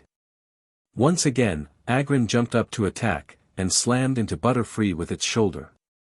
Butterfree took the attack again, and fell to the ground at Ash's feet. Butterfree lifted itself off of the ground and growled menacingly at his opponent. Dolan laughed to himself and said, "Are you done yet? I want to get my paycheck as soon as possible." "I don't think you see, Dolan. Butterfree and I won't give up. There's too much at stake here for us to lose. We won't give up until Butterfree's family is freed." Dolan smiled, "I think that's very noble of you, but Agron is just getting started. Go Agron, use Heavy Slam." Unfortunately for Dolan, Agron began to teeter as it charged forward at Butterfree. It seemed that Butterfree's previous attack had confused the Pokémon, and it tripped over its own feet, falling face first into the ground. Agron grunted as it attempted to stand back up, and quickly fell back to the ground. Ash gave Butterfree a smile, now was their chance to get a good attack off. How do I defeat this Agron? I know that Agron excel in their attack and defense, but are terrible in speed. That's it, keep it immobilized and go from there. Butterfree, use Stun Spore. Butterfree flew over Agron, releasing copious amounts of a pale yellow powder onto the Pokémon. Agron attempted to move its limbs, but its muscles seized up and it was unable to move. Ash smirked, it seems the battle had turned in his favor. Butterfree, use String Shot. Butterfree wrapped all of Agron's limbs in the sticky web. Agron again tried to get up, but the combination of the Stun Spore and String Shot kept it on the ground. Dolan gritted his teeth together as he saw the advantage that Butterfree now had over Agron, even with the type difference.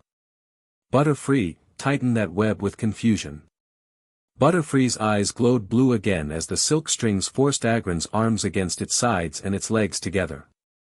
At this point, Agron couldn't move anymore. Great work Butterfree. Now hit it with everything you've got. Butterfree began to attack Agron with every single attack it knew.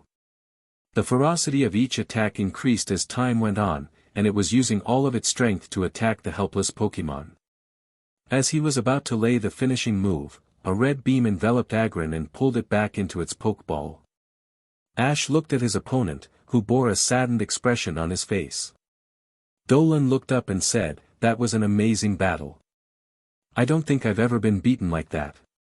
Dolan continued to pull out a key and walked up to the cages with the Butterfree and Caterpie in them. He said, "I am a man of my word, here's Butterfree's family back," as he unlocked both cages, releasing the Pokémon. The pink Butterfree flew into Ash's Butterfree and embraced the Pokémon. Serena, Bonnie, Clemont, and Viola ran up to Ash and began to congratulate him on his victory.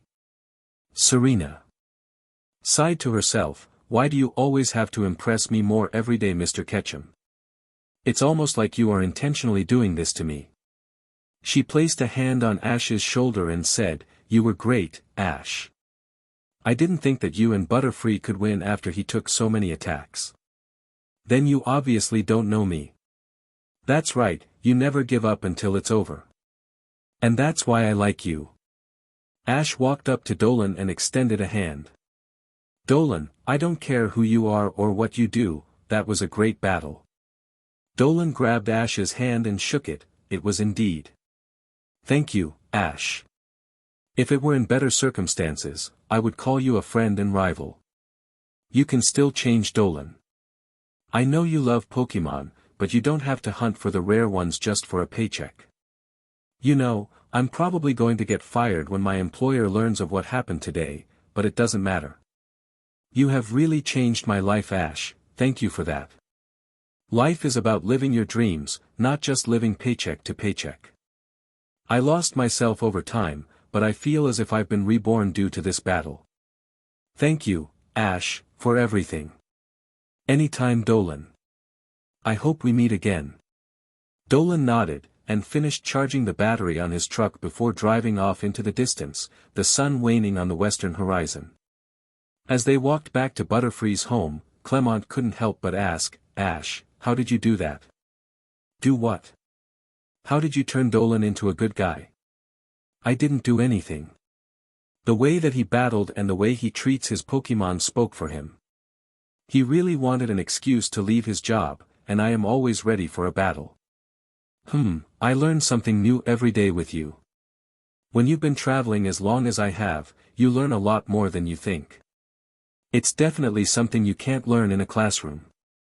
The large oak tree came into view, and the pink Butterfree began to carry her children into the hollow in the tree. The sun was beginning to set in the sky, and they set up camp for the night. Luckily, they didn't have to set up for dinner, as all of the pots and seating were set up from the previous incident. Clemont picked up from where he left off, and they quickly ate their dinner. Once they had finished, they quickly set up their tents and sat around the roaring fire, chatting about the day. After a few hours, they retired for the night, tired after a long day. Serena opened her eyes very slowly, still tired from the events of the day before. As she opened, she could see the orange walls of the tent that her and Bonnie shared. Wait, our tent isn't orange. She quickly opened her eyes more to see that the orange was actually one of Butterfree's children from the day before. She sat up and pulled the caterpie off of her face. Hi caterpie, what are you doing? The caterpie scrunched up against Serena's hand and began to SCK violently on her thumb. Serena started to laugh uncontrollably and yelled, Stop, caterpie, that tickles. Unfortunately, she yelled too loud and she heard stomping outside of her tent. The stomping stopped for a second, until a loud crash rang out, along with Ash's voice murmuring, Ouch. Sounds like I woke up my Prince Charming. You alright, Ash? Yeah, I just was coming to check up on you. Are you good? Serena opened the tent to see Ash prone on the ground in his pajamas. She giggled and said, Yeah. This caterpie just came in my tent and slept alongside me. It just kinda startled me.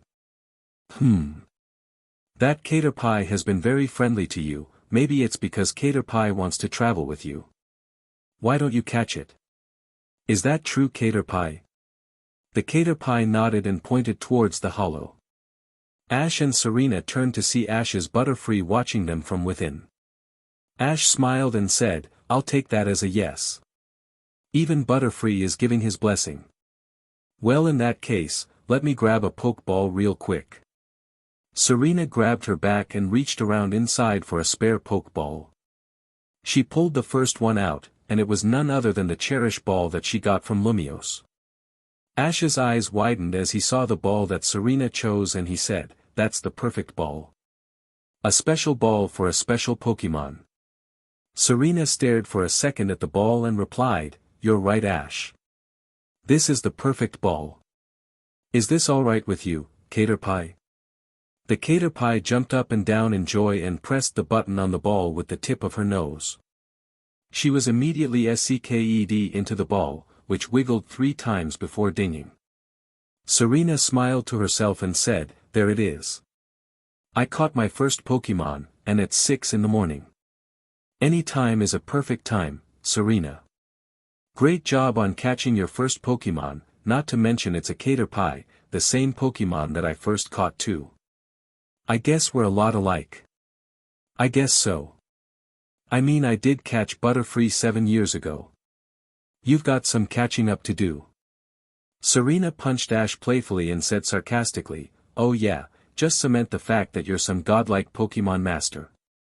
I am a godlike Pokémon master, and don't you forget that. Well, thanks for the support anyway. Ash yawned, yeah, anytime. Well, with that out of the way, the godlike Pokémon master is going back to bed. Serena giggled to herself, hee hee, alright. Sweet dreams, Ash. And to you too. Ash snuck back into his tent as Serena fell back down in her sleeping bag. She stared at the ball for a few seconds as she closed her eyes and fell asleep, dreaming about all of the great experiences that she and Caterpie will have together. Oh man, I love the smell of the sea. Ash and Pikachu sat on the edge of a small cliff face overlooking the vast ocean. He inhaled deeply and listened as the waves crashed against the rocks below. The best thing about living in Pallet Town was that it was only miles from the ocean.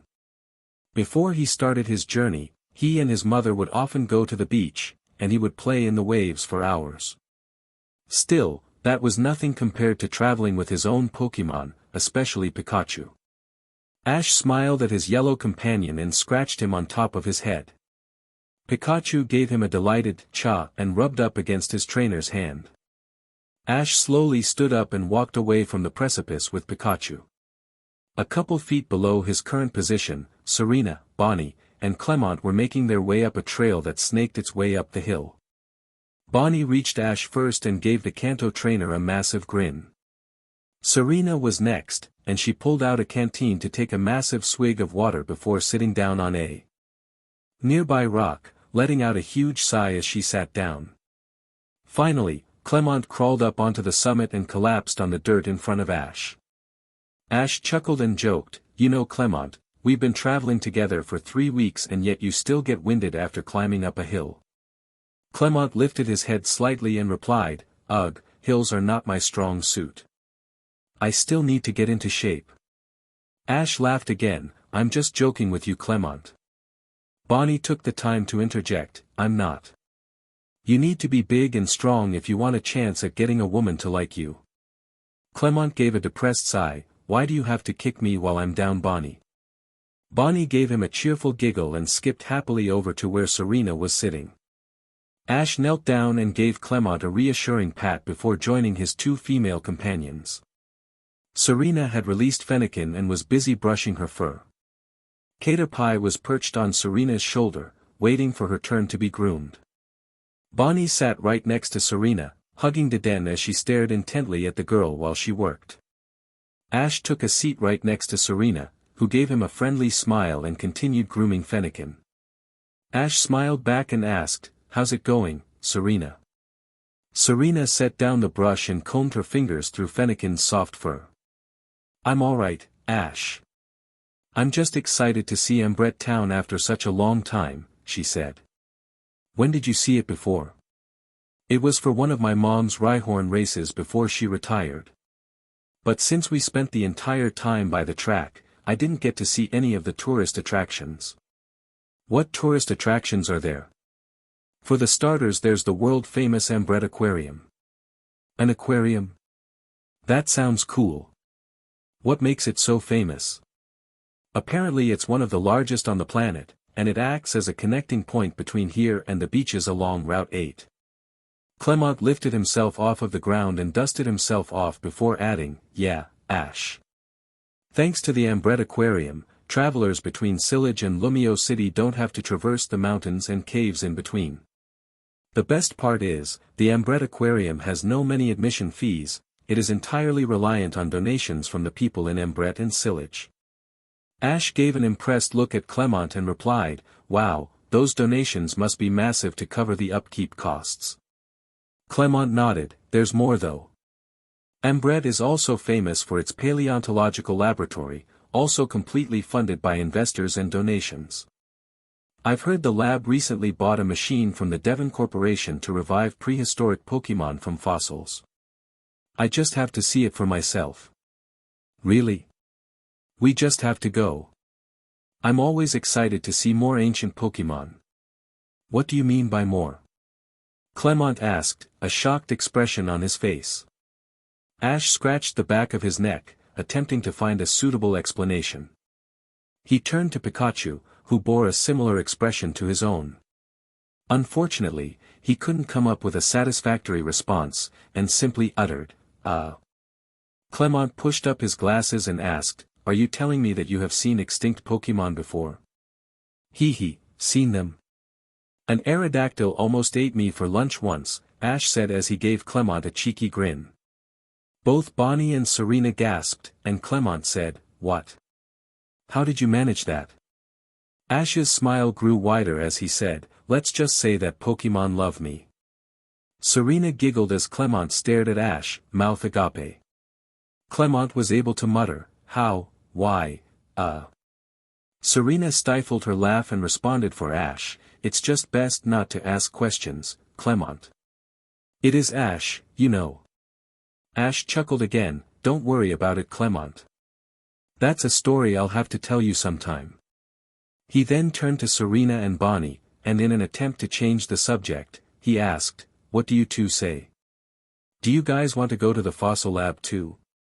Bonnie sighed, ugh, last time I went to another lab with Clemont all he did was talk to the other scientists. We didn't even get to see all the cool Pokémon. Serena pat the girl on the head and said, we'll find something else to do Bonnie, you can just stick with me. Ash jumped up off of his rock, Pikachu still perched on his shoulder. He stretched out his arms into the air and walked down the road, only turning back to say, let's get going then. The sooner we get there the sooner we can explore the town. Ambret Town was little more than a massive inlet on the western coast of Kalos. This meant that the town was actually one giant harbor, with constant sea traffic going in and out. The harbor was bordered with white limestone cliffs, pocked with various houses, shops, and offices. On the north beach, the shining roof of the Ambret Aquarium reflected the sun's rays to the east, acting as a beacon to coming travelers. Next to the aquarium sat the Pokémon Center, the first destination for the group. They walked down the cliffs, towards the scarlet-roofed building. Once they had reserved a room at the center, the group grabbed lunch in the cafeteria. While they ate, they watched the television in the corner of the room. Pikachu and Deden sat at the edge of the table. Currently on television was a show called the Top 10 Pokevision Videos of the Week. It flashed a video of a trainer and his Onix climbing up the snowy slopes of a large mountain. Ash wiped his face with a napkin and asked, so what are these Pokevision videos anyway?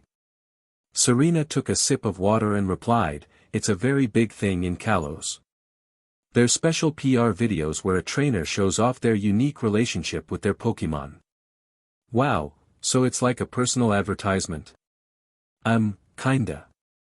It's really just a fun promotional video for trainer and or Pokémon. Why don't you try and make one, Serena? I bet that it would turn out great. Bonnie smirked and jumped out of her chair, yeah, Serena come on. Let's do it. Serena felt her face begin to tinge red and said, I don't know guys. I've never done one before. Bonnie overzealously grabbed Serena by the collar and said, I'll help you. We'll make a Pokevision video that'll rival Aria's. Ash gave a questioning glance to the girl, who's Aria? Bonnie pointed to the television, see for yourself. Ash turned to the television, listening in on the program. Finally, our number one Pokevision video for the week, our beautiful Kalos Queen Aria and her Fennekin. The screen cut to a young, red-haired woman dancing and singing with her fox Pokémon. Ash smiled, I see why she's number one. She really is cute. Serena gasped, huh? That Fennekin. She sighed, throwing her head back against the cushion on her seat. Why do you have to play with my heartstrings like this? Bonnie giggled, now you get it, Ash. The girl then turned to Serena and pulled on her collar, what do you say, Serena?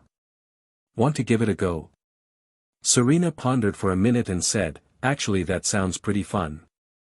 Let's do it, Bonnie. Ash, do you want to help us? I'd like to, Serena, but I really want to go to the fossil lab.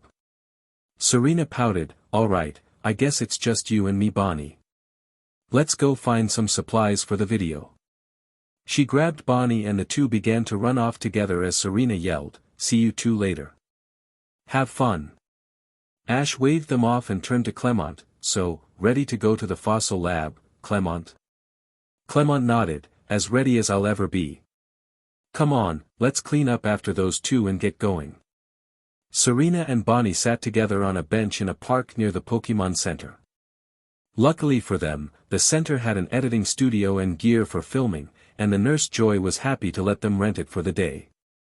However, they were having trouble thinking of what to do for Serena's Pokevision. What about you running through a field with your Pokémon? That would look pretty cute. I dunno, Bonnie, that just doesn't seem right. Have any other ideas? I've got it. What if you dress up as Fennekin and act like a Pokémon? Even Ash would think that's cute. Serena blushed at the mention of the Kanto trainer and replied, I'll just disregard what you said about Ash, but that's a great idea. So let's go over what we have so far. Bonnie pulled out a notepad and cleared her throat. We've got a lot of them, but we should probably narrow it down to 3 or 4 of our favorites. Good Pokevision videos are short and sweet. Well, I'll let you pick the ones that you like the most. Bonnie crossed out the majority of her scribbles and circled 4 of her ideas. How about these, Serena? Those are great. Let's get what we need and get started. Serena shouldered the bag of filming supplies and grabbed Bonnie's hand before the two went running off into the town. Wow, the lab is much larger than I thought it would be. Clemont said. I have to agree, Clemont. This place is huge. Are you sure this place runs entirely on donations and investments? Yeah. Pika. The fossil lab was a rather impressive sight. The massive main building only acted as a lobby to the rest of the sprawling complex. Connected to the main building on either side were massive, glass-domed structures that Ash could only assume were reservations for all of the revived Pokémon. Behind each building was another massive, multi-storied lab for testing and analysis. While the main building was artful in its design, these labs were little more than large concrete boxes with windows scattered across in even intervals. Ash and Clemont entered through the front door, and stepped into a massive lobby with marble floors. Walking around the lobby were dozens of scientists in lab coats reading notepads and carrying stacks of paper in and out of the various side passages leading to different buildings and rooms. In the middle of the lobby sat a massive desk manned by a single secretary. On the desk were piles of papers and books, and a single phone sat amidst the papers. The secretary was currently chatting with a young woman in a black and red button-up shirt. On her shoulder was an all-too-familiar electric and normal-type Pokémon, a Helioptile.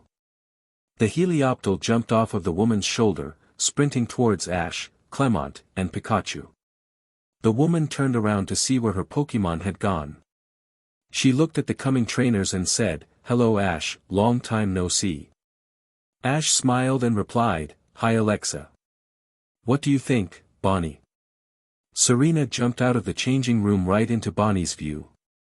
The little girl jumped up and down in joy, screaming, Oh wow, Serena, you look so cute. She approached the older girl and began to inspect her outfit. Serena was wearing a sleeveless pink top, only long enough to stop right above her navel, with a matching, pink short skirt. Her outfit was specially made to have a yellow and red tail on the back of her skirt. On her head was a pink hairband with Fennekin-esque ears and a large pink bow in between the ears. Bonnie giggled again and said, Ash would surely want to catch this Pokémon. Serena blushed heavily and shouted, Bonnie. Why do you always have to bring up Ash? Bonnie snickered and said, Don't lie to me, Serena. You know that you want Ash here so that he can see you in this.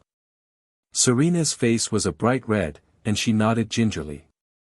I guess there's nothing I can say to persuade you otherwise, she said to the young girl. Bonnie's grin grew immensely and she shouted, Well then, let's make an awesome poke vision for Ash. Serena pulled out her 2 Pokeball and released Caterpie and Fennekin. Both Pokemon looked up at their trainer and sung their praises towards their trainer's outfit, especially Fennekin. Serena beamed at the 2 Pokemon and said, "Alright you guys. Let's make an awesome poke vision together." They set up the tripod and placed the camera on the stand, placing mics and panels around where Serena, Fennekin, and Caterpie would stand. Unfortunately for Bonnie, she was too short to reach the camera, but she grabbed a small stool so that she could properly film for Serena, facing the lens directly at Serena and her Pokemon. Deden jumped out of Bonnie's purse and positioned himself on top of the camera. Bonnie held up 3 fingers and shouted, "Alright, Serena, filming in 3. Serena straightened her skirt and checked the tail and ears. 2. She looked down at her Pokemon, quietly asking them, "Are you 2 ready?" 1. Upon receiving confirmation from her Pokemon, she gazed directly at the camera and took a deep breath. Action. Boom. Bonnie jumped as the massive explosion resonated through the field, falling off of her stool. Serena ran up to the young girl and helped her onto her feet. "What was that?" she asked. Bonnie gasped and said, "Look behind you." Serena turned around to see what all the commotion was. To the south was a massive pillar of smoke billowing from a large complex of buildings. It took a second for Serena to process what the complex was, but it soon dawned on her, that's coming from the fossil lab. But aren't Clemont and Ash there? Serena frowned, "We have to help them. Whatever happened, they're in the middle of it. Come on guys." The girls left all of their gear behind and began sprinting in the direction of the commotion. Distant sirens wailed, and the smoke in the air began to mix with the nearby clouds, darkening the sky. "What are you doing here, Alexa?" The reporter smiled and replied, "Well, I'm actually here on field study for one of my pieces. I'm writing one about this lab and the others like it around the world. Using Devon's very own reanimation techniques, we are now learning more about the Pokemon that were previously extinct." Clemont looked questioningly at Alexa and asked, "If there's one thing I know about science, it's that every field is divided on some issue. How do you plan on handling the other side of this issue?" "Great question, Clemont. Places like Kanto, Hoenn, and Sinnoh are very progressive on this issue, and have been so for years now. However, scientists in Kalos are a little apprehensive about this technology, considering some of the Pokemon that were native to this area. I've actually interviewed a good number of people who are against reanimation of fossils, and why they have such views. I'm here to prove them that these Pokemon will be friendly to humans, and that we can be good partners." Clemont nodded. "They had that same apprehension with Aerodactyl in Kanto, but I heard that they are normally pretty docile creatures." "Exactly, but we don't know unless we can see the Pokemon in the flesh." Ash took the time to ask, "So, I'm guessing that they've already revived some of the native fossil Pokemon?" Alexa nodded. "Yeah, the Silage gym leader also came down today. He's an avid rock climber, and one of the biggest supporters for this complex." "Where is he now?" Alexa pointed to a nearby doorway, where a young man stepped into the large lobby. He was wearing a tight, black, shirt with long sleeves and a pair of gray pants. Around his waist was a climbing HRNSS, and he wore a red carabiner on a chain around his neck. The quirkiest part of him, to Ash at least, was his hairstyle. It was shaped like a mountain, held up by different colored hairclips shaped like crystals. The man walked up to Alexa, Ash, and Clemont and said to Alexa, "Alright, everything is all ready for us. Are you ready to go?" Alexa nodded, "I am. I hope it's okay if I bring along some guests." "You sure can."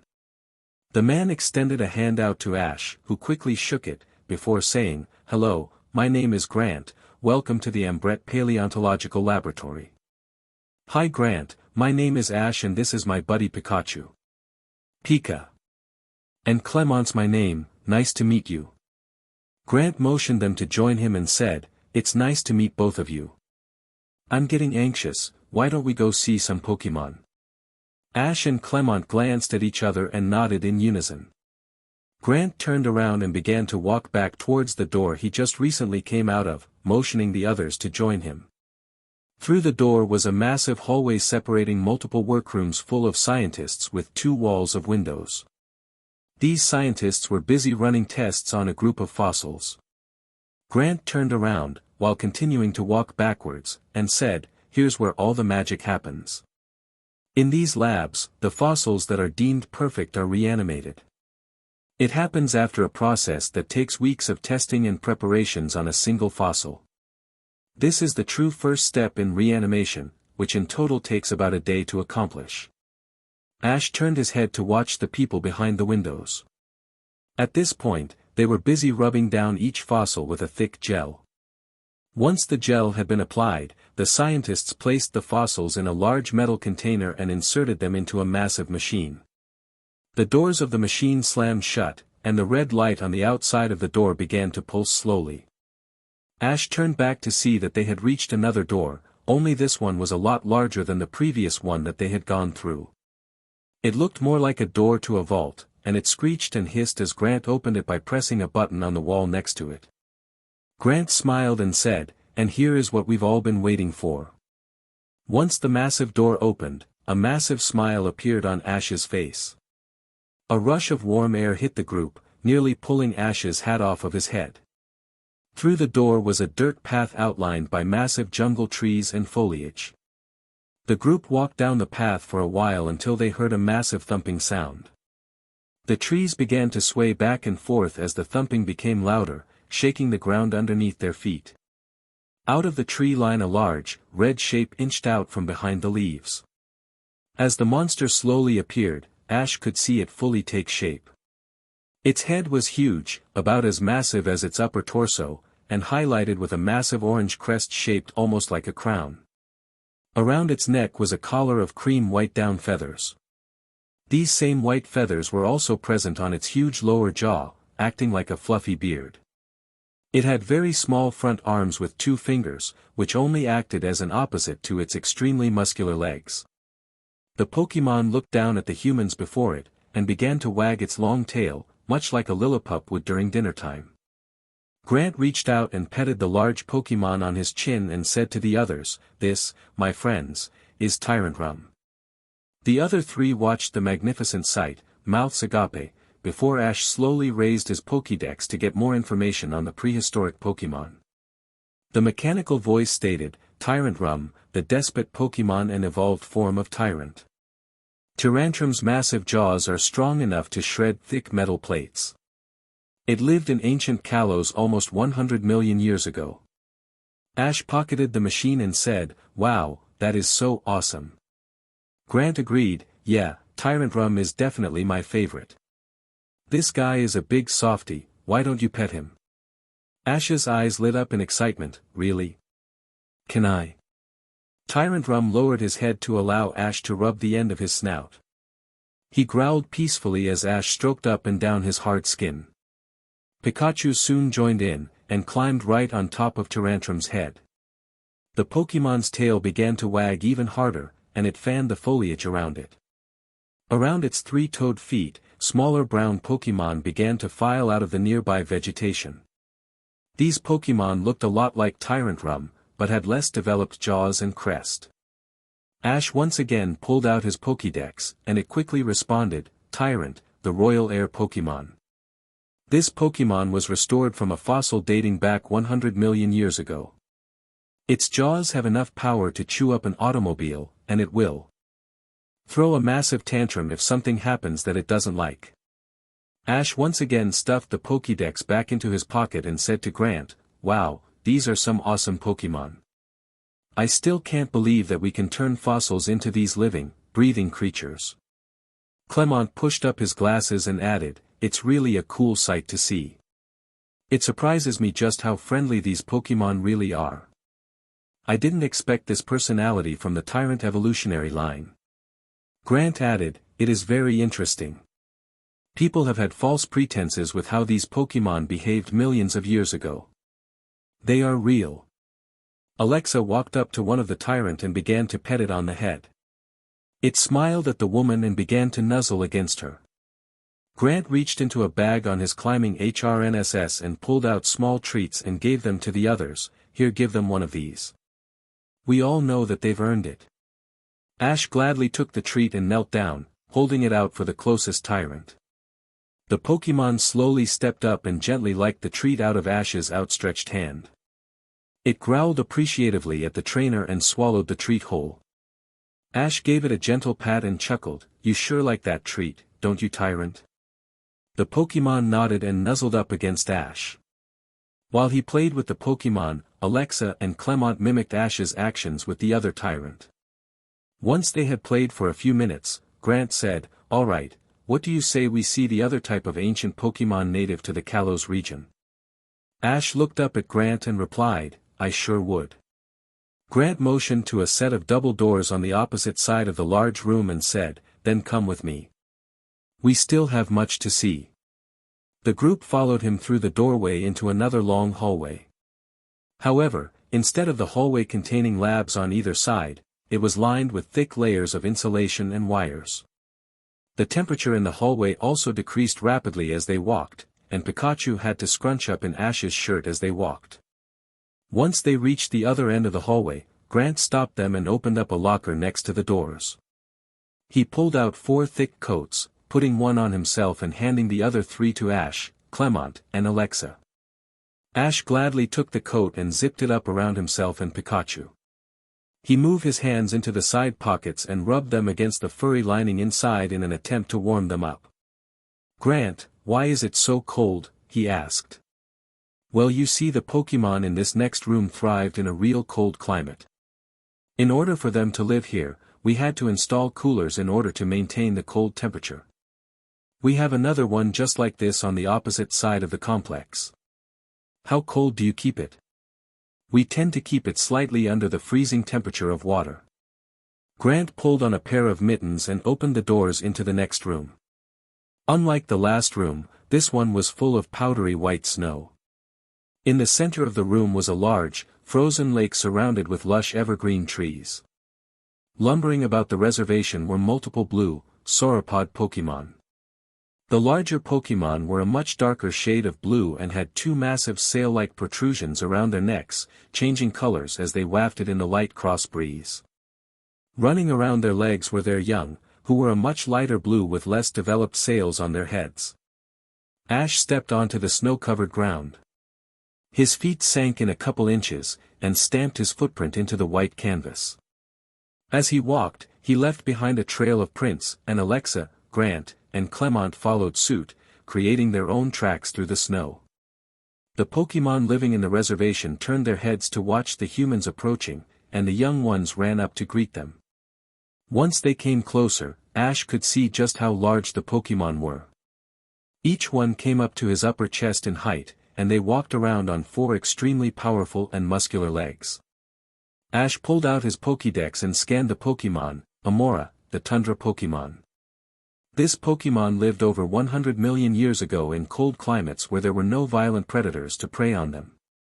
Ash then moved the Pokédex to scan the larger ones, Aurorus, the tundra Pokémon and the evolved form of Amoura. Aurorus has diamond-shaped crystals on its body which can expel cold air to freeze enemies. He placed the Pokédex back into his pocket and turned to Grant to ask, "Hey Grant, do you mind if I pet one?" Grant nodded and pulled off his mittens, handing them to Ash. "Yeah, but it would be more comfortable to pet them if you wore gloves. Their bodies are extremely cold for defensive purposes." Ash gladly took the gloves from Grant and placed it on his hand before slowly approaching the group of Amoura. They eyed him for a second before all yelping in joy and tackling him to the ground playfully. Pikachu managed to jump off of Ash's shoulder before he fell over. Ash smiled and laughed as the Amoura playfully played with him, liking him with their ice-cold tongues. "Stop it.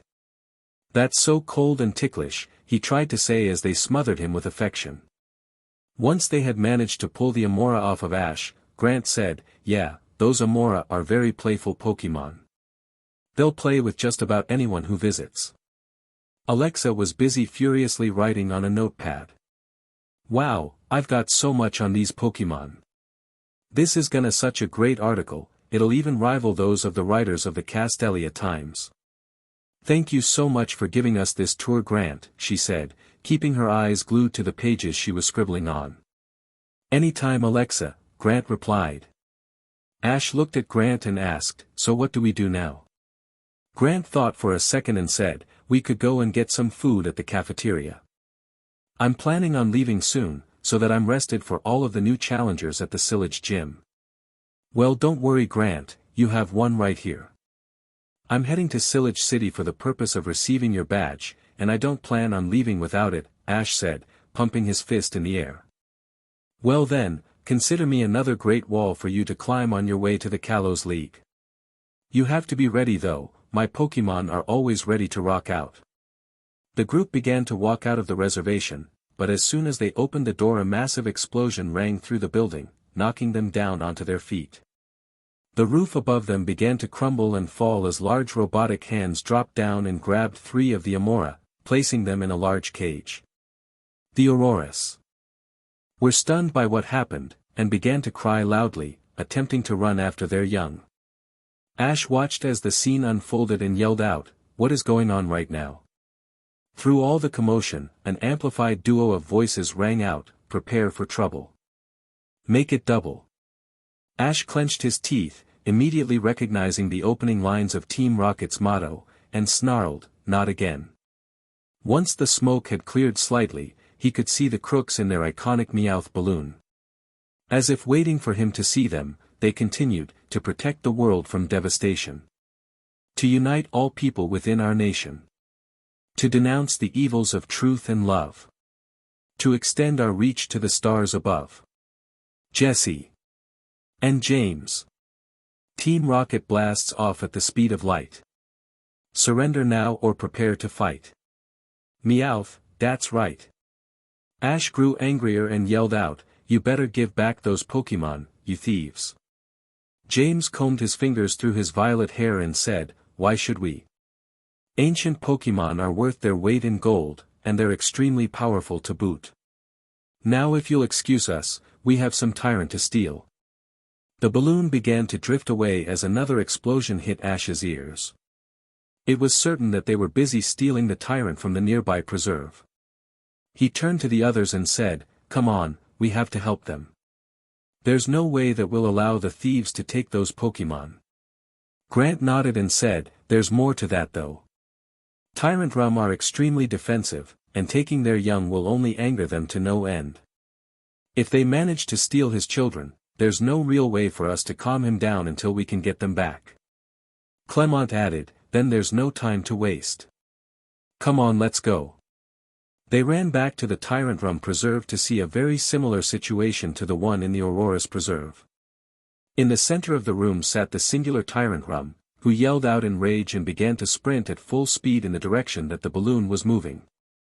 Even the wall in between him and his children couldn't stop him, and he bashed through with tremendous force, continuing his chase of Team Rocket.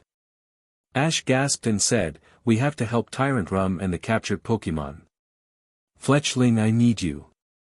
He pulled out a Pokeball and released the tiny Robin Pokémon. "Fletchling, go and find that balloon and report back to us." The Pokémon nodded and flew off after Tyrant Rum and Team Rocket, followed closely by Ash, Clemont, Alexa, and Grant as they ran through the hole that Tyrant Rum had made. "Serena, it's Team Rocket. We have to follow their balloon." Serena turned her head to see where Bonnie was pointing as they ran toward the fossil lab. She spotted the hot air balloon carrying a large cage full of Pokémon. Following it was a large, furious dinosaurian Pokémon firing off streams of blue flame into the air after it. Serena nodded at Bonnie, and they continued running after Team Rocket. Team Rocket's balloon began to slow down and sink to the ground, possibly because of the weight of cargo that it was carrying. Unfortunately for them, the balloon sunk low enough to allow Tyrant Rum to extend his neck and grab a hold of the side of the basket with his powerful jaws. He violently shook his head back and forth, receiving screams from the passengers in the basket. Serena and Bonnie had caught up and were busy running toward the scene when a flash of blue blindsided Serena and knocked her down. She opened her eyes to see none other than Ash sprawled on top of her. He quickly lifted himself up and dusted off his clothes. As Serena did the same, he caught sight of the outfit that she was currently wearing. There was no doubt that she and Bonnie were in the middle of filming for her Pokevision when they came running to help, as she was wearing a costume emulating her Fennekin. He felt his stomach twist, and he could barely take his eyes off of her. Her pink top was short and tight, revealing her stomach and hugging the contours of her upper torso. Her skirt was noticeably shorter than the red one she usually wore, stopping halfway up her fair-skinned thighs. The constant traveling of the past few weeks had really slimmed down her body, amplifying the definition of her muscles. She seemed to glow in the sunlight, and she gave him a small smile. He felt his face start to heat up and tried to say, hey Serena. You look amazing. Wait, since when do I care about a girl's outfit? What is happening to me? Serena's face grew extremely red after Ash spoke, and she attempted to hide the blush with her hair. I'm getting a compliment from Ash on my looks. Young Serena could only dream about this. Thanks Ash, I put a lot of effort into this outfit. We were busy with the Pokevision when we heard the ruckus, and we just had to come and help. Well, I'm glad that you came. The two continued to stare the other in the eyes until they heard Jessie yell from the balloon basket, pay attention to us. Can't you see that we're trying to steal some extremely rare Pokemon? Hell, we're currently being attacked by a freaking dinosaur, and you two are busy ogling each other like a couple of lovesick pre-teens instead of paying attention. Come on, we put a lot of effort into our jobs. The least you could do is pay us some respect. James shook his head. Jess, you know the only reason that we're here is to be a shameless plug by a lazy author so that the main twerp can start to develop feelings for the girl twerp through a strong physical attraction. It's really sad that he can't just advance a romantic relationship between two characters without pulling some GG. Meowth slapped him against the face and yelled, James, leave the lovey-dovey crap for a different chapter, we're here to steal some Pokemon. He pushed a button, and an air cannon hidden in the basket shot a rush of air, launching Tyrant Rum off at extreme speeds against a nearby tree. The force was powerful enough to uproot the tree, and Tyrant Rum was unable to get up and continue attacking Team Rocket.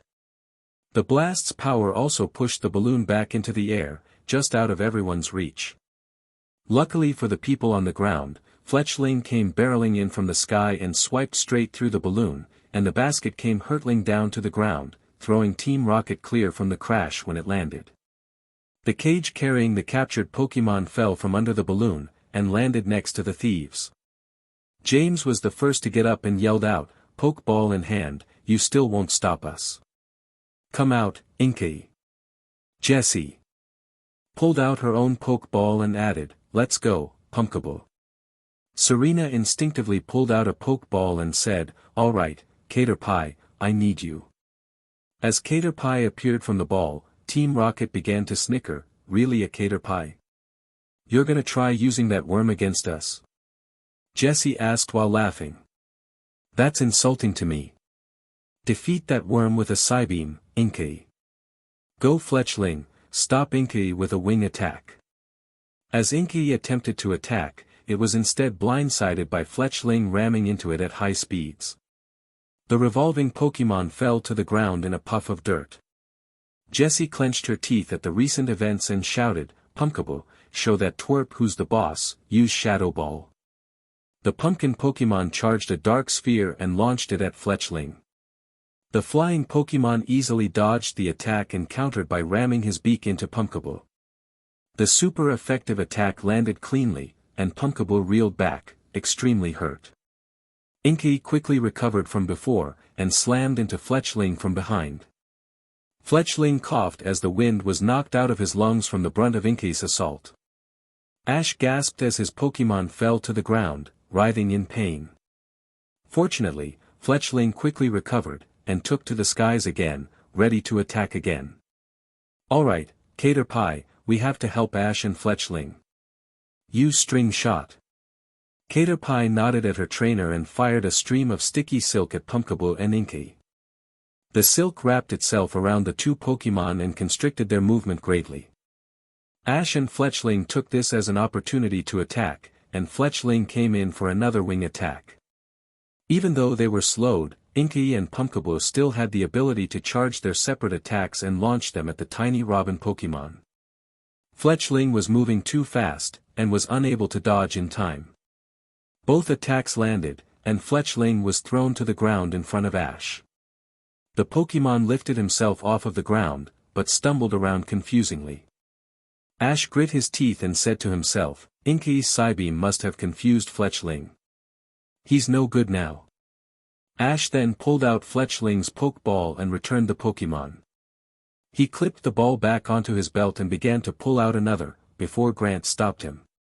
Grant smiled at the trainer and pulled out his own ball from one of the bags on his HRNSS. Don't worry Ash, I have this under control. Let's go, Onyx.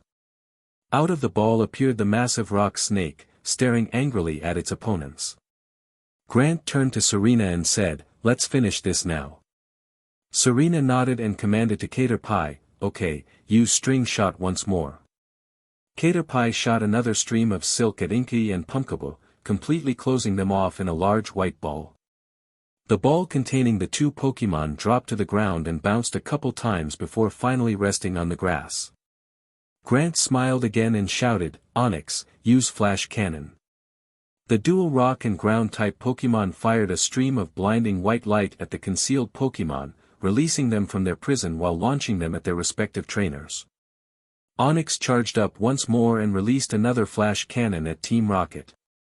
Once the attack made contact, the ground erupted in a plume of smoke and dirt, and the thieves were sent flying off into the distance. Ash chuckled to himself, glad that's over with. Clemont placed a hand on Ash's shoulder and asked, they just don't know when to give up, do they? They've been following me for years. I'm still surprised that they haven't been killed by all the different times they've been shocked, blown up, thrown, and launched by me and my friends. They're pretty resilient. Grant nodded, at least we saved the Pokémon. Come on, let's get them out of that cage. The group ran up to the cage of captured Pokémon. While the cage suffered a large fall, none of the Tyrant or Amora were terribly injured, just a few scratches here and there. Ash called on Pikachu, who used an iron tail to break through the bars, releasing the Pokémon from their trap. At this point, Tyrant Rum slowly lifted himself back up, and ran up to his children, rubbing his nose against each Tyrant individually. One by one, he picked them up off of the ground gently with his maw, and placed them on his back before walking slowly back in the direction of the fossil lab. The three Amora hopped onto Grant's Onyx as it followed after Tyrant Rum. Serena smiled at her Caterpie and asked, we did awesome didn't we, Caterpie? We saved a bunch of Pokémon. Caterpie didn't respond, but simply looked to the sky. Serena wondered what she was doing when Caterpie suddenly began to shoot strings of silk up into the air. As they landed on her orange body, she began to glow white and change shape. Once the white light dispersed, a completely new Pokémon stood before her. The Pokémon had a burnt orange, crescent-shaped body. Her skin was much harder than in Caterpie form, and shone brightly in the light. The Pokémon didn't move, but simply stared at her trainer while she pulled out her Pokédex. The device broke the silence, Metapod the cocoon Pokémon and the second stage in Caterpie's metamorphosis. This Pokémon protects itself with a hard outer shell while it prepares for its next evolution. Wow Metapod, you evolved, Serena said excitedly. Bonnie ran up to the Pokémon and rubbed her cheeks against the outer shell of Metapod, saying, you're so awesome. You're almost a Butterfree now. I can't wait to see you stretch your wings for the first time. Serena recalled the newly evolved Pokémon back into her ball and placed it back in her bag. She smiled at Bonnie and asked, so what do you say? Are you ready to go back and continue filming? Bonnie beamed widely at Serena and replied, of course. Let's do this. Serena smiled and turned to Ash, embarrassingly asking, so Ash, what about you? Do you want to help us too? Ash gave her a blank stare, completely entranced by the position of her body. She was so strangely alluring to him, and the way that she asked him to help was, cute, in a way. He came back to reality after Pikachu administered a light shock on his shoulder, and finally replied, "Yeah. Sure, I'll help you, Serena." Serena smiled inwardly. He can't take his eyes off of me. Maybe I should wear this more often. Grant rubbed the back of his neck. Well, I'll leave you guys to that. I'm gonna head back to the Silage Gym, I still have work to do. Ash quickly turned around and asked the older man, "You better be ready for when I show up. I'm gonna give you the challenge of your life." "I look forward to it, Ash. I'm excited to see more of your skills in battle. I'm another wall for you to conquer, but I won't go easy. You better be ready." With that, Grant began to walk back toward the fossil lab to retrieve his onyx, leaving the 5 people on the hill, until Alexa said, "I should leave too. I've got a piece to finish before I print it in the next paper. I'll see you guys later." Like Grant, she also walked away, leaving Ash, Clemont, Bonnie, Serena, Pikachu, and a sleeping Deden alone again. They stood around in complete silence for a few minutes before Bonnie finally shouted, "What are we standing around for? We've got a Pokevision to shoot and only a few hours of sunlight left. Move! Move! Move! Ugh, I'm so tired now." Ash and Clemont lounged on a couch in the Pokémon Center. The sun had set a few hours ago, and they just recently ate dinner after a long day of both touring the fossil lab and filming for Serena. Both of them were passing time by watching trainers go by while Bonnie and Serena edited the Pokevision video. After what felt like an eternity, Serena walked out and said, "Come on into the theater, guys. We're all ready." Ash immediately jumped up and shouted, "All right, finally. I'm so excited to see it." Serena giggled at Ash's enthusiasm. "Well, it's pretty great. Come on, come on." They walked into the room and sat on the couch alongside Bonnie and Deden. On cue, Bonnie clicked a button and dimmed the lights, and the image was projected onto a white screen on the wall. The first scene was Serena and Fennekin running in a field, and Serena narrated, "Hi everyone, my name is Serena Gabina, and this is my partner Fennekin." The scene shifted to one where Serena, Fennekin, and Metapod were busy baking cookies. We love making baked treats for ourselves and our friends.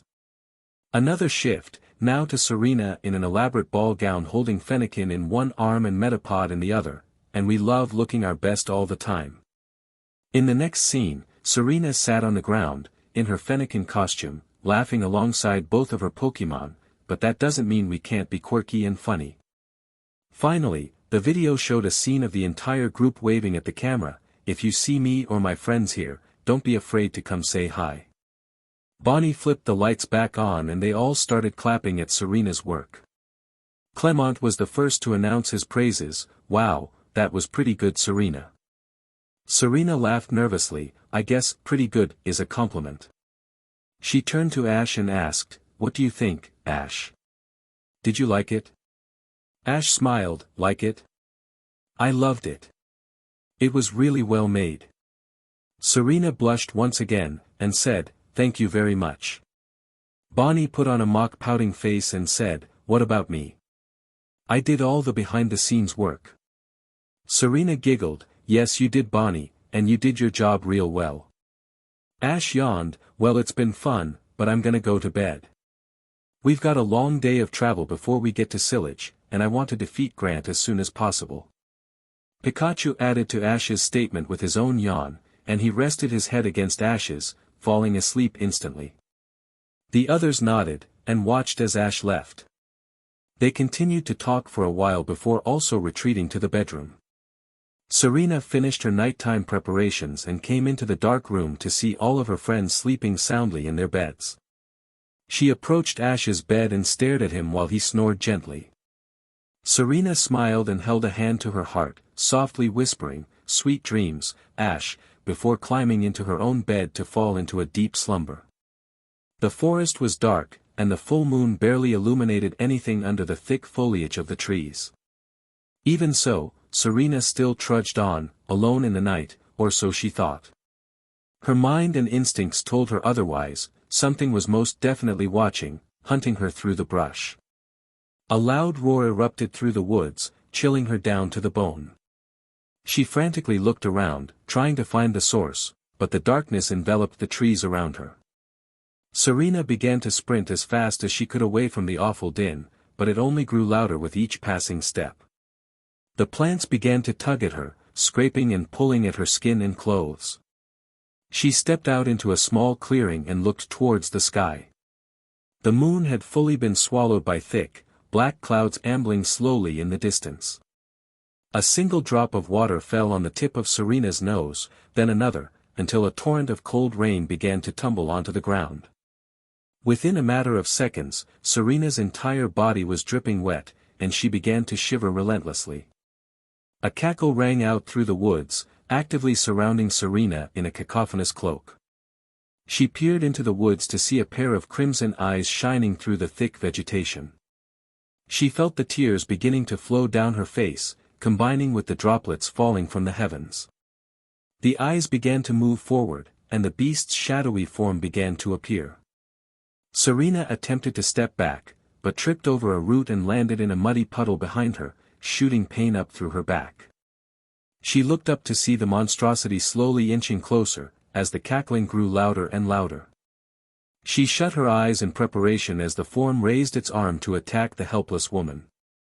A deep rumble echoed through the clearing and Serena looked up just in time to see a large bolt of lightning strike her assailant from the side, and she turned to see a small, angry mouse, a Pokémon, staring directly at the beast. His red cheeks were sparking with electricity as he stood there silently, intensely eyeing his opponent. The beast turned to face the mouse and roared out once more before charging the Pokémon. In an instant, the Pokémon jumped up, slamming the monster with a glowing white tail. As soon as the fight had started, it was over. The shadow was sent flying back against a tree, splintering the bark and wood in all directions. The Pokémon moved to finish off its opponent, and Serena heard a familiar male voice shout out, "Pikachu, use Thunderbolt." Pikachu let loose another strong crack of lightning, striking the terrifying beast.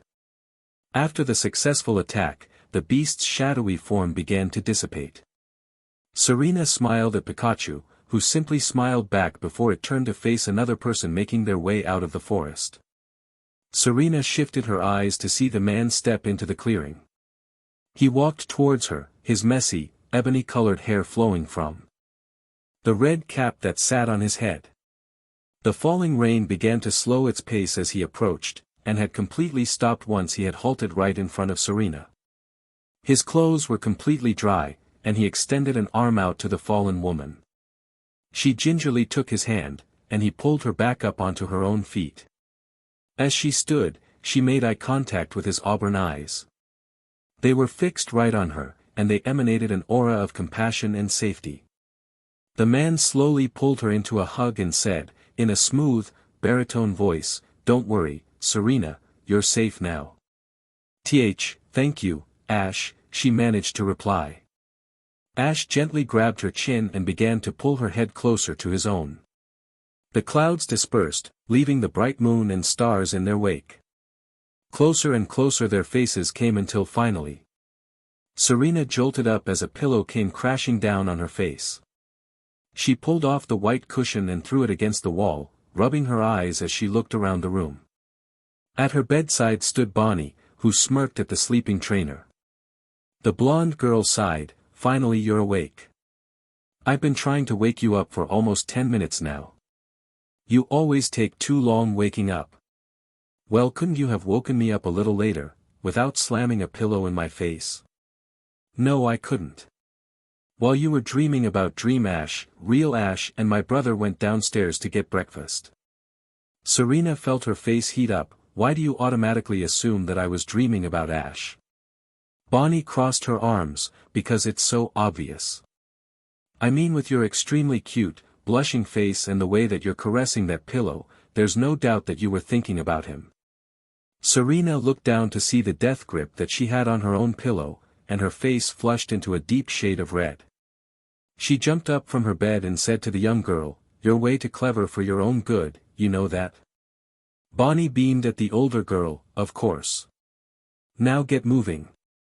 We need to see all there is in the aquarium before going on to silage, and you're burning precious daylight." The girl was right.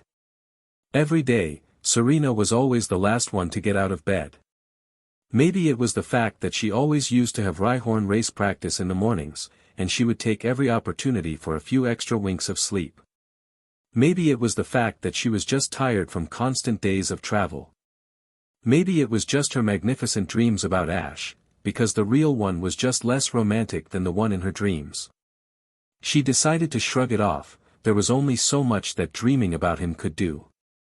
Dreams could heighten expectation to impossible standards, and the final product, no matter how great it was, could be absolutely disappointing. Still, she couldn't help it. There was something about Ash, about the way he walked and talked, that drew her in. Ever since she met him, he had a burning passion in his eyes, and the confidence to drive him forward. He cared for everything and everyone, no matter what. Serena slowly made her way to the bathroom in order to take a long-awaited shower. As she cleaned herself off, she began to drift off, a myriad of ideas floating in her mind. A loud knock on the door snapped her out of her daze, and an all-too-familiar male voice asked, "Are you all right in there, Serena? You've been in the shower for quite a long time." "Yeah, Ash, I just zoned out." "Oh, okay. Well, I brought you some breakfast. I thought that you'd be hungry, so I grabbed an extra plate. I'll just leave it here and give you some privacy. Come downstairs when you're ready." Serena quickly jumped out of the shower and wrapped herself with a warm towel before going into the group's shared room. Everyone's bed was neatly made except for hers, and on the desk in the back of the room was a plate of food. The food was delicious, although somewhat cold, and she hastily threw on her clothes and made her bed before joining the others in the main lobby of the Ambrette Pokémon Center. Ash sat on a bench throwing a Pokeball up into the air and catching it while Pikachu and Deden played on the ground between his outstretched legs. Bonnie sat next to him intently watching the two Pokémon play, a wide smile present on her face. Clemont was again tinkering on a block of metal parts, no doubt another one of his crazy inventions. They all turned their heads to see Serena approaching and Ash asked, "Awesome, you're here. Now we're ready to head through the aquarium and make our way to Sillage City. I'm so excited to get my next badge." Bonnie tugged on the trainer's sleeve and asked, "But we're gonna spend a lot of time in the aquarium, right? I don't want to just blow through it." "Of course, Bonnie, it wouldn't be right if we didn't see everything the aquarium has. Like Serena said, it is world famous." Bonnie leaped up, arms in the air, yelling, "Yay! Come on guys, let's get going," before grabbing Deden in her arms and sprinting through the front door. Clemont stowed his project in his pack and turned to Ash, "We better get going before Bonnie has a fit. She's been waiting to see the aquarium for a long time now." Ash nodded, best not keep her waiting any longer. "Come on, Serena, Pikachu, let's get going." Pikachu leapt onto his perch on Ash's shoulder as the group left the Pokémon Center into the warm sun. A cool ocean breeze flew in from the west, rustling the leaves of the nearby trees, adding to the chirping Pidgey resting on the branches. Cars slowly rolled up and down the street as men and women on the sidewalk strolled to their next destination. A lot of the traffic was directed to the west of the center, in the direction of the Ambrette Aquarium. It didn't take long for them to reach the aquarium, and once they approached the massive structure, the group could see how splendid it truly was. The entire building was 4 stories high with massive windows all around the facade. They entered the set of double doors into the aquarium, and marveled at the sight of the massive foyer. In the center was an enormous glass case containing a massive pool of water. In the water were dozens of different water-type Pokémon doing their daily activities. Bonnie squealed in glee and ran up to the habitat, pushing her face against the glass. A woman sitting at a desk next to the front door smiled at them and said, "Welcome to the Ambrette Aquarium, please enjoy your stay." They made their way down a set of stairs wrapped around the massive central habitat. At the bottom of the stairs sat large tunnel of glass submerged in water. Up and down the tube were groups of people staring out into the water, watching the Pokémon through the glass. Above their heads, a loudspeaker blurted, "Welcome one and all to the Ambrette Aquarium. The attraction you are seeing now is not full of captive Pokémon, nor is the habitat artificial. This entire walkway is built 30 feet under the surface of the ocean, and all the Pokémon you see here are wild. We wanted to show our patrons an authentic maritime experience, and what better way than to show them a window into the deep blue itself. Bonnie once again squealed and grabbed Clemont's hand, forcefully pulling him forward as she ran into the tunnel saying, "Come on, Clemont, let's go see all of the awesome Pokémon, they're so cool." "Bonnie, stop pulling so hard. I thought you wanted to go slowly through this." Ash could only laugh at the two as he and Serena slowly made their way through the tunnel. The tunnel had an arched roof of glass, and sat on the sea floor under a shelf of thick rock. On all sides were groups of Pokémon swimming around, either playing with each other or staring at the people in the tunnel. One of these Pokémon, a seal, sat in front of the glass making strange faces at a young child on the opposite side. The child just laughed and made his own face at the Pokémon. The two continued to play for another couple of minutes, until the child's mother decided it was time to move on. Serena stopped and stared out into the ocean and spoke to Ash, "Look Ash, there's a group of Poliwag out there." She pointed out into the ocean, and Ash followed where she was pointing to see the group of tadpole Pokémon. He smiled and replied, "Yeah, it kinda reminds me of the first time we met, when I had to help you up. You're not scared of these ones, are you?" Serena lightly punched his arm playfully, "Haha, Ash, very funny. I wasn't scared of the Poliwag the first time. It just startled me, that's all." Ash's smile grew wider, "As long as you don't fall over and hurt your knee after seeing a harmless Pokémon. I don't know if I have enough handkerchiefs to treat you." "Ash!" Serena cried out, blushing slightly at his statement. They continued on through the tunnel behind Bonnie and Clemont. Serena took one last look to the right and spotted a group of pink, heart-shaped Pokémon. She smiled wide and said, "Ash, look. There's a group of Lovedisk over there." Ash stepped back to see the group of Rendivus Pokémon and said, "Wow, that's awesome." They didn't notice Bonnie running up behind them until she said to them, "You two know that there's a legend about Lovedisk, right?" Ash turned to the girl and shook his head, "No, I didn't." "Enlighten us, Bonnie." Bonnie gave a sly smile and said, "The legend says that a couple who sees a Lovedisk are blessed with eternal love." She stared at Serena and raised her eyebrows in a suggestive manner. Serena felt her face flush again, and turned away from Ash and Bonnie. "Why do you have to do this, Bonnie? Now I know the problem that Clemont has to deal with." Ash didn't seem to notice the implications of what Bonnie said, and simply replied, "That's pretty interesting, Bonnie, but what if the couple was to see a group of Lovedisk? Does the magic multiply or something?" "You know, Ash, I'm not quite sure, the legend didn't specify." The two continued on while Serena stood in place, her face redder than a ripe tomato. "Bonnie's lucky that Ash is so oblivious, otherwise I'd have to strangle that girl." Their trip through the aquarium lasted another couple of hours, and they explored every last exhibit they had to offer. They decided to grab some ice cream and sat by the large golden Magikarp statue by the exit. While they ate their treat, they noticed a man and a woman sitting at a desk nearby, obviously frustrated about something. Ash finished his cone and was the first to approach them. He tapped the man on the shoulder and asked, "Hey, I hope you don't mind me asking what's wrong." The man looked up from his desk, startled by Ash, and replied, "Oh, it's nothing. Don't mind us, you've got an aquarium to see." The woman slapped him on the wrist and said, "Eddie, don't be so mean. Who knows, this trainer might be able to help us." Ash gave her a confused glance and asked, "Help you with what?" "I'm happy to help anyone in need." Eddie sighed, "I guess you're right, Lindsay, we are quite desperate for help. Sorry for being so cold before, mister. It's Ash, Ash Ketchum." "Well, Ash, you see, my wife Lindsay and I have spent the last half-decade attempting to find a sunken ship, the RMS Cussler. You know of it?" They didn't notice Clemont sneaking up behind Ash until he responded, "The Cussler, the same one that sunk 100 years ago?" Eddie nodded, "That's the one. The actual Cussler has been missing since the day it was sunk by that large iceberg on its maiden voyage to Castelia City.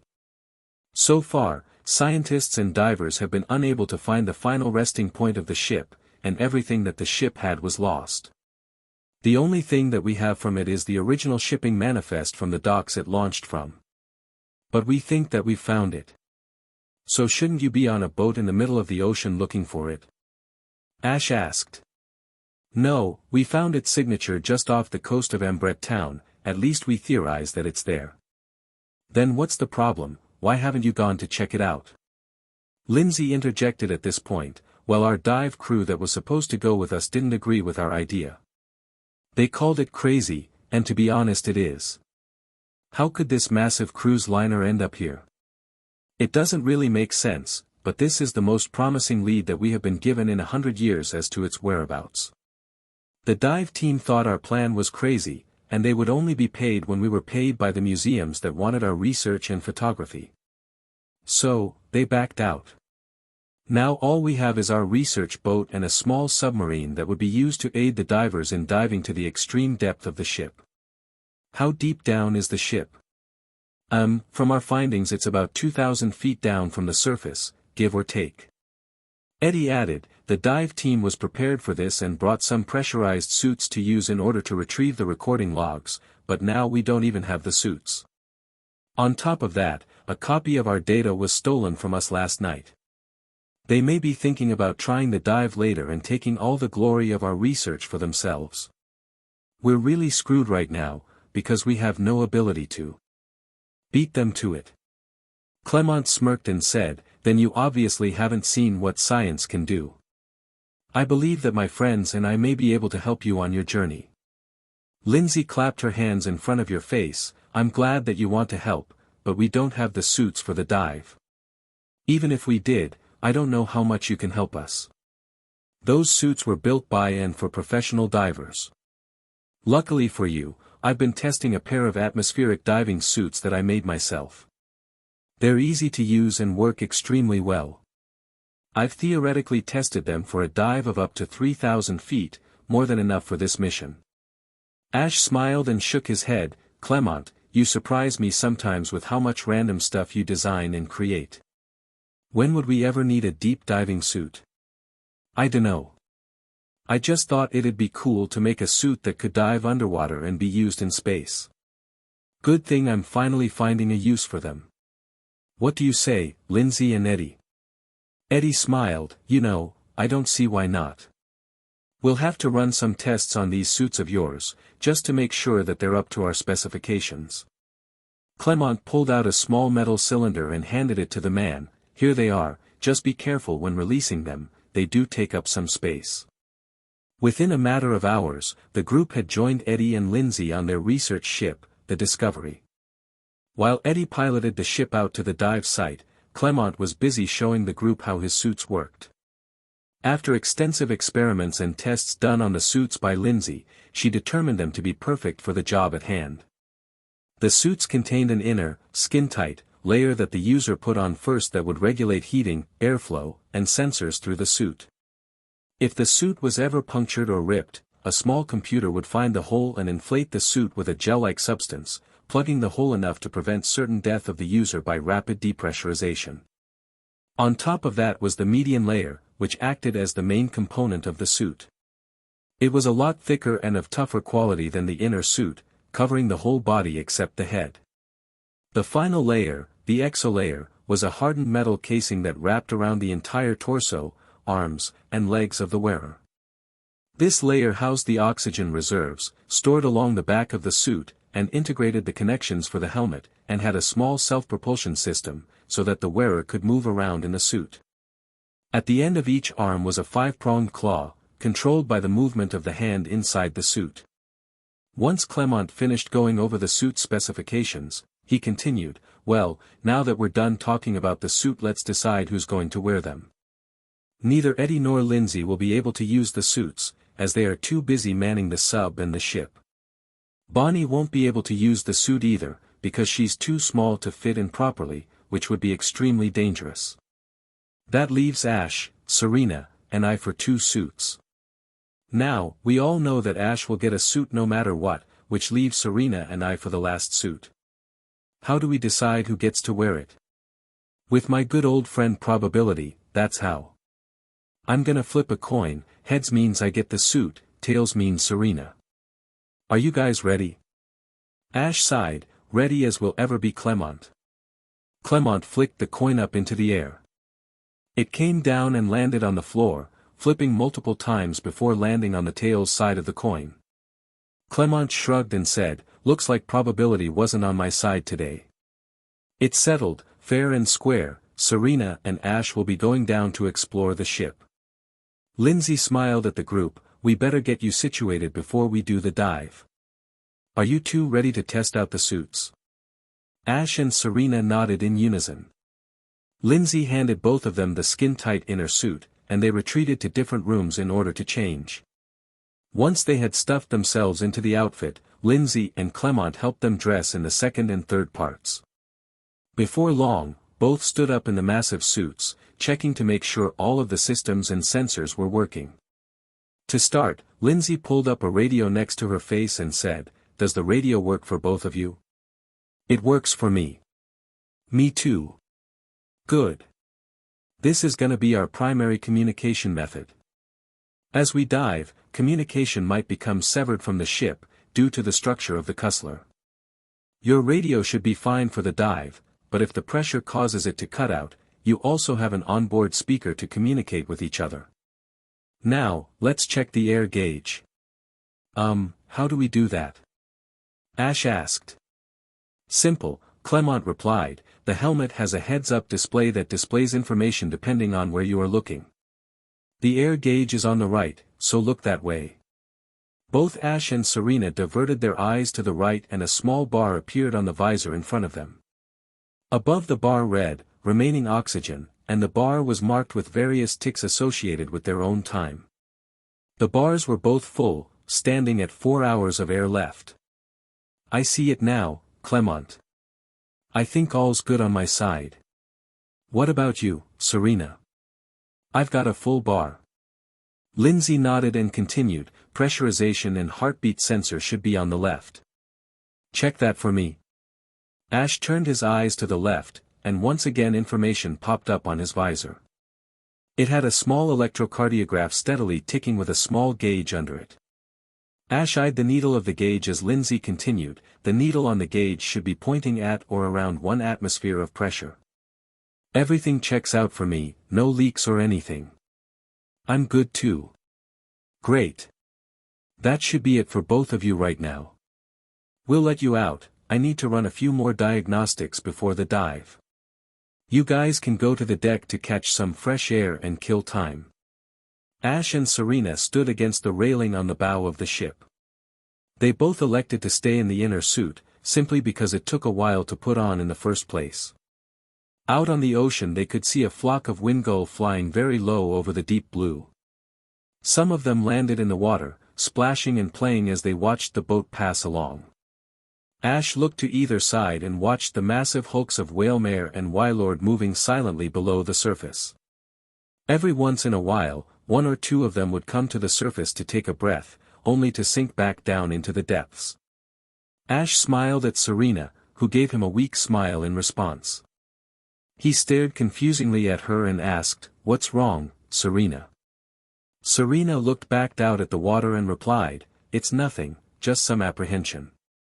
I mean, this whole trip is a once-in-a-lifetime thing, but you can't deny the inherent dangers of this dive. What if something goes wrong and one of us gets hurt?" Ash simply smiled and said, "Serena, don't worry about it. If you feel scared or anything you can give the suit to Clemont, I'm sure he'd be more than happy to dive in your place." Serena shook her head violently, "No Ash, I want to go down with you. There's nothing that can stop me, I'm just a little nervous that's all." "It's perfectly fine to be nervous Serena, but that doesn't stop us.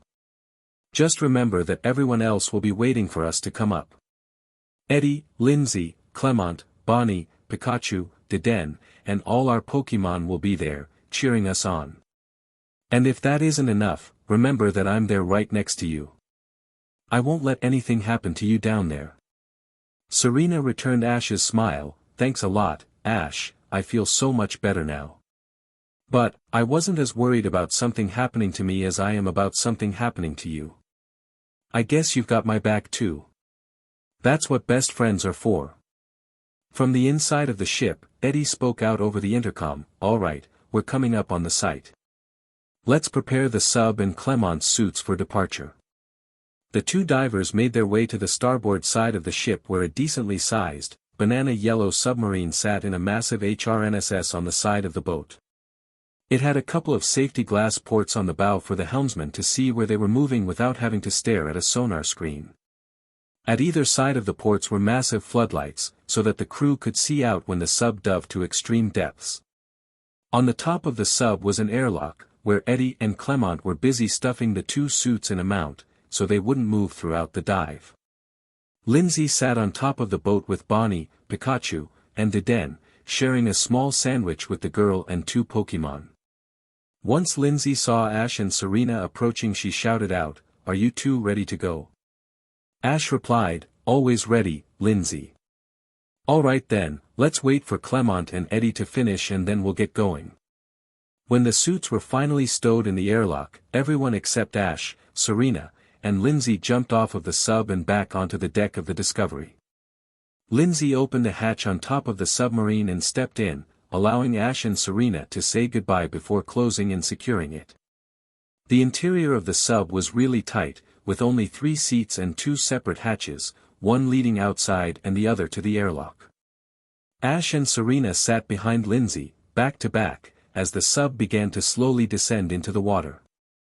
From their personal portholes, they watched the sub hit the water, floating gently on the surface. The engine roared to life and began to hum loudly. Lindsay pulled up the radio and said, "Eddie, can you hear me?" "Loud and clear, Lindsay." "Great, everything is running green for us, what about for you?" "Yep, we're good up here." "Alright, preparing to dive to nominal depth. Starting dive in 3, 2. Dive, dive, dive." The sub lurched as it began to descend below the surface of the ocean. From the portholes, Ash and Serena watched as the waterline rose over their heads, until their vision was entirely taken up by the sea. Lindsay turned back to them and said, "It'll take us a bit to get down to depth, maybe 10 minutes. Gives you time to calm your nerves." Serena stared out into the ocean. With each passing second, the outside world became a darker shade of blue, as more and more water blocked the light from reaching them. She turned on the floodlights to reveal just how many Pokémon were swimming alongside the ship. A school of Magikarp swam just outside her window, aimlessly wandering as the ship continued to sink lower and lower. After a short time, Lindsay once again said, "Alright guys, we're coming up on where the ship should be. Are you ready for what could possibly be one of the biggest finds in the last century?" Both trainers nodded. It wasn't every day that someone would stumble upon a sunken ship, especially one the size of the Cussler. If it wasn't where Lindsay and Eddie theorized, they still couldn't complain, as Eddie and Lindsay were kind enough to give them the ride of a lifetime. They could only sit and wait, and watch the front porthole. Slowly, a massive shape began to emerge out of the black. As the ship came closer, the lights illuminated more of the shape. It became more and more discernible, until they could clearly see the bow of a ship. The metal around the outside had completely rusted off, and was covered with barnacle and barnacle moving up and down the hull. As they looked towards the stern, they saw that the ship was completely cleaved in two, and the back end sat a few hundred feet away, angled away from the rest of the ship. Lindsay's eyes opened widely and she whispered out, "There it is, the Cussler." She pulled out the radio once more and said, "Eddie, I'm sending you a live feed. You have to see this." After a few seconds, Eddie finally replied over the radio, his voice slightly warbled by the interference from the water, "Wow, it looks amazing. We did it, Lindsay, we finally found it after all this time. Do you know what this means? We're set for life. Oh wow, it's so beautiful. That's awesome. Now let's go in and explore the interior." "Roger. Ash, Serena, you guys ready to go out?" Ash hollered and jumped up out of his seat, about to speak when he banged his head on the sloped ceiling of the sub. He slunk back into his seat, rubbing his throbbing head and weakly said, "I might have got a little excited, ow." Serena giggled, "Yeah, I think Ash is ready." Lindsay nodded, "Let me get you guys close to the bridge. There you should find a small metal box. This will have all the shipping manifests, captain's logs, crew lists, and guest lists all completely sealed tight and protected from the ocean. These documents are really important, and it's the first thing we look for when searching a new wreck. Clemont and I installed a magnet strip on the back of each of your suits, so use that to carry the box and any metallic items of value or interest, but be careful what you touch, parts of the ship may be unstable, and we want to preserve the site as much as possible. One other thing, both of you will be recording video of the inside, so look around as much as possible to soak in all of the sights, no pun intended." Once they were finished being briefed by Lindsay, all three went to the airlock to help Ash and Serena into their respective diving suits. It took them a while to suit up in the tight space, and Lindsay retreated back down into the sub once she was sure that their suits were watertight.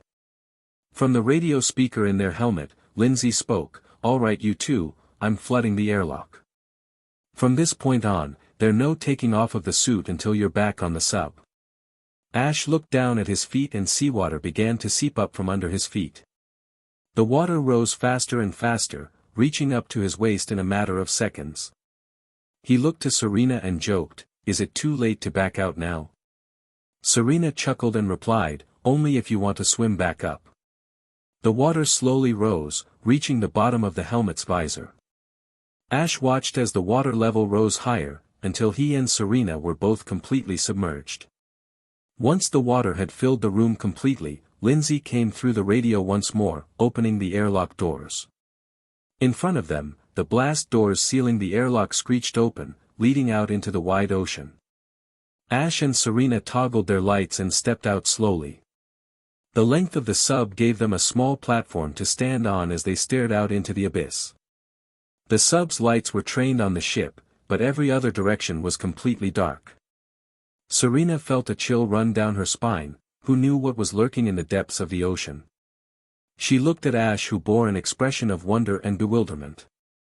He said, "Well, Serena, are you ready?" Serena nodded in her helmet and took a deep breath before replying, "Let's do this, Ash." They activated the personal propulsion systems on each of their suits, and they glided towards the sunken ship. The massive hulk grew larger and larger, and Ash could make out a few letters painted on the side of the ship. While most of it was scratched off or covered up, it obviously made up the letters in Cussler. They made their way around to the back of the front half, and landed on what would be the port deck. They slowly made their way into the ship through one of the doors. As they entered the door, they were immediately greeted with a pitch-black void. Ash flipped a switch in his right glove to flip on the lights on either side of his helmet. Serena quickly did the same, and shed light on the hallway that appeared in front of them. The tight corridor was rather eerie, as it was malformed and rusted over. It obviously had been luxurious at one point, but years of being underwater made its toll, completely decaying the ship down to a skeleton of what it once was. "Come on, Serena, let's see if we can find the bridge to get those manifests." "Yeah." Ash noticed the hesitation in her voice. He could see how obviously scared she was to go in this ship, at least what was left of it. He couldn't really blame her though, who knew what they would find in the bowels of this undersea relic. He gave her a small knowing smile and said, "Don't worry, Serena. If you need to, you can go back. Nobody is making you come in the ship." Serena shook her head, "No, Ash, I'm going with you. You need my help, no matter how terrifying it may be." "Well, if you need to hang close to me, feel free." Serena smiled back.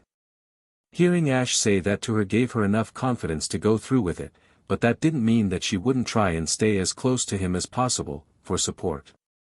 The two slowly stepped through the claustrophobic corridor into a massive central ballroom.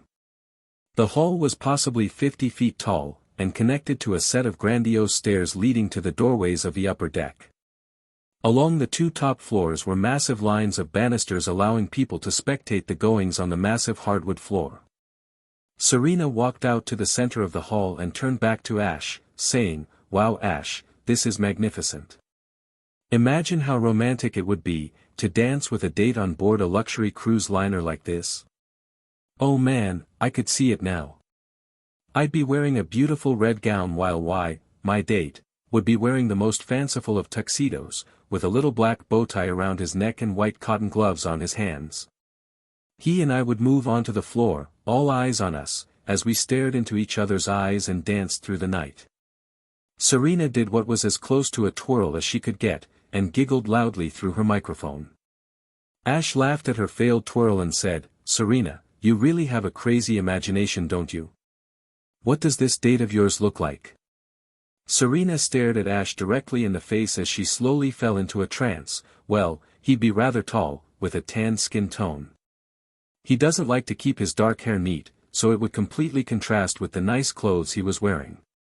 He has an awesome sense of humor, and always is there for his friends, though he may not be the politest person on the planet. What I really like most about him would be his amazing facial features.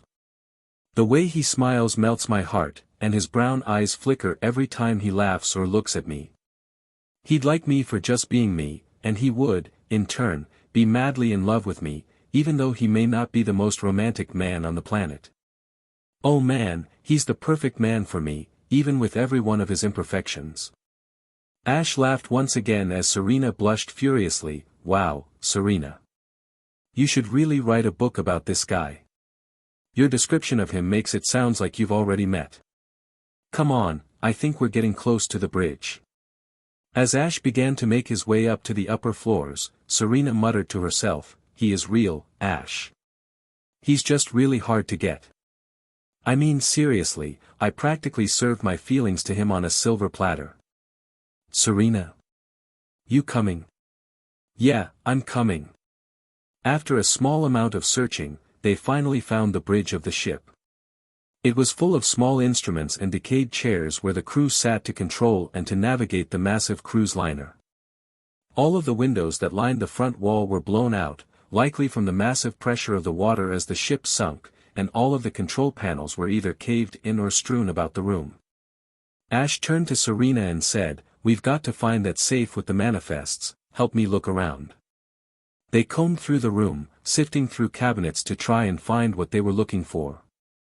For 5 minutes they searched, to no avail, until Ash finally looked in one of the spare.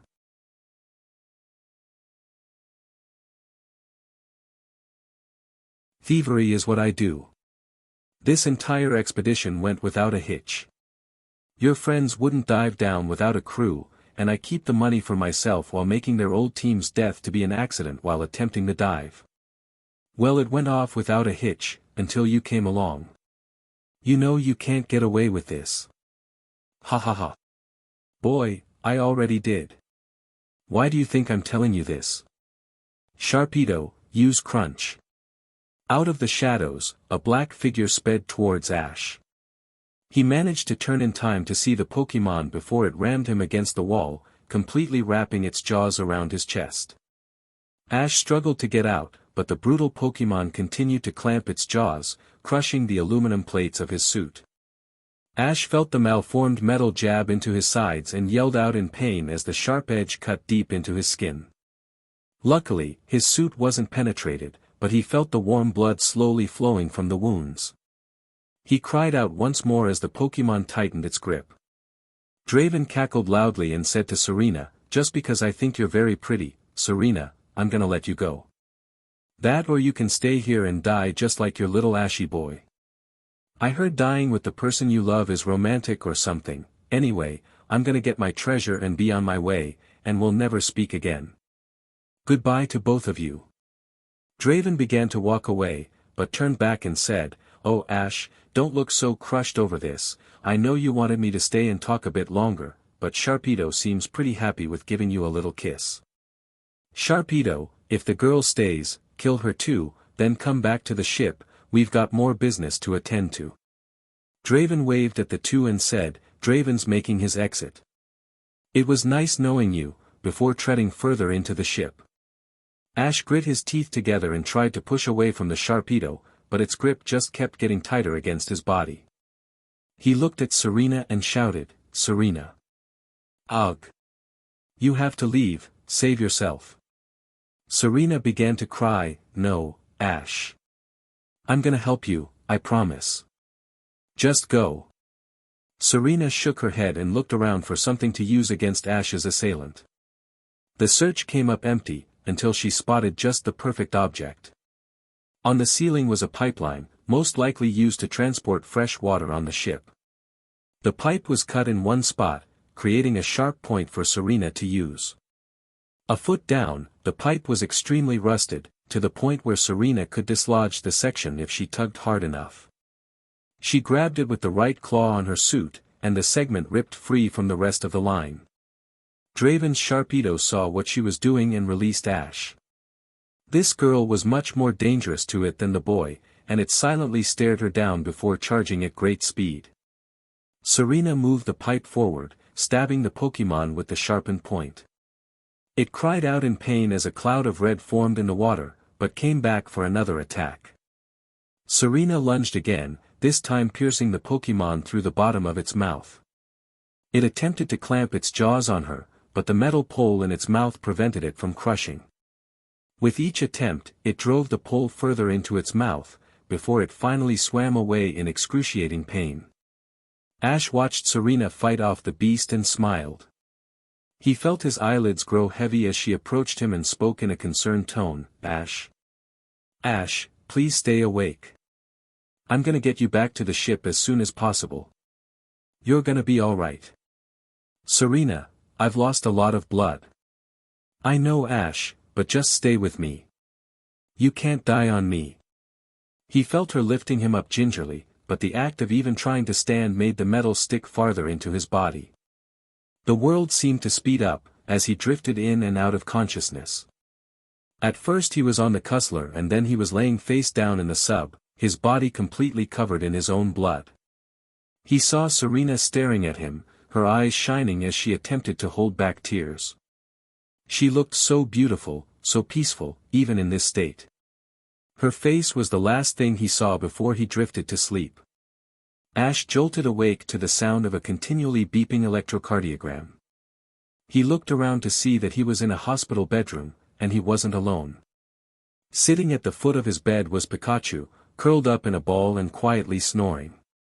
On his right, Serena rested her head against the side of his bed, using her own arms as a pillow. Ash felt the urge to place his hands on top of her head, and he combed his fingers through her honey blonde hair. She stirred a bit, and gently opened her eyes, lifting up her head to look at Ash. Ash gave her a weak smile and groggily said, "Serena, I'm glad to see you." Serena returned the smile and said, "Ash, you're awake. You saved me." At this point, Serena couldn't hold back.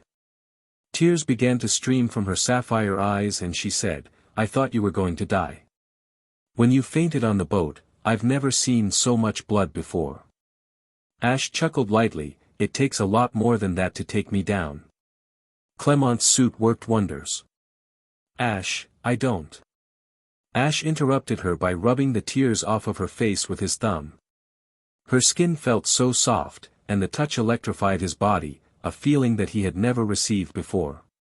It was rather pleasant, much like the small shocks Pikachu would give him when they hugged. But, it was a different feeling with Serena, something he couldn't explain. His thumb lingered for a second, until Serena grabbed his hand with both of hers. They were so warm, so soft. He didn't want her to release his hand when she did, and felt his heart sink as she began to hoist herself out of the chair next to his bed. When she had stood up fully, Serena smiled at him again and said, "I'm gonna get some food, you just get some rest. I'll be back in a bit." As she walked away and opened the door, Ash stopped her by asking, "Serena, I hope you don't mind me asking, why did you do what you did?" "What do you mean, Ash? Why did you save me? If you didn't find something to use, you could have been killed." "Well, I'll answer that with a question myself. Why did you jump off of Prism Tower to save Pikachu and Garchomp when you would most certainly die?" You have the answer, there's no reason to tell me. Serena. You should get some sleep, Ash, I'll be back later. Oh, and welcome to Sillage City. Serena closed the door, leaving Ash alone with the sleeping Pikachu. Ash reached over, groaning as he felt pain soar through his sides. He tapped Pikachu, who woke up to see his recovering trainer looking at him. Pikachu walked up the bed towards Ash. Once he came close, Pikachu liked Ash's face and curled up against his body tightly before immediately falling back to sleep against his chest. Ash smiled at his partner and wrapped his arms around the Pokémon, attempting to join Pikachu in his slumber. He couldn't fall asleep for a while though, as Serena's words to him echoed in his mind. I jumped after Pikachu because he's my best friend, and I couldn't imagine life without him. I'd give my life for him in a heartbeat. Is that what Serena meant? He shrugged it off and slumped down in his bed. It was so comfortable, way more comfortable than one of the guest beds in the Pokémon Center. Ash felt his side sting a little as he repositioned his body, but it was nothing that he couldn't handle. He fluffed his pillow and dug his head into the soft down, allowing the warm embrace of sleep to take him once more. Ash startled awake as the door to his hospital room squeaked open. Pikachu stirred slightly in his arms and looked up to see who was coming through the door. Ash subconsciously hoped that it was Serena who was entering the room, but it turned out to be a tall, older woman wearing blue medical scrubs. Her dark brown hair, sprinkled with strands of gray, was tied up in a bun behind her head, and she gave Ash a warm smile as she approached the bed. Sorry to wake you, Mr. Ketchum, she apologized as she pulled up a clipboard and clicked a pen. It's quite all right. I was expecting. You were expecting your friend Serena. She's waiting outside with your other companions until I'm finished here. She's been here almost as long as you have, you know. You two must be great friends. Yeah. Yeah, we are. Well, I won't take much time. My name is Dr. Werner. I'll be around every once in a while to take physical tests, just so that we can gauge how much time you'll be stuck in this bed. Normally we wouldn't do this so soon, but your healing has been rather rapid. Now, let's get these done with quick so that you've got some good time to speak with your visitors. Pikachu jumped off of Ash and onto a nearby chair as Dr. Werner checked Ash's healing wounds and helped him up out of bed. For the next 10 minutes, Ash was put through a set of rigorous stretching and walking back and forth in the room. His body was extremely sore, but he still was able to do everything with minimal pain. Once they were finished, Dr. Werner helped him back into the bed. As Ash laid back against the pillow, he asked, "So Dr. Werner?" "Yes." "What is it?"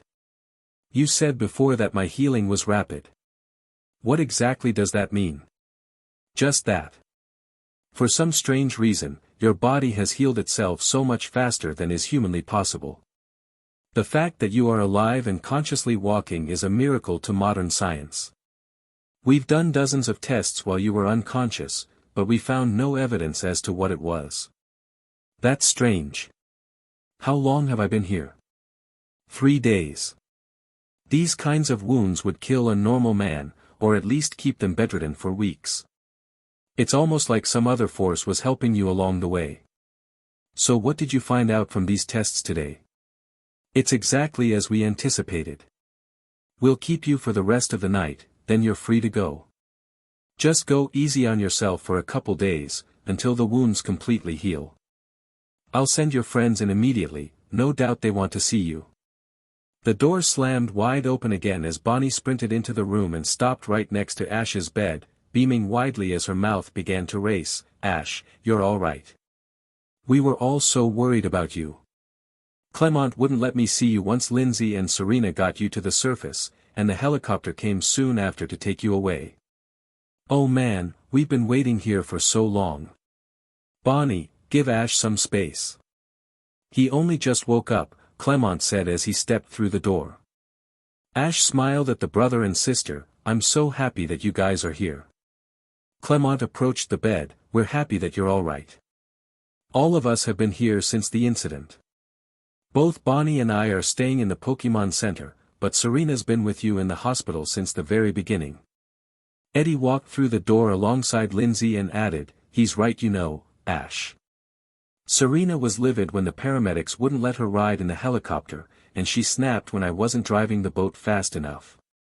I'll tell you what, that girl has some serious fangs on her. It's like watching a mother ursaring protect her cubs. Ash could only laugh as someone else entered through the door. The blushing, blonde teen joined the other people surrounding Ash's bed, her hands clutched together on the front of her skirt. Ash could see that her clothes were wrinkled and dark circles hung under her slightly bloodshot eyes. Her hair was frizzy and unkempt, and her hat wasn't quite centered on her head. It was obvious that she barely had any sleep in the past few days, most likely because she was worrying too much about him. She gave Ash an embarrassed smile and said, "They're exaggerating, Ash. It was much less than you think." Lindsay chuckled, "No, we're not, Ash. If you're in trouble, this girl is the stuff of nightmares." The blush on Serena's face only heightened in intensity as she tried to cover her face with her hands. Ash smiled at her and said, "I guess I'm just lucky that I have such a friend." "Yeah, she definitely wants to be a friend, Ash," Bonnie muttered sarcastically to herself. Dr. Werner peered into the room again and said, "Sorry to interrupt. Mr. Ketchum, there's someone else who wants to talk to you, and let me just say that she is not happy with you." Ash scratched the side of his head. "Who is it?" "Ash Ketchum, why did you do this to me? Why do you always have to put yourself in serious danger everywhere you go? What were you thinking?" "I'm sorry, Mom." Ash's room was empty except for him and Pikachu. The nurses had rolled a video phone into the room so that Ash didn't have to move in order to receive Delia Ketchum's call. Now he wished that he hadn't, he could see just how distraught she was. Much like Serena, her appearance was much more rough than normal. Though she tried to sound angry at Ash, he could tell that she was actually overjoyed to hear from him. Her cheeks had shining streaks running down them, and her eyes were still quite watery, obviously she had been crying rather recently. Delia managed to flash a smile and said, "I'm just so glad that you're all right. After I heard that you were in the hospital, I wanted to rush to Kalos to help you, but that doctor of yours said everything was under control. So all I could do was sit idly for 3 days, knowing full well that my son, my world, laid unconscious in a hospital bedroom. I'm sorry for making you worry about me all the time. It seems that no matter where you go, danger follows close, and you never tell me what's going on. You've been in Kalos for about a month now, and you have yet to call me." Ash scratched his cheek. I'm sorry. I got caught up in training and traveling, I never thought about it." "Well, you better keep me more informed, mister. You could at least call once a week, just so I know you're all right. I don't want to hear about your well-being from a hospital doctor. But I don't want to talk about this, about something so depressing. So let's change the topic. How's your journey going in Kalos?" Ash was surprised at the change of his mother's demeanor. He was quiet for a few moments, and replied, "It's going well so far. I've only got the 1 badge, but I'm here in Sillage City for my 2nd one. Have you caught any new Pokémon recently?" "Yes, 2 of them. I also brought Jibble along, back from home. He and I are helping Professor Sycamore with his research in Mega Evolution. Jibble has a long way to go in order to become a Garchomp, but I believe in him." "That's great, Ash. Are you traveling alone?" "No, I'm not. I'm traveling with 3 others. The first 2 are the Lumios gym leader, Clemont, and his sister Bonnie." "And who's the 3rd one?" "Well, there's someone that you already know." "Who? Is it one of your friends from Unova?" "Think farther back. May or her brother?" "Farther." Delia thought hard for a moment and then sighed, "It can't be Brock, Misty, nor Tracy. So who is it? Remember when I went to Professor Oak's summer camp all those years ago?" Delia's eyes opened widely as she said, "It can't be. Is it Serena? Serena Gabina?" Ash nodded, "The one and only." His mother squealed like a young girl and pleaded, "Oh please, Ash, bring her in. I want to speak with her after all these years." "All right, Mom, I'll bring her in," Ash said as he struggled to get out of bed. Pikachu jumped on his chest in order to push him back down and pointed to the door. Ash laid back down and asked, "You want to go out and tell her?" Pikachu replied as he nodded his head. "Fine. Go get her real quick." Pikachu jumped back off of Ash and squeezed through the slightly cracked door. A few moments later, the door swung open and Serena entered, Pikachu perched on her shoulder. As she came into view of the video phone, she said, "Hello, Mrs. Ketchum." "Oh please, Serena, call me Delia," Ash's mother said with a smile. "All right, Delia." Delia looked at the girl, her amber eyes moving up and down as she took in all of Serena's features. My, you're so beautiful, Serena. The last time I saw you, you were only 8 years old. Oh, how I remember when you and Ash had to separate after the camp. He was crying for days after you left, and he barely ate a thing." Serena giggled, "That doesn't sound like Ash at all." Ash covered his face in embarrassment. "Mom." "Oh, Ash, you know that it's a mother's job to poke fun at her children. Now, Serena, you have to tell me everything. I really shouldn't have let you speak to her." "Oh come on, Ash. You're acting like she tortured you or something. She might as well have. My mom loves to embarrass me any chance she gets. Was it true though, what she said about you crying after I left?" Serena stared earnestly into Ash's eyes. Her look knocked the wind out of him, and he felt a strange feeling in his stomach. Ash could only respond with, "Come on, Ash, tell me the truth." Ash was saved by the opening of the bedroom door. Lindsay and Eddie stepped in, closely followed by Clemont and Bonnie. Lindsay said, "We've got it guys." Eager to change the subject, Ash asked, "Got what?" From his pocket, Eddie pulled out a small disc. This is the footage from our dive, from both of your mounted helmet cams. When does the footage end? The second you pull off your suits, after the accident. Serena looked back at Ash. "Do you really want to watch it, Ash?" "I have to. If we can find Draven and his team." Lindsay interrupted him, "Ash, authorities already found Draven's team." "What? Where are they?" There was a brief moment of silence until Eddie replied, "They're in the morgue. Found floating in the ocean a couple days ago. All of their bodies were ripped and torn, like they were attacked. Attacked by a Sharpedo."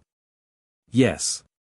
A long silence hung in the room, until Ash said, "Well, we have to see the footage. Not only for me, but for your expedition. Injuries or not, this was one of the biggest finds in history. It wouldn't be fair to you guys if we didn't watch it." Eddie nodded and inserted the disc into a player next to the television in the corner.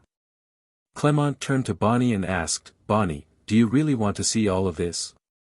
"Of course, Clemont. I'm not a baby, I can handle myself." "Well, I just don't want you getting nightmares, that's all. Trust me, I'll be fine." Lindsay turned off the lights in the room. It was getting late, and the only light illuminating the room was that from the TV screen and the light through the window of the door into the hospital hallway. They all watched the screen as the video feed of the dive started. The video was eerily silent, as neither Ash nor Serena had a microphone fitted in their suit. After a couple of hours of watching and rewinding the footage so that Eddie and Lindsay could marvel at the different sights in the sunken ship, it was finally time to watch the search of the aft section. Ash stirred in his bed and felt a hand rest gently on his own. Ash turned to see Serena staring directly at him. Her gaze calmed him down, and he said to Eddie, "Keep playing the tape." They continued to watch as Ash and Serena made their way down a narrow hallway, until they came face to face with a man clad in a dark, pressurized dive suit. Where his face should have been was a sheath of white light. Eddie cursed under his breath and said, "That smart bastard, he installed an infrared lamp in his helmet to prevent cameras from seeing his face. There's no way that we can identify him without his facial features." On the screen, Ash continued to stare at Draven for another couple of minutes, due to the short conversation that nobody could hear, until a figure appeared from the dark and slammed into him. The feed from Ash's camera thrashed back and forth as the Sharpedo continued its brutal assault. Ash's right hand drifted toward the wounds on his side, and he felt Serena's grip on his left hand tighten. He turned to her and saw her lips tighten as tears began to form in her eyes. He leaned closer to her and whispered, "Serena, I'm okay." She nodded and wiped the tears away with her free hand. Eddie rewound the video and switched to Serena's viewpoint at the time of the attack. It was quick, but brutal, and Ash saw the raw power with which the Sharpedo struck him. If he wasn't wearing the suit, there was no doubt in his mind that he wouldn't be here today. He looked to Bonnie, who had covered her eyes and leaned face first into her brother, unable to watch her friend struggling against the murderous Pokémon. Eddie turned off the TV and flipped the lights back on, turning to speak, "We should get going. We have to get copies of this feed to the museums and to the police. The copy in the player is yours to keep, Ash. Thank you all for your help." Lindsay added, "Yes, thank you. Without you guys we would be nothing, but we didn't expect that we would have put you into so much danger. For that, we are sorry." Ash shook his head, "You have no reason to be sorry. There was no way that we could have known what we would find. I'm just glad that we could help. Thank you, Ash. Goodbye." With that, Eddie and Lindsay were gone, leaving the original traveling companion sitting in the room in silence until Ash said, "We're going to the gym tomorrow to get my badge." Serena tried to protest, but, "Ash, you're getting out of the hospital tomorrow. You need to rest." "I'm fine right now, Serena. I can't stop working until I achieve my dream. For every step backward, I need to take 2 steps forward. So we're going to the gym tomorrow."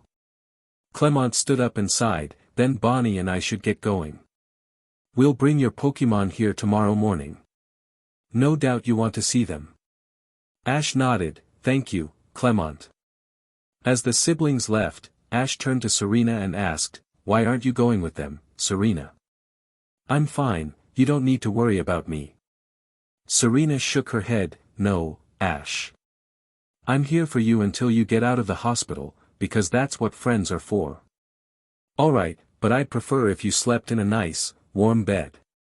"Honestly, Ash, I'll be fine. Don't worry about me." It was the middle of the night. Ash sat in his bed, staring blankly at the wall in front of him. 1,000 different thoughts squeezed their way through his head. He wasn't tired, he'd been asleep for the past 3 days. The only thing that he could do was think. Ash looked to his left to see Serena resting on a chair next to his bed. Even in the dark he could see the features of her face, framed by the position of her flowing, golden hair. She was beautiful. "Whoa, Ash, hold on there. What did you just say?" Ash stopped for a moment, still staring at Serena. What was he saying? Serena was his friend, right? So why was he thinking these odd things about her? He had to get his mind off of it in the only way he knew how right now. Ash grabbed the TV remote off of the counter and flipped the set on. The disc containing the dive footage was still in the player, exactly what he was looking for. He pressed play, and sat in silence. He watched the infamous scene over and over again, from both perspectives. Each time he looped it, he felt the same feeling deep in his gut, crippling fear. He had never known another time in his life where he was this afraid. He was helpless during the attack, he couldn't stop it from coming. Ash put a hand on his wound. Dr. Werner said before that there would be no physical scarring. That didn't mean there wouldn't be some sort of scar though. Draven was still out there, and there was nothing Ash could do to stop him. Ash knew that he wasn't done with Draven, and that one day they would meet again. But what happens then? Ash felt a shiver snake up his spine and he slid deeper under the sheets of his bed. He turned off the TV, and the room turned dark once more. He shifted to his side and closed his eyes. After all, he still had a gym battle tomorrow, and he needed to be rested for it. No matter what, he would give it his all, and so would his Pokémon. He looked at Pikachu, curled up on the right side of his bed, and shifted his body to get more comfortable. After tomorrow, he would be one step closer to the Kalos League, and all of the events of late would be left behind, for now at least. Ash and Serena woke up early the next morning to prepare for the long day ahead. Ash was happy to get out of the hospital gown and back into his traveling clothes. He slipped his red cap back onto his head and straightened the brim. Pikachu jumped up onto his shoulder and rubbed up against Ash's head. Serena smiled at the two and said, "You're good as new." Hee, yeah. It's still a bit sore, but I'll be fine. Well, I hope you're ready. Clemont and Bonnie should be waiting in the lobby with your Pokémon. Then we shouldn't keep them waiting. Let's go. The lobby of the hospital was bustling with people moving about their daily business.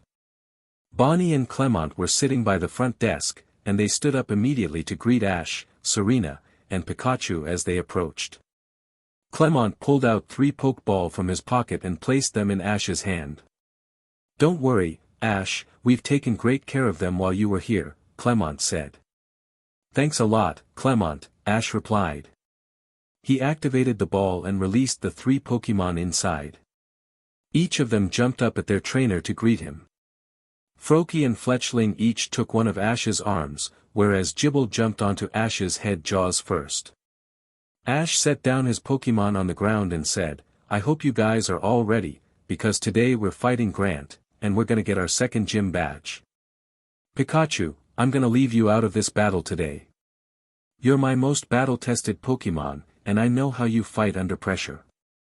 Fletchling, Froakie, this is gonna be your first real gym battle. I know that both of you can do this, just listen to me and you'll be alright. Grant is a specialist with rock-type Pokémon, so they're gonna be real tough to take down. Just use your speed and you'll be alright. Are you guys prepared to win?" He had a trio of acknowledgements before he recalled all of his Pokémon into their individual Pokeball and latched them onto his belt. He turned to his other friends and said, "Let's go get that badge." Serena smiled, "We're right behind you, Ash." They stepped out into the warm, early morning sun. The center sat on a bluff overlooking the coast. The rays of the sun coming from the east glittered off of the waves. A sailboat drifted across the ocean, its wake little more than a short column of undulating water behind it. People, young and old alike, walked up and down the seaside boardwalk, browsing the shops along the beach. Behind the center was the rest of the city, built directly under the shadow of the mountain to the east. Ash looked around the city and said to his companions, "So where do you think the gym is?" Clemont shrugged, "That's a good question. What do you think, Serena?" Maybe we should find a map." Bonnie interjected, "We don't need it." "What do you mean?" Clemont asked his younger sister. "We know that Grant loves to climb as much as he loves to battle Pokémon. Where do you think a rock-type gym leader who loves to climb would keep his gym?" "I don't know." Bonnie pointed at the mountain, "There of course." Ash pat the girl on the head, "Great thinking, Bonnie. Come on guys, let's go get me that badge." He began to run off towards the mountain, closely followed by a giggling Bonnie. "Ash, wait up. Dr. Werner said to take it easy." Serena yelled as she ran after Ash and Bonnie. "Oh come on guys, why do we always have to run everywhere?" Clemont asked as he bumbled along. The entrance to the gym was little more than a giant cave tunneling into the top of the mountain. Above the entrance was the Pokémon League symbol, carved into the rock. A man sat outside the entrance and said to the group as they arrived, "Welcome to the Silage Gym, please come in. I'm sure Grant is waiting for you." "Thanks," Ash replied as he walked through the doorway and into the dimly lit tunnel. After a short walk, they came to a massive, hollowed-out room towards the summit of the mountain. In the center of the room sat a massive pyramid with a flat top. The sides of the pyramid were pocked with multicolored footholds and handholds. Grant was about halfway up, hanging on the side closest to the entrance. Ash shouted out to him, "Hey Grant. I'm here for my gym battle." Grant turned around to see Ash and his friends coming and said, "I'm glad you finally came. If you want your battle, it's up at the top." Serena gasped, "You mean we have to climb up?" "Of course not. I have an elevator around the back. I'm not going to deny a challenger if they don't want to climb."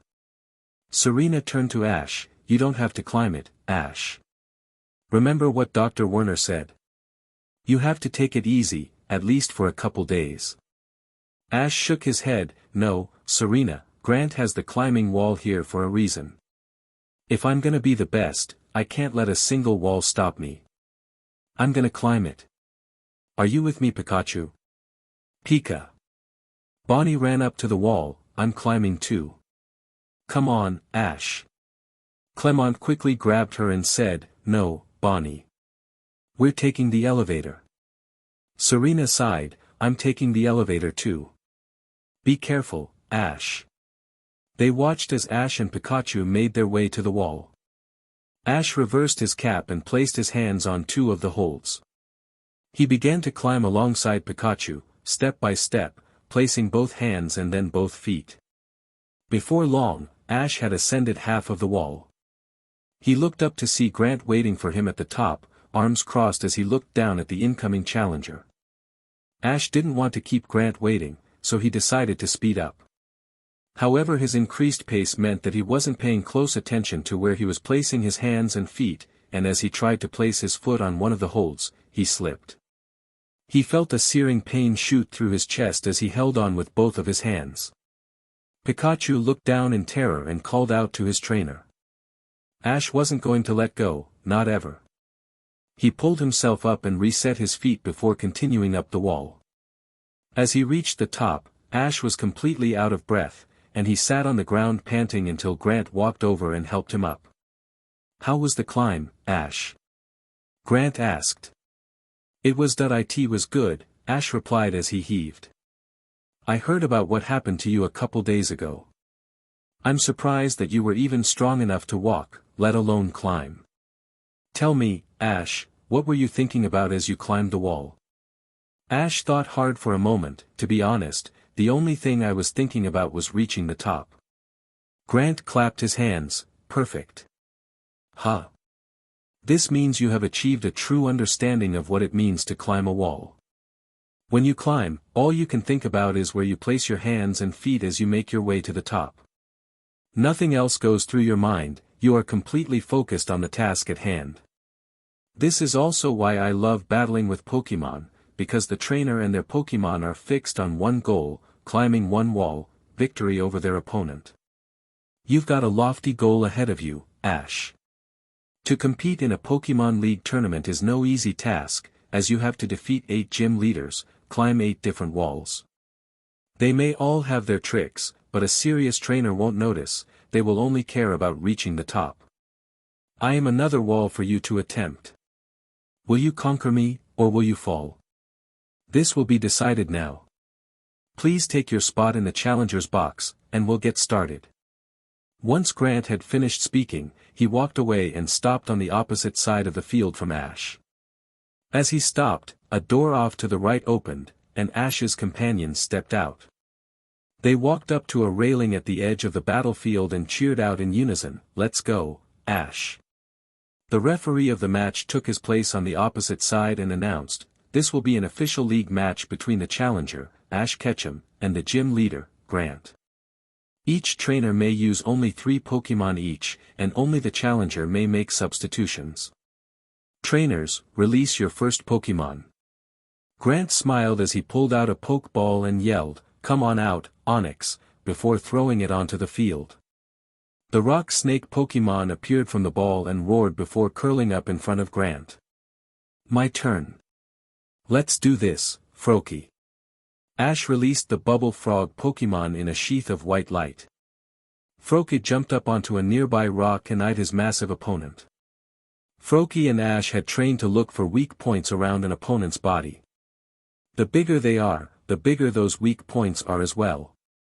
While Onix had a hard, rocky exterior, the joints between sections of its body were relatively underarmored. He would go for there first, hopefully that would work.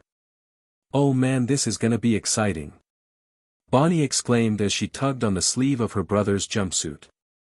It really is. It will be interesting to see how Froakie will fight against a Pokémon who is so much bigger than he is, Clemont responded. What do you think, Serena? Bonnie asked as she turned to the older girl. Yeah, I guess, Serena replied weakly. What's wrong, Serena? Clemont asked. Yeah, you seem kinda nervous. You do know that Ash is the one battling, right?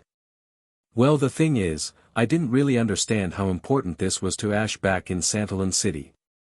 Now I know how hard he's been working for this, and how much he's gone through to get here. He really deserves this, especially after recent events. Bonnie grabbed her hand and gave her a huge smile. Don't worry, Serena, he'll win. Besides, he's got us here cheering for him all the way. I guess you're right. Still, I can't help but feel nervous. Trust me, Serena, your boyfriend will win, Bonnie replied with a smirk. Besides, Deden and I are rooting for him. Right, Deden? Deden poked his head out of Bonnie's satchel and yelled out, Dedenene. Serena shook her head and rolled her eyes. Sometimes Bonnie could be a little overzealous. For lack of a better word. She turned to the field and watched as the gym battle began. Well, Ash, it's time to get the show on the road. Onix, use rock throw. Onix unraveled itself and used its enormous tail to uproot boulders scattered around the battlefield, launching them at Froakie at high speeds. Froakie effortlessly dodged the boulders one by one. Once the salvo from Onix stopped, Froakie retaliated with his own attack, throwing a whirling ball of water, a water pulse, at Onix, striking it directly. The super effective attack didn't seem to affect Onix, as it roared again before throwing another volley at Froakie. Once again, Froakie jumped out of the way with ease before countering with yet another water pulse. Onix took the attack again, and again it looked fresh, even after withstanding two strong attacks. Your Froakie is fast, Ash. You have really trained it well. But, Onix and I are used to fighting against fast opponents. We're not gonna give up so easily. Onix, use rock polish. Onix curled up again and began to grind its body against itself. Once it had finished, its entire body shimmered in the light of the room, and it uncurled itself once more to wait for orders from Grant. Alright Onix, use rock throw again. You're doing good, Froakie, do exactly what you did again. The rock snake Pokémon threw more rocks at its opponent. This time, the attack was much faster, and Froakie had more trouble dodging each rock.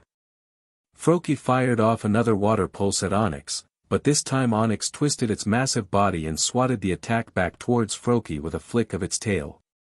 Froakie was caught off guard by the counter, and was sent flying back by his own attack. What did rock polish do, Clemont? Onix seems to be, Bonnie asked as she tugged on her brother's jumpsuit. Rock polish is a move that boosts the speed of a rock-type Pokémon. Grant knows that he and Onix can't beat Froakie's speed and type advantage, so he's evening the field as best he can. Is Ash in trouble? Serena asked.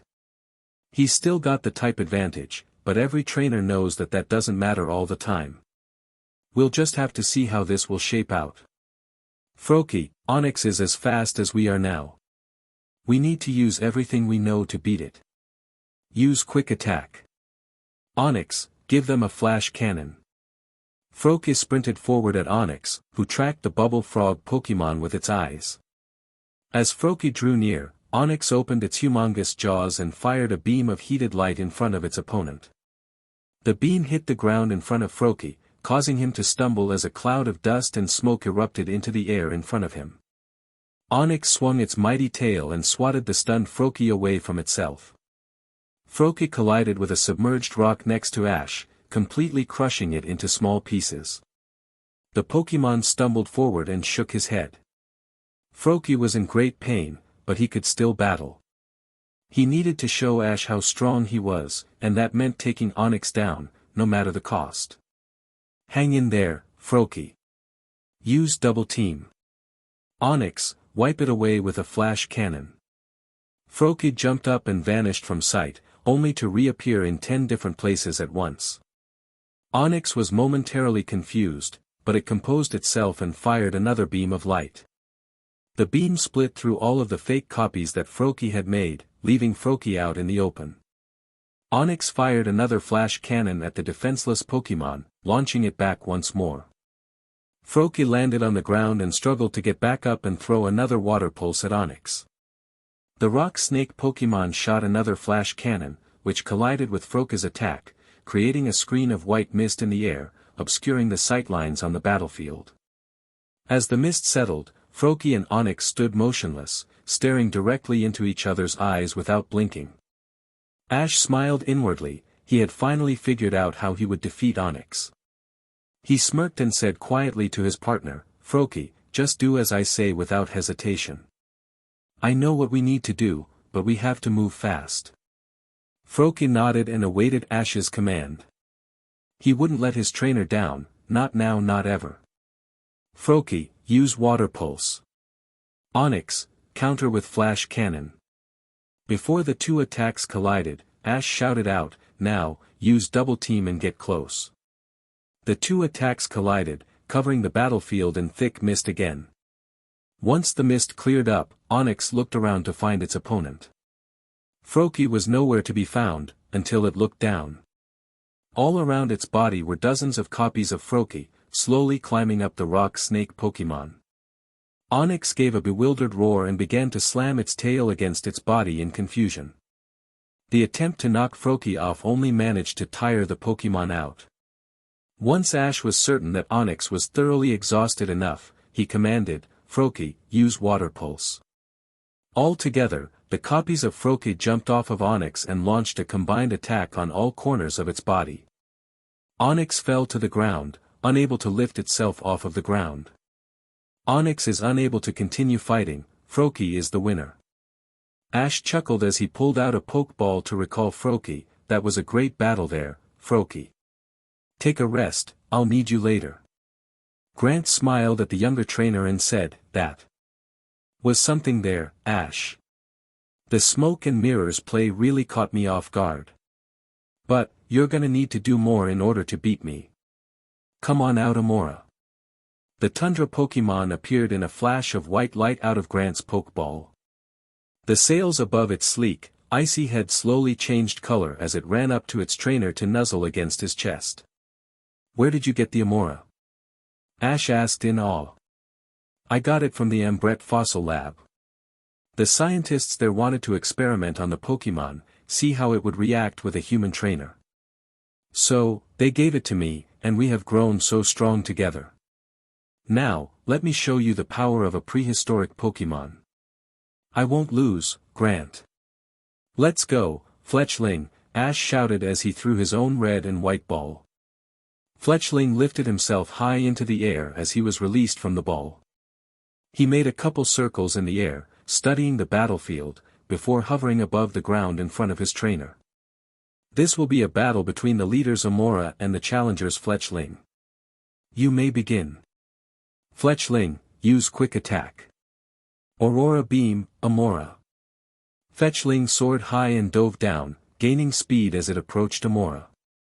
From its sails, Amora fired a multicolored beam of energy, provoking a dodging roll from Fletchling. The roll veered Fletchling off course and his attack missed its mark. Fletchling launched back up high and continued to soar in circles around Amora. Steel Wing, Fletchling. Let it come close and use takedown. Fletchling dove for another attack, his wings cased in white light. As he came closer, Amora began to sprint forward and leapt into the air. The two collided in mid-air and came crashing back to the ground. Ash grit his teeth as Fletchling dusted himself off and took flight once more, staring down his resilient opponent.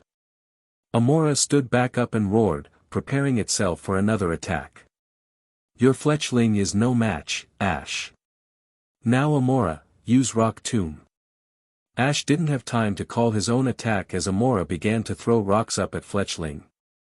Fletchling tried to weave his way through the onslaught, but a single stone clipped his wing and he was sent spiraling to the ground. He landed in a puff of dust as more rocks began to land all around him, sheathing him in a rocky prison. Before long, he was out of sight, completely covered by the rocks. Give up, Ash. Rock Tomb has completely encased Fletchling. We won't give up until we can't battle. Now, Fletchling, use Steel Wing. The pile of stones around Fletchling began to shake before it burst wide open, letting Fletchling propel himself forward, straight at Amora. His strengthened wing struck Amora on the side, lifting the Pokémon off of the ground and into the air. Before it landed, Fletchling came once more and slammed it back against the ground, dirt billowing into the air. Great work, Fletchling. That was a good move, Ash, but we still have some tricks up our sleeve. Amora, use Aurora Beam. Another chromatic beam of light ripped through the cloud of dust and struck Fletchling on the chest. Fletchling once again fell from the sky, landing upright on a nearby rock. The freezing beam chilled him to the bone, and he shook his feathers in an attempt to warm himself up. As the dust cleared, Fletchling could see Amora standing in the center, staring angrily his way. Its sails glowed a deep, sanguine red, and it roared out, its call echoing through the chamber. Fletchling took flight again and hung in the air above Ash. This battle is really getting heated right now. Neither Fletchling nor Amora are giving an inch, Clemont muttered. But someone still has to win, Serena finished his sentence for him. Yeah, someone has to win. They're both extremely exhausted at the moment, this next attack may decide just that. Fletchling, fly low and use Steel Wing again. Ancient Power, Amora, let's go. Fletchling swooped down, flying only inches above the ground as he advanced upon his opponent. He watched as Amora primed a ball of silver energy between its sails. Fletchling hit the Pokémon on its left foreleg, and it fell over onto its back before launching the attack at Fletchling. The sphere of energy collided with the tiny Robin Pokémon, sending him tumbling against the ground. Amora stood back up on its legs, and shook the dust off of its body. On the other side of the field, Fletchling wasn't as lucky. He tried to lift himself back up, but crumpled down against the ground, too exhausted to continue. Fletchling is unable to battle, Amora is the winner, the referee's deep voice boomed through the room.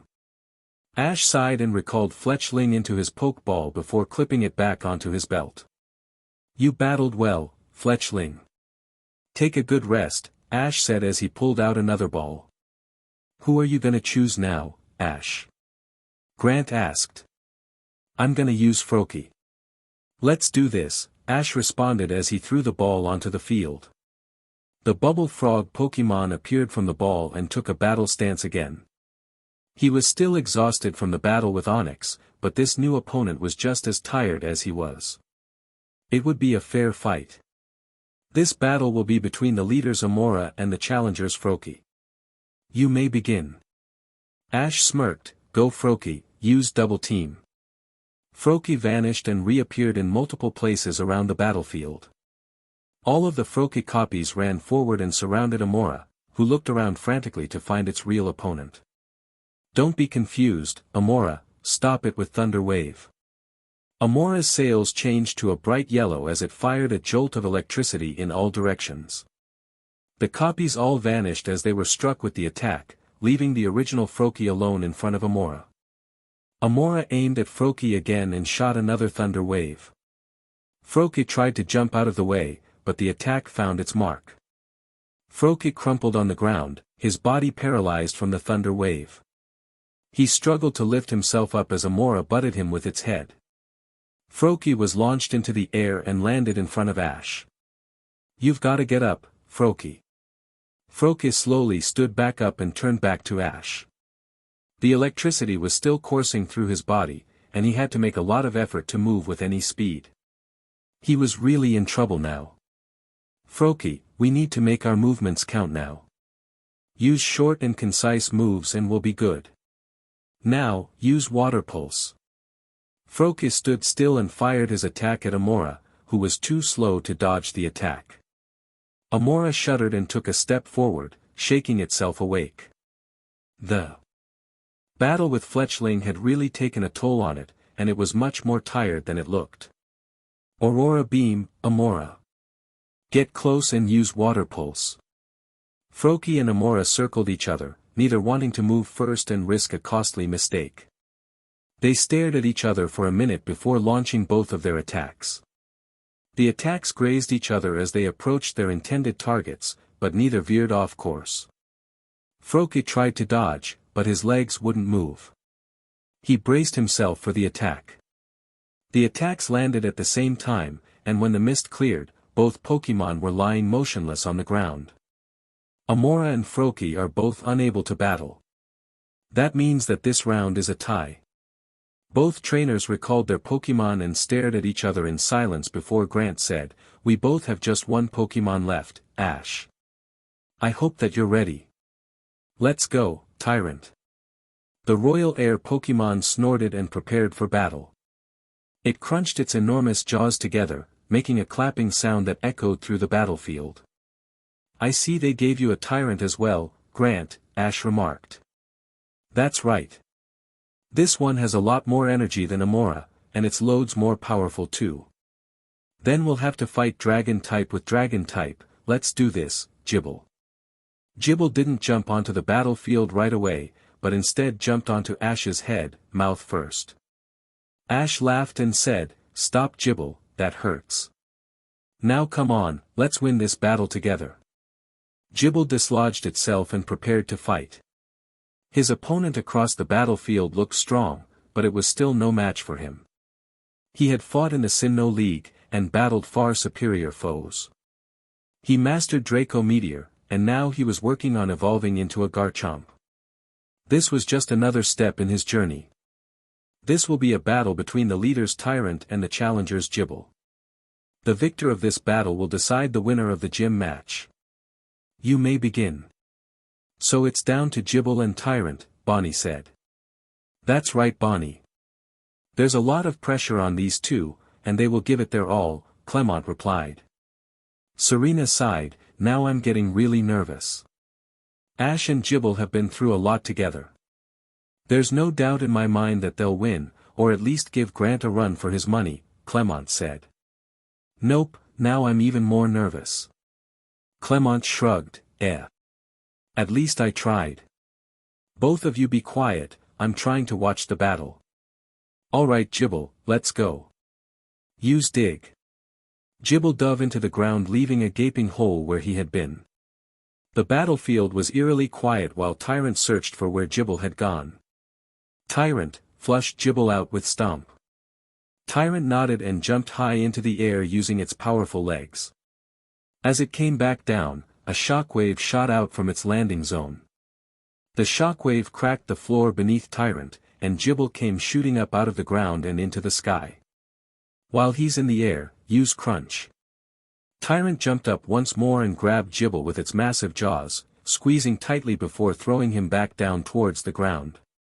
Gible landed on a nearby rock, cleaving it into many little pieces and sending rubble flying 20 feet into the air.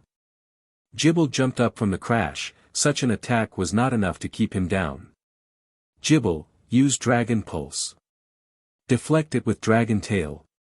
Gible launched a chromatic stream of fire from his gaping mouth. As the flames neared Tyrant, it sheathed its tail in green scales of light and jabbed it through the core of the flames, parting the stream in two separated tongues shooting out in right angles. Now Gible, use Rock Smash. Headbutt, Tyrant. Gible charged forward and jumped head first towards Tyrant. Tyrant rocked back on its legs and lunged forward. Their heads collided, causing a massive crack. Tyrant lowered its head and quickly lifted it, catapulting Gible into the air. Again Tyrant jumped and spun, slamming Gible back down to the ground with a powerful dragon tail. Gible jumped back, dodging another attack from Tyrant as it landed. Gible, use Draco Meteor. Counter with your own Draco Meteor, Tyrant. Both Pokémon shot a sphere of orange energy up into the air. As the two attacks collided, they exploded in a burst of fire. Smaller projectiles rained down from the sky, making Gible and Tyrant scurry for cover. Both Pokémon were caught in the deadly hail, and the ground was covered in a thick blanket of smoke. The battlers stood still, staring intently at each other, waiting for the next order from their trainers. Ash grit his teeth. How can I defeat Tyrant if it can counter every single attack I make? I have to figure something out. Tyrant and Gibble are both incredibly powerful, but I have to be craftier if I want to win. He called out, Gibble, are you alright? Gibble weakly nodded and fell to one knee. He had received a lot of damage from Tyrant's counterattacks. He needed to be stronger if he was to win. He needed more power. An energy stirred in his chest, and he was cloaked in a white light. His body began to change shape and grow larger. Is Gibble evolving? Serena asked. He knew that he couldn't beat Tyrant without getting stronger, and there was no better way to do that than evolve, Clemont replied. Bonnie and Deden jumped up and down behind the railing. That's so cool. The light around the Pokémon burst. Instead of Gibble, a taller and darker Pokémon stood in his place. Gibble's small hands were replaced with a single large claw on either hand. Instead of a single fin on his head, this Pokémon had 4 different fins, 2 on his arms, 1 on his back, and 1 on his thick, developing tail. He turned back to Ash and smiled a toothy grin, his light amber eyes burning with a deep passion. Ash smiled back, I think that you're ready for battle, Gabite. What's that Pokémon, Serena? Bonnie asked. Let me check. Serena pulled out her Pokédex and scanned the new Pokémon. The screen changed to a picture of Gabite and the robotic, female voice said, Gabite, the cave Pokémon and evolved form of Gibble. As Gabite digs to expand its nest, it habitually digs up gems that it then hoards in its nest. Clemont chuckled to himself, Gabite is much stronger than Gibble ever was. I don't think this fight will be fair. Let's go, Gabite. You're gonna win. Bonnie cheered. Gabite, use Dragon Pulse. Deflected again with Dragon Tail. Gabite jumped up and fired another column of multicolored flames at Tyrant. This time the flames were much larger and hotter than ever before. Tyrant tried to deflect the attack. With Dragon Tail again, but this time it was not enough to stop the fire, and it was launched backwards by the force of the attack. Slash, Gabite. Gabite sprinted forward and clawed Tyrant across the chest as it got up.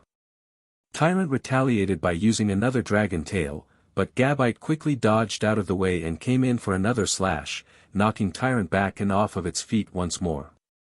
Gabite stepped back once more and snapped his snout at his opponent, who stumbled up from the last attack.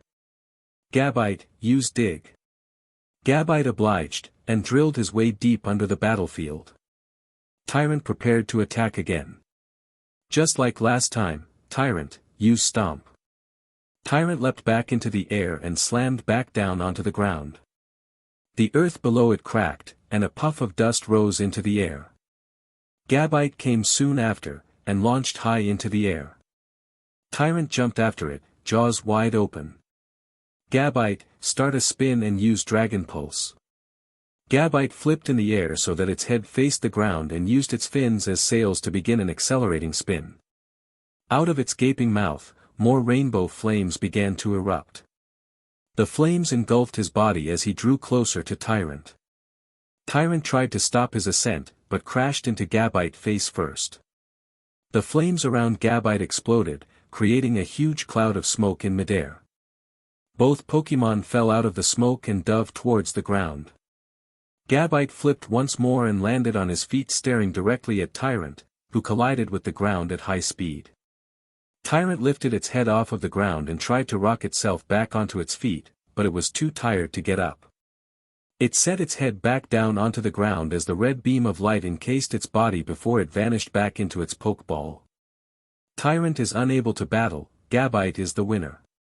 The victor of this official gym match is the challenger Ash Ketchum from Pallet Town. Ash pumped his fist and shouted, "Great work, Gabite, you did awesome." Pikachu, who had remained almost silent for the entire gym battle, jumped up onto Ash's shoulder and nuzzled against his head while the rest of the group came out to congratulate Ash. Grant walked up to Ash and shook his hand, that was an excellent battle, Ash. You and your Pokémon really showed me the bond that you share. There is no one else I would rather lose to. He pulled out a brown piece of glass shaped like a staggered rock face. Here, Ash, this is the Cliff Badge. It shows that you have conquered me in battle, and that you are one step closer to joining the Kalos League. Take it, it's yours. Thank you, Ash said as he took the badge from Grant's hand and placed it in his badge case, right next to the bug badge that he received from Viola in Santalin City. 2 down, 6 to go. So, where to now? Serena asked as they exited the gym. Ash shrugged, anyone have any suggestions? Clemont nodded, I've got one. There's a gym in Shalar City, next to the Tower of Mastery. Tower of Mastery? It's rumored to be the place where we learned that Pokémon can Mega Evolve. It's definitely something we should look at. Well, I'm in. If I can get a gym badge and help Professor Sycamore with his research at the same time, then it's a win-win scenario. The only problem is that it's a month of travel away. Ash sighed, a month? Really? That's alright guys. Look, Serena pointed to the screen on her traveler's guide. On the screen was a flyer for a summer camp happening in a couple weeks, proctored by none other than Professor Sycamore himself. The camp is in between here and Shalar. We can make it there right when it starts. What do you say? Ash smiled, that sounds like an awesome idea, Serena. Let's do it. Bonnie cried in excitement, yay. Come on guys, let's get going. Onward to Shalar City. Bonnie went running down the pathway, followed closely by Serena and Clemont. Ash stayed still and pulled the disc containing the dive footage out of his backpack. He slid his finger over the top of the white disc, scanning the label that read, Cussler Dive. He knew he had to try and put his mind back on track after what happened, but he would never sleep the same until Draven was no longer roaming freely. Ash had that sinking feeling that they would meet again, in some time or place, and he would end Draven's reign of terror. He looked up to see Serena standing directly in front of him, her eyes fixed on the disc in his hand. Come on, Ash, let's get going. You'll forget about it over time. No, I won't. He'll haunt my sleep until I find him. Ash pocketed the disc and began to walk forward. Serena stopped him by saying, he'll haunt my sleep too. Do you think a part of me didn't die there when I saw you on that hospital bed? You're my best friend in this world, and you're the reason that I'm traveling right now with my very own Pokémon. We'll take him down together. Ash turned around and muttered, I have an answer for you. What? I have an answer to your question from earlier, if I cried for you after the summer camp. The answer is yes. Ash turned around and began to walk away, saying, now come on, let's go. Serena smiled and twiddled her thumbs in embarrassment behind him as he continued to walk. As she saw that Ash was moving too far away she said, Ash wait for me, before running after him. Ash stopped momentarily to let her catch up, and the two friends walked together away from the gym, the recent conversation they just had swimming through both of their minds as they watched the noon sun amble through the sky, only to duck behind a feathery, white cloud. Gabite, use dig once more. Gabite readied his powerful claws and scratched at the surface of the ground. In a matter of seconds, he had disappeared from sight, leaving a massive gaping hole in his wake. His opponent searched wildly around, its red eyes moving rapidly as it surveyed its surroundings. The ground began to rumble under its feet and Gabite erupted from the ground in a massive plume of dirt and rock. Ivysaur countered it with Razor Leaf. As the seed Pokémon was lifted up into the air by Gabite's attack, it launched a storm of spinning, sharp leaves from the pink bulb on its back. The torrent of leaves cut into Gabite's skin, forcing him to throw up his arms in order to shield himself. Slash, Gabite. As Gabite landed feet first on the ground, he sprinted forward at Ivysaur, brandishing his sharpened claws. Ivysaur didn't have time to brace, and was sent flying back into the air by the force of the attack. Gabite catapulted himself into the air after Ivysaur and slammed the grass. Type back to the ground. Ivysaur crashed into the dirt with a sharp crack, sending a cloud of dust into the air. It slowly lifted itself back up off of the ground, but stumbled over again, too tired to continue the battle. A deep red light enveloped Ivysaur and in an instant the Pokémon vanished, recalled back into its Pokeball. Clemont rushed over and yelled out, "Ivysaur is unable to battle, Ash wins the battle." Serena cheered turned to Bonnie. She patted the girl on the shoulder and said, "Ash and Gabite have become really strong, haven't they?" Bonnie returned the smile and replied, "Yeah, they're really good. But I still have a problem with all of the battles that he's been having since Gabite evolved." "What is it?" Serena asked. "Well, it's the trainers he has been fighting against recently." She pointed at Ash, who was busy talking to the Ivysaur's trainer, a tall, thin girl with brilliant bronze hair. Her face had very soft features and her big, brown eyes were fixed on Ash as they talked. She gripped her hands together behind her back, pushing her chest out as she rolled her shoulders back and forth. She pulled out a notebook and a pen and gave them to Ash, continuing to stare at him as he signed his name on the paper. Serena grimaced. It seems that more people are approaching Ash for his autograph lately. The young, blonde girl shrugged. "He is a pretty famous trainer. I think people are finally starting to learn that he's here in Kalos for another league." "I know, but why do those people always have to be beautiful girls?" "Oh come on, Serena, you know that you're the most beautiful girl, and you're perfect for him. Plus you also have something else over every other girl." Serena blushed at Bonnie's compliment and asked, "What is it?" "He knows you, of course. You guys are best friends, and were even before he became famous. He even asked you to travel with him on his journey through Kalos. You two have something that these girls wish they could have." Serena sighed. "I guess you're right, Bonnie, but it still makes me pretty uncomfortable.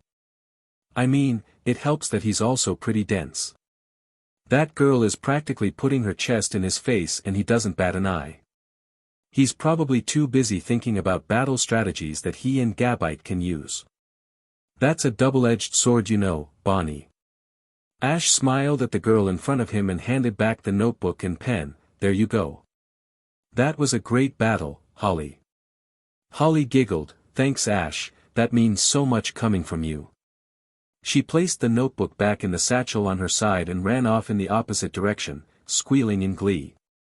Ash smiled and walked over to Gabite, patting the Pokémon on his head. Gabite gave a pleased grumble and lifted his head up to latch his jaws on top of Ash's head.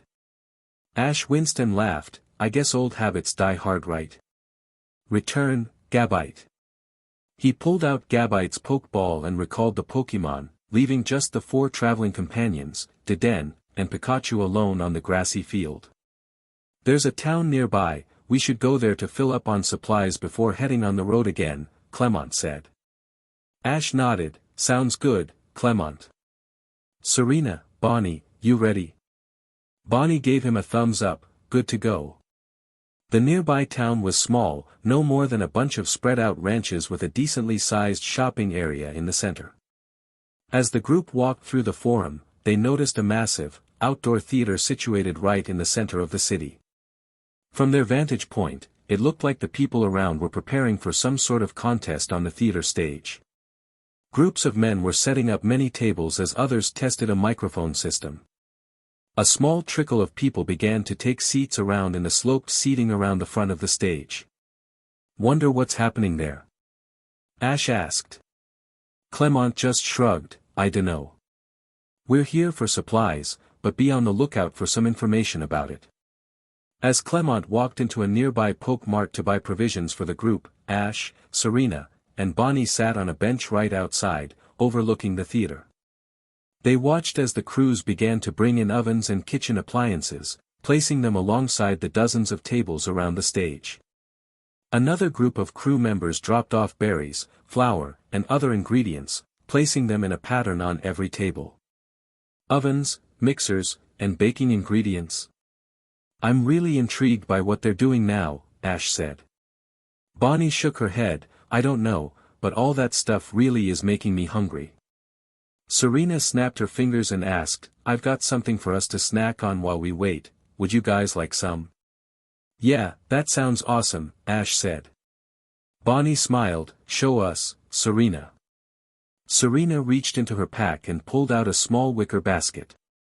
As she opened it, the others could see that inside were a dozen cupcake-like treats. What are they? Ash asked. They're called Poke Puffs. They're just little goodies for Pokemon and humans alike.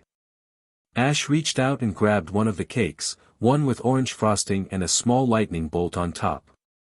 Serena's eyes widened as she yelled out, Ash, wait, don't eat that one, but it was too late. Ash took a massive bite out of the Poke Puff and his face froze in mid-bite. Serena gasped, Ash, that's a Poke Puff for electric types like Pikachu. They're very specialized for the different tastes of Pokemon, not yours. It probably doesn't taste good. Ash beamed, I don't know what you're talking about, Serena, that was so awesome. You wanna try some, Bonnie? Bonnie squealed, sure Ash, give it to me. Ash handed the girl a piece of the Poke Puff. Bonnie placed the bite in her mouth and immediately spit it out. Gosh, it's so sour. Bonnie said as she rubbed her tongue to get the taste out. Serena sighed, I guess Ash just has the same tastes as Pikachu. Here Bonnie, take a refreshing citrus berry puff. This one isn't for a specialized type of Pokemon. Bonnie took the treat, a wide smile appearing on her face, and she took a massive bite out of the side of the puff. Her smile only widened, and as she finished the Poke Puff, she said, wow, that was awesome, Serena. Serena rubbed her neck in embarrassment, thanks, Bonnie, I'm glad you like it. What about you, Ash and Pikachu? Ash handed a bite of his puff to Pikachu, who eagerly munched on the soft cake, before saying, we both love it, don't we, Pikachu? Pika Pie. Why don't you let me try one? A strange voice asked from behind Serena. Serena turned around to see a similarly aged girl standing before her. The girl had shorter, blue hair with stunning, orange-red eyes. She wore a blue-green blouse with a bright orange scarf tied in the front, hanging down to her waist. Hugging her lower body were a pair of dark blue shorts, tapering off halfway down her thighs. To finish her outfit, she wore an orange headband with light blue frills around it. Next to her was a short, white Pokemon with a fluffy, pink protrusion on its head that looked much like a head of poofy hair. On top of its head was a red ball that resembled a cherry to Serena. Around its neck was a collar of red, similar in color to the red cherry on its head. Its deep pink tongue hung out the side of its mouth, and it stared at Serena with two equally pink eyes. Serena shrugged at the girl's request. Sure, take one, she said. The girl smirked, thanks. Take it with Psychic, Slurpuff. The Pokemon acknowledged as its eyes glowed a brilliant blue. One of Serena's Poke Puffs was lifted straight out of her basket and into the Pokemon's gaping mouth. It chewed for a second and nodded to its trainer, who said arrogantly, Slurpuff says your Poke Puff is moderate at best. Serena grit her teeth, and who are you to judge how good my baking is? The girl giggled, the name's Miette, and I'm one of the best bakers in all of Kalos. I'm here to participate in the contest happening here in a little bit over there, Miette pointed to the stage. And who might you be? Serena frowned, I'm Serena, and I'm gonna beat you in that contest, we'll see who is the better baker. Ash shook his head, whoa, Serena, we need to leave pretty soon. We want to get as far as possible before nighttime. Serena turned around and whispered between clenched teeth, I can't let this girl make fun of me like that. I put a lot of pride into myself and my baking skill.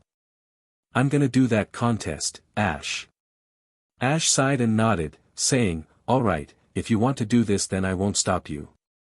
Miette gasped and held a hand to her mouth, wait, you're Ash Ketchum aren't you? Hearing his name, Ash looked up and replied, yeah I am, why do you ask? Wow, the tabloid said that you were in Kalos somewhere, but I didn't expect it would be here.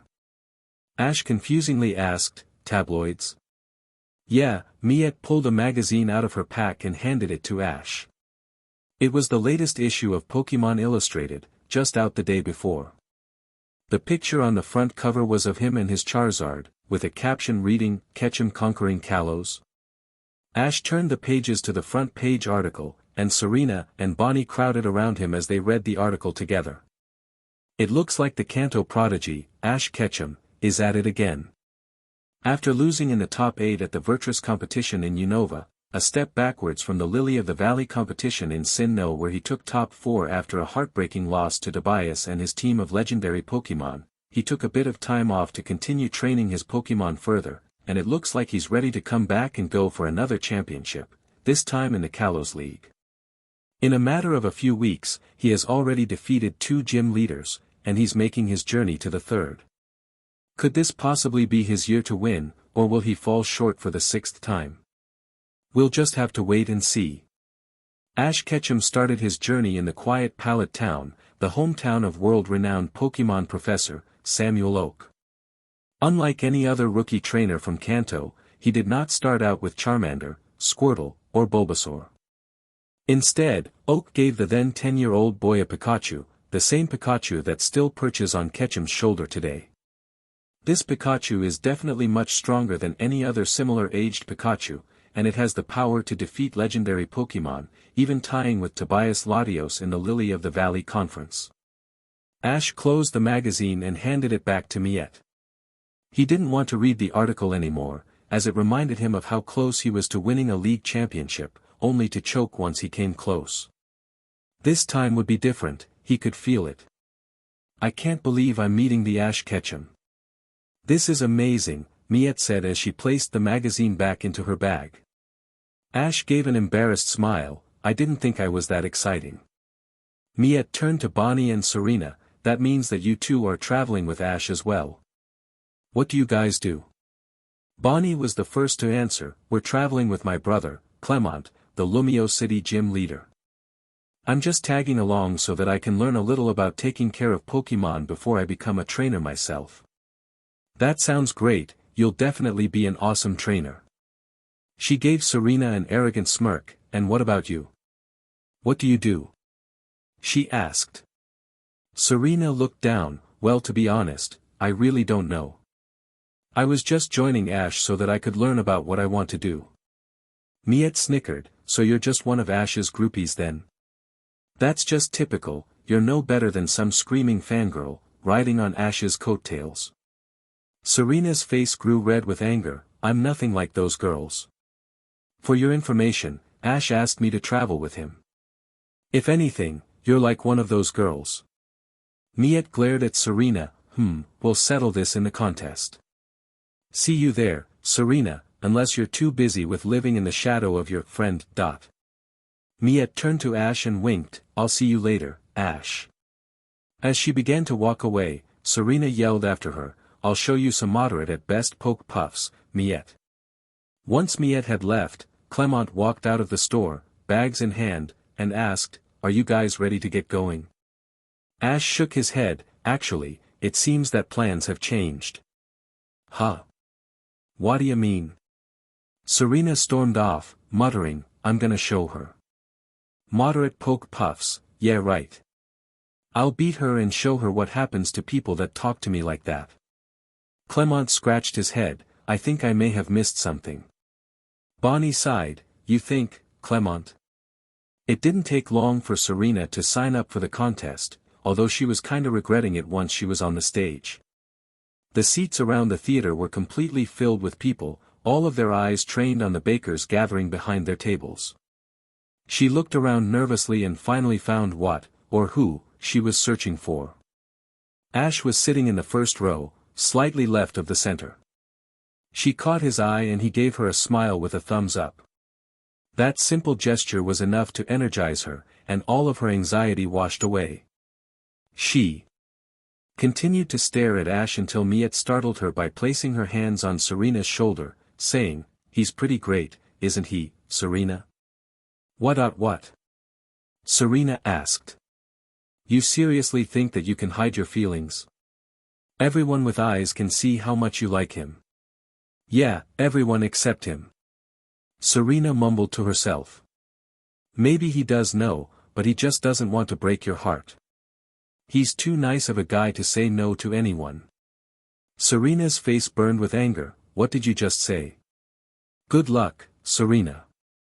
Mia teased as she walked off. A tall woman walked up onto the stage and tapped a microphone. She cleared her throat and announced, "Ladies and gentlemen, welcome to our 20th annual Poke Puff Baking Contest. Amazing bakers from around the Kalos region have come today so that they may compete against some of the best.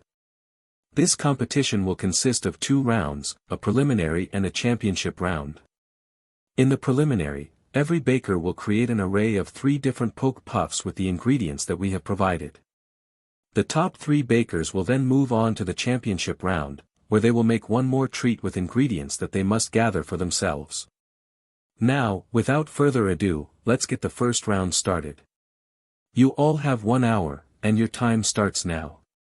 Serena tied back her hair and began to combine all of her ingredients in a big mixing bowl. Luckily, the competition allowed for her to use her Pokémon as assistants, and Fennekin sat on the table, waiting for her chance to help. Metapod sat on the opposite side, merely staring blankly at her trainer. Serena sighed. Sure, Metapod had good moves that she could use, but String Shot, Tackle, and Harden were no good in baking. Still, Serena liked the support of all of her Pokémon. She looked up from time to glance at Ash, Bonnie, and Clemont as well, who were busy watching all of the contestants bake their treats. Ash was the first to glance back at Serena, and flashed her a big smile and a thumbs up. Serena smiled back, just seeing his smile melted away all of her nervousness and doubts. She looked back down and continued to work with a newfound vigor. As she placed her 3 mixes in the oven, Fennekin jumped off the counter in order to watch the cakes bake, giving Serena the room she needed to make her different icing and toppings. She was so glad that her mother took the time to teach her all about cooking and baking after a long day of Rhyhorn race practice. She was quite adept at it, soon becoming a far superior cook within a matter of months. She didn't know why her mother pushed Rhyhorn racing so much when she was far more talented in activities like fashion, cooking, and dance. Her mother probably wanted her to be a Pokémon trainer like her father, whom she had only met a couple of times in her life. The activities she liked weren't of much interest to a normal Pokémon trainer like Ash or Clemont, and so Grace probably didn't want her to pursue them as readily. Serena shrugged it off and began to work again, stopping only to wipe the sweat off of her forehead. The next time Serena looked at the clock, it read only 5 minutes remaining. Luckily, she had timed herself perfectly, and this 5 minutes would be little more than adding some decor on the treats. She looked around at all the other contestants, who were busy scrambling to finish their poke puffs in time, all except for a few of them. She ordered Fennekin to bathe the edges of the icing to crispen them and fold up the edges to make it look like an edible flower on top of the main cake. She sprinkled some of the cakes with a thin coat of powdered sugar, making the treat look like it had been dusted with snow. As the timer ran out, Serena stepped back to look at her creations, and smirked to herself. There was no doubt, she had done a great job, worthy of even the most skilled of bakers. She looked around at the other creations, and saw a wide variety of different flavors and decorations. The competition was definitely fierce, as they all looked really well crafted. She was angry to see that Miette had made a beautiful assortment that looked like the heads of different Pokémon. Serena had to hand it to the other girl, she could definitely bake well. The announcer walked up to the microphone again and said, "There will be a short intermission while the judges' Pokémon will taste and rate the Poke Puffs. Please return for the results of the first round in 15 minutes.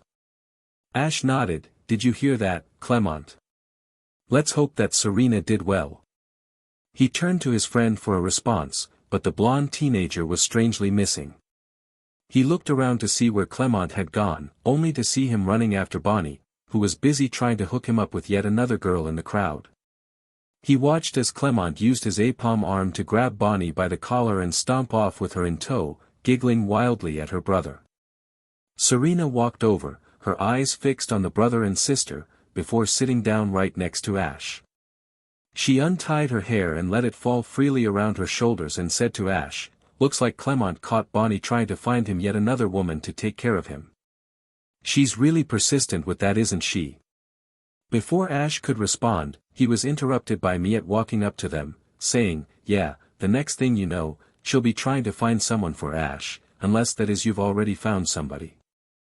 Ash gave the girl a confused glance. "What do you mean by that?"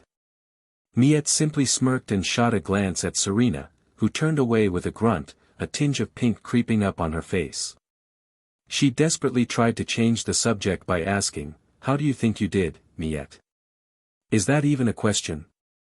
I'm definitely going to make the second round, and then I'm going to win." She sat down on Ash's side opposite from Serena, scooting herself so close that she was almost on top of Ash's lap. Serena's face grew even redder as she saw the stunt that Miette was trying to pull. Why is Miette always trying to push my buttons? It's like she's trying to psych me out in the case that we both pass into the second round. I wish I could find something to retaliate with, but she's just got me zeroed in. Serena knew she had to do something, and she pulled herself even closer to Ash, squeezing him in between her and Miette.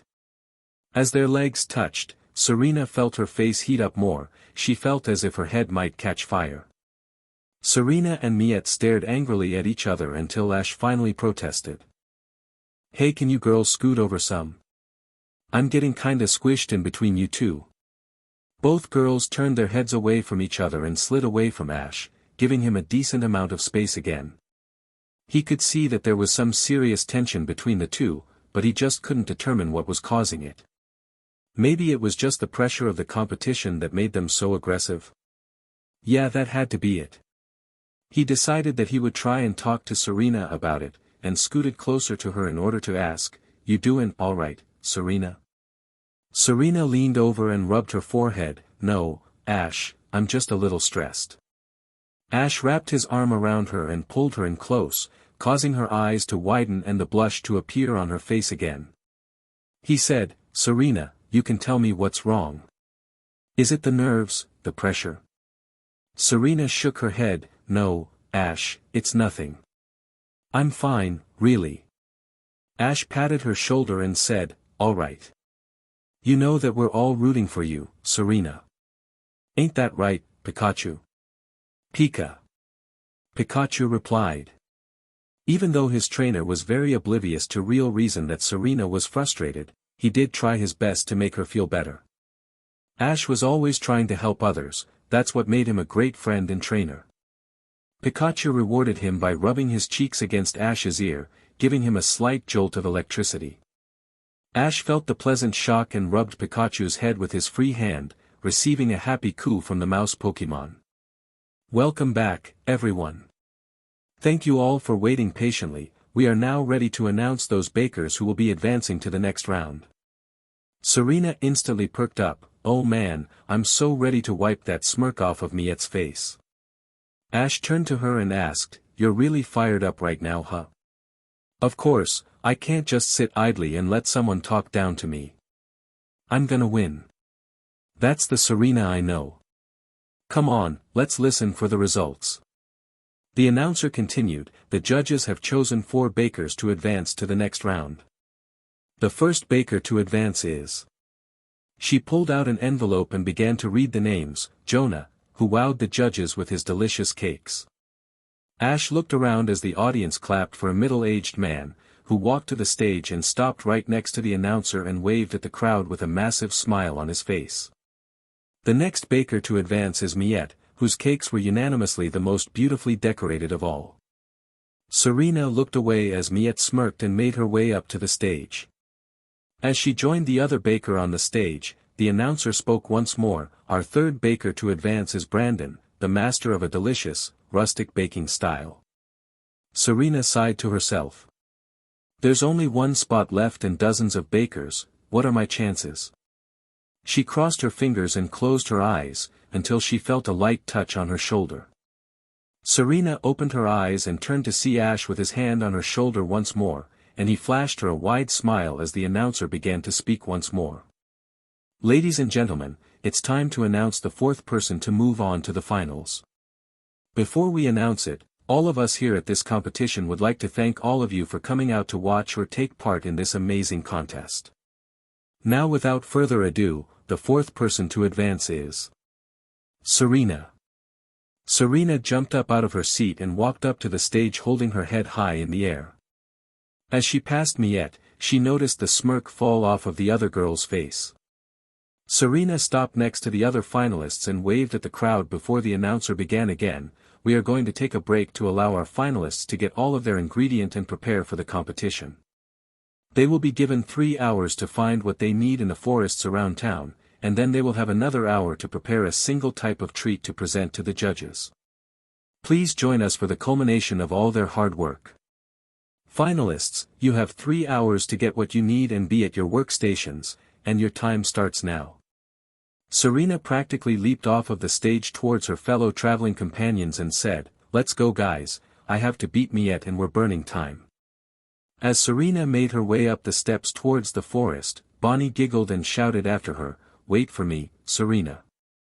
I'm gonna make sure that you win." Ash chuckled and turned to Clemont. "Ready to go?" he asked. "I guess, those two will definitely need our expertise in the area of baking in order to win this contest." Ash snickered, "That they will, Clemont. Come on, let's catch up." "What about this one, Serena?" Bonnie asked, holding up a small orange berry.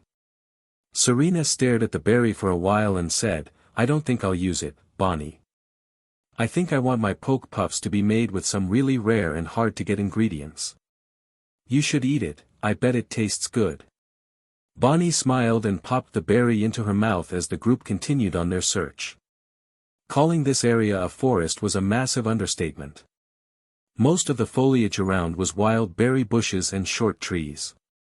On either side were massive hill systems, creating large cliff faces that would funnel any traveler into a ravine. On top of each hill were the larger, fruit-bearing trees that Serena so desperately wanted to get to. Unfortunately, the cliffs made it a much harder journey than she wanted it to be, and the group had spent the better part of an hour trying to find a way to scale up to the top, to no avail. "This is taking way too long. There's no way we can scale up these cliffs." Serena ummed. Ash stopped and thought for a second before saying, "Well, maybe we should split up, cover more ground." Bonnie cheered, "Yeah, that sounds like a great idea, let's go this way, Clemont, come on." Before Clemont could respond, Bonnie had dragged him off, leaving Ash, Serena, and Pikachu alone. Ash chuckled, "She's pretty excited to find your ingredients.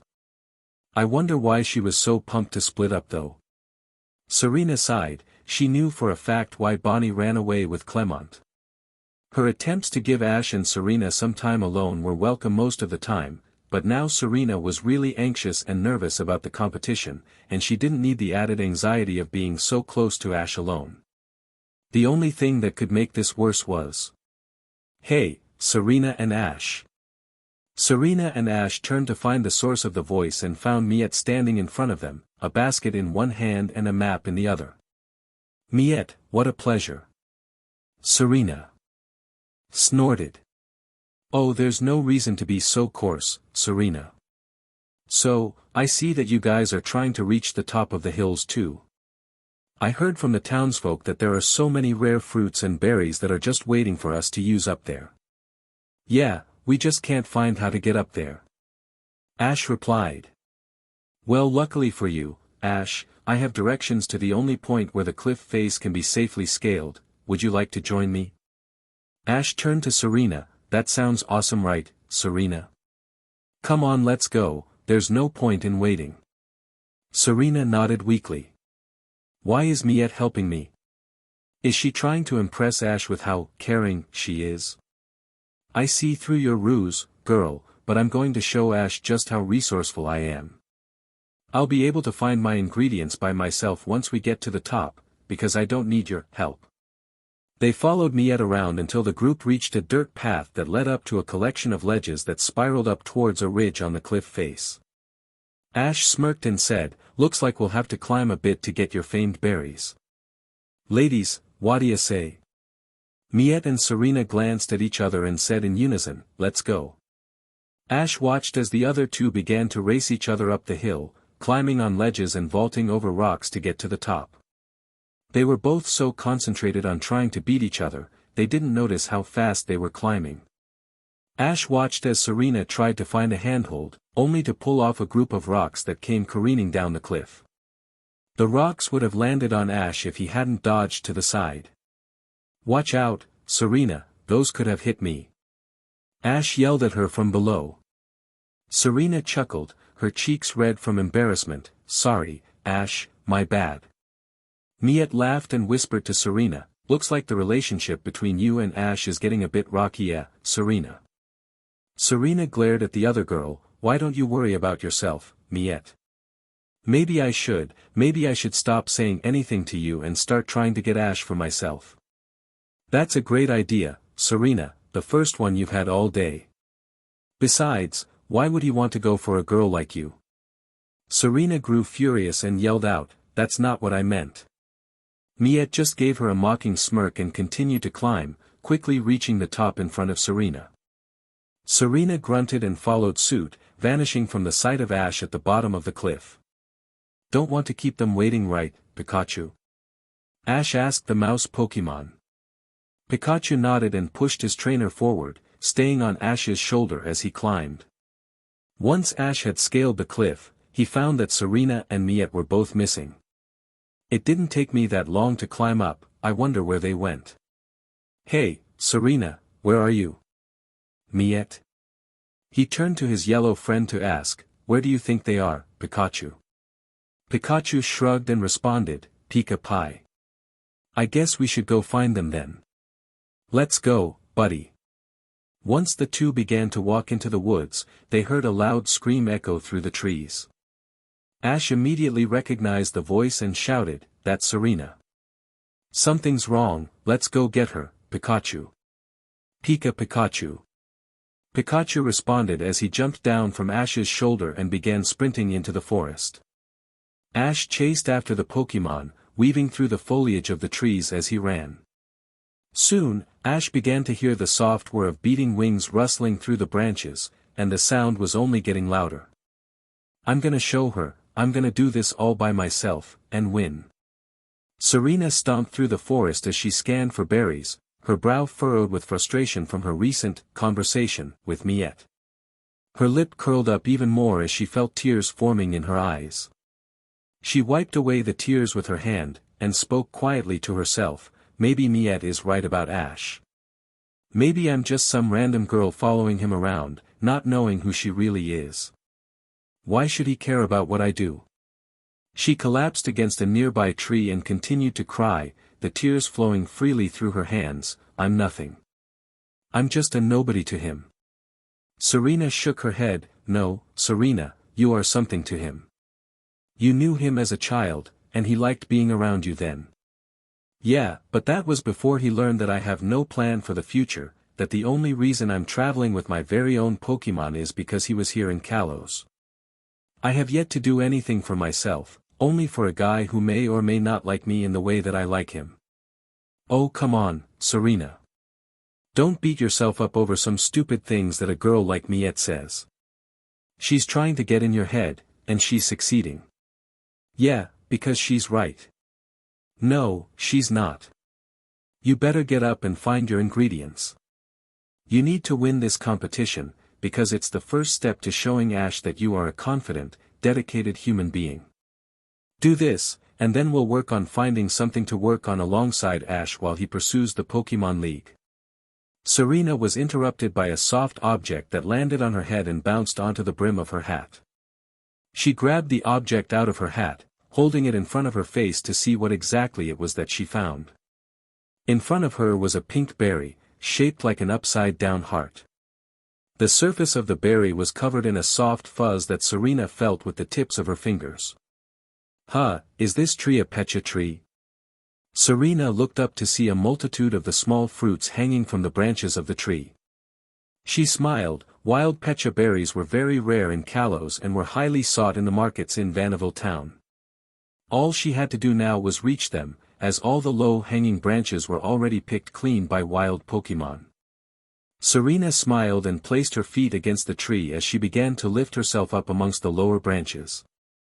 She climbed higher and higher, until she was just below the lowest hanging pecha berries. "This is definitely my lucky day," she said as she vaulted over another branch. She attempted to step on a smaller branch, but it snapped easily and she fell, landing feet first on a lower branch. She sighed in relief. The fall could have been bad if that branch wasn't there, but it was nothing compared to what would happen next. The trees around her began to rustle, and she saw gleaming red eyes burst open all around her. The arms of the trees began to move in all directions, and Serena soon realized that she had woken an entire hive of Pokémon, and they did not look happy to be woken by her unintentional alarm. She began to rapidly descend as a horde of Beedrill began to swarm around the tree.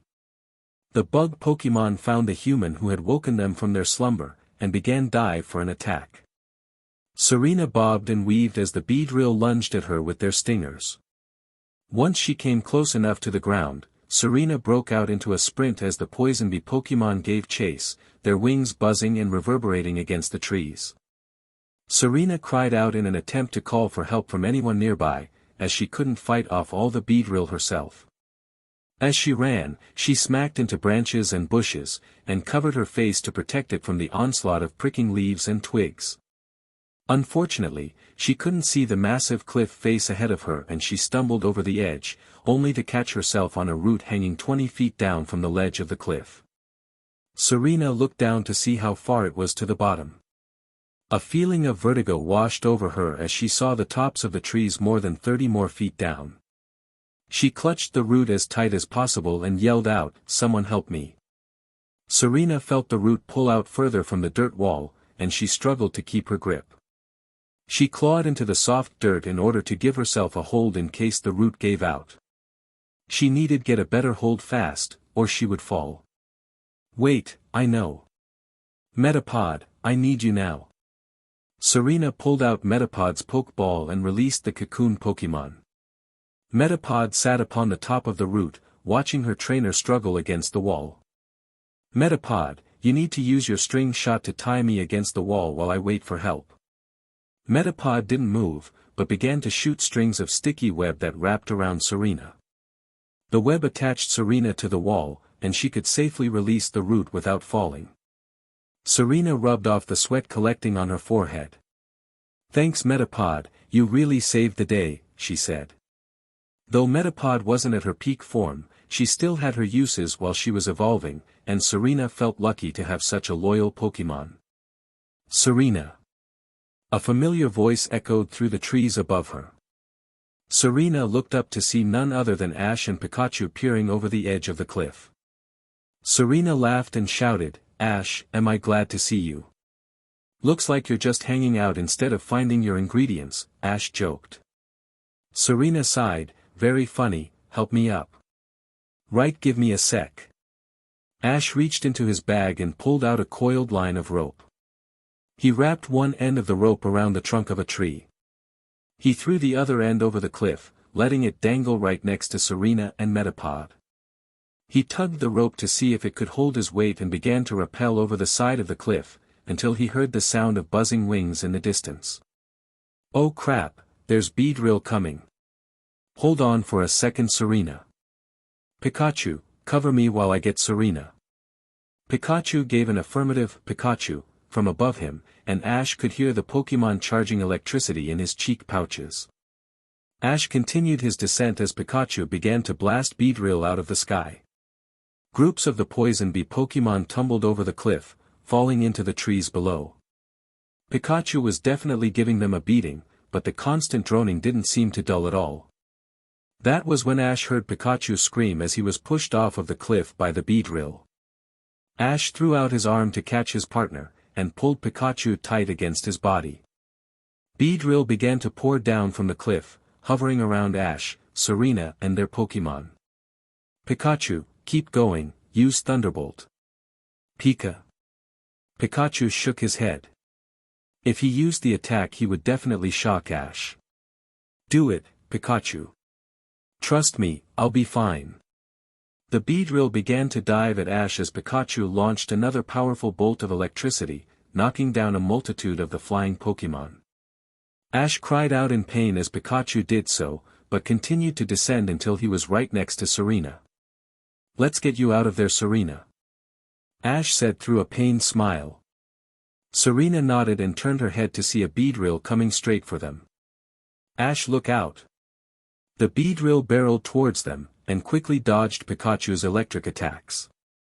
The Pokémon readied its stingers as it approached, but it stopped as Metapod jumped up and slammed into it.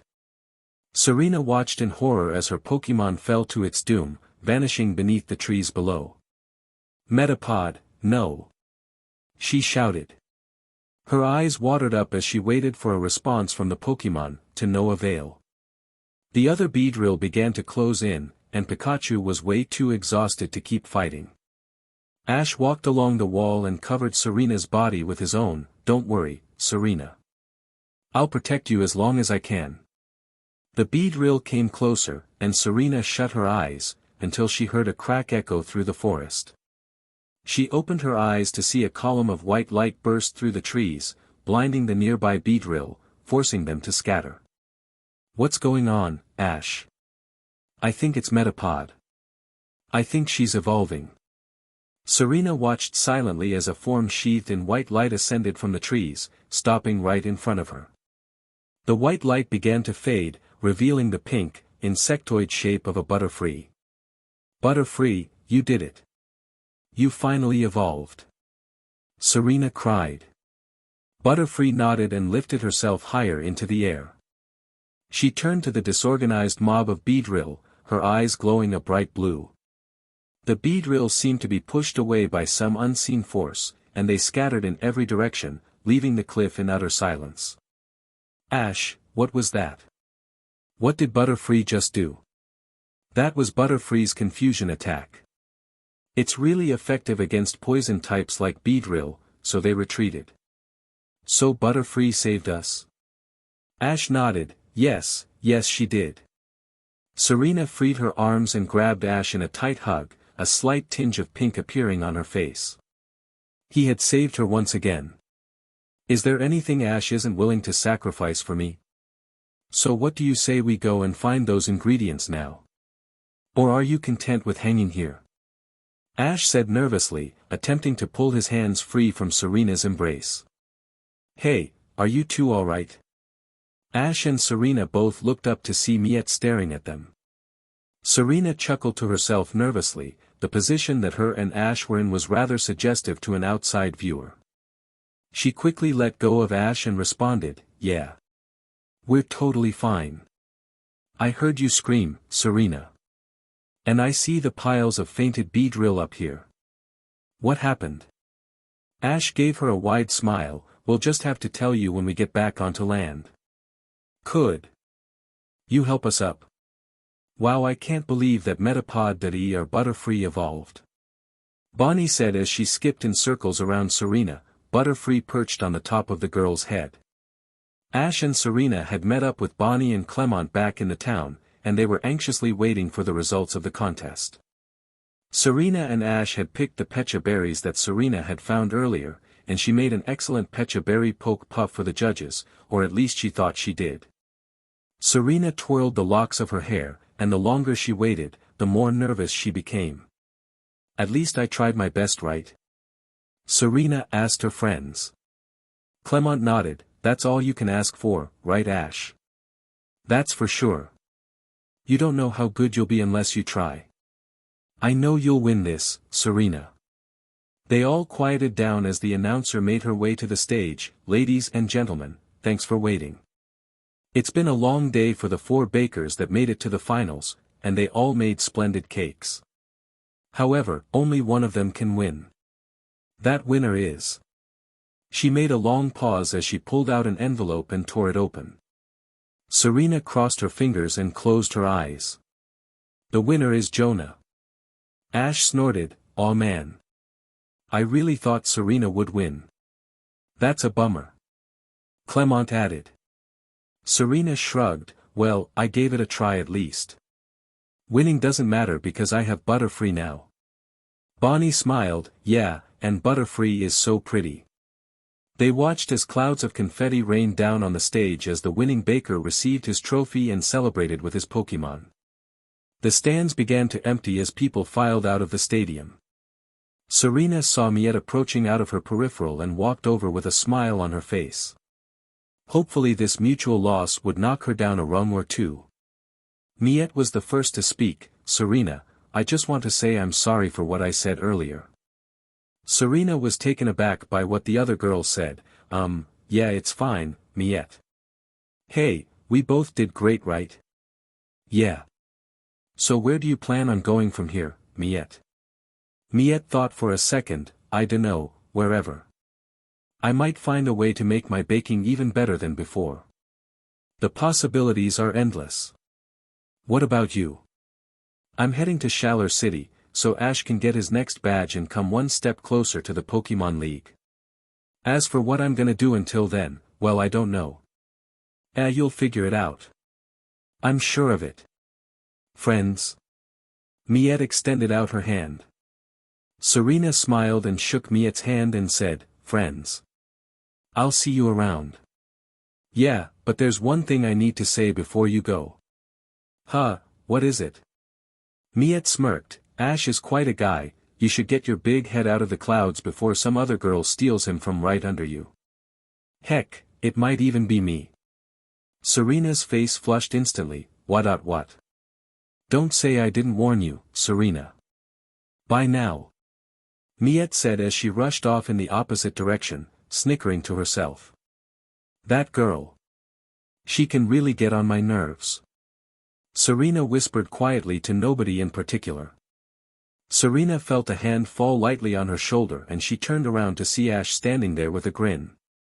Hey Serena, what did you and Miette talk about? He asked. Serena tried to cover up her reddened face and responded, oh nothing at all. Come on, let's get a bit farther before dark. She ran out of the stadium followed closely by a giggling Bonnie, still playing with Serena's Butterfree. Clemont approached Ash and asked, what was that all about? Ash shrugged, I don't know, and I don't know if I'll ever find out. Pikachu sighed and shook his head, Pika Pie. Did you like it? I couldn't get some of the ideas in my head down onto the paper, so I spent a very long time on the last half of this chapter. The benefit of me working on other chapters means I can give you some sneak peeks for what's in store. I'm only going to give you one, but trust me it's very tantalizing. What is this place? Where am I? This is a place far away from worldly needs and desires, where the eternal energy of life collects after it has shed another lifeless husk. What exactly does that mean? This place is the end of one life, and the beginning of another. What? What did you do to me? We have absorbed your life energy, your aura, into our own. You are us now, and will be until the Zoetic world beckons for your return. Who are you? We are death made living, the caretaker of the mortal coil you call home, and we are the scythe that culls the field once it is ready to provide again. We are Yveltal.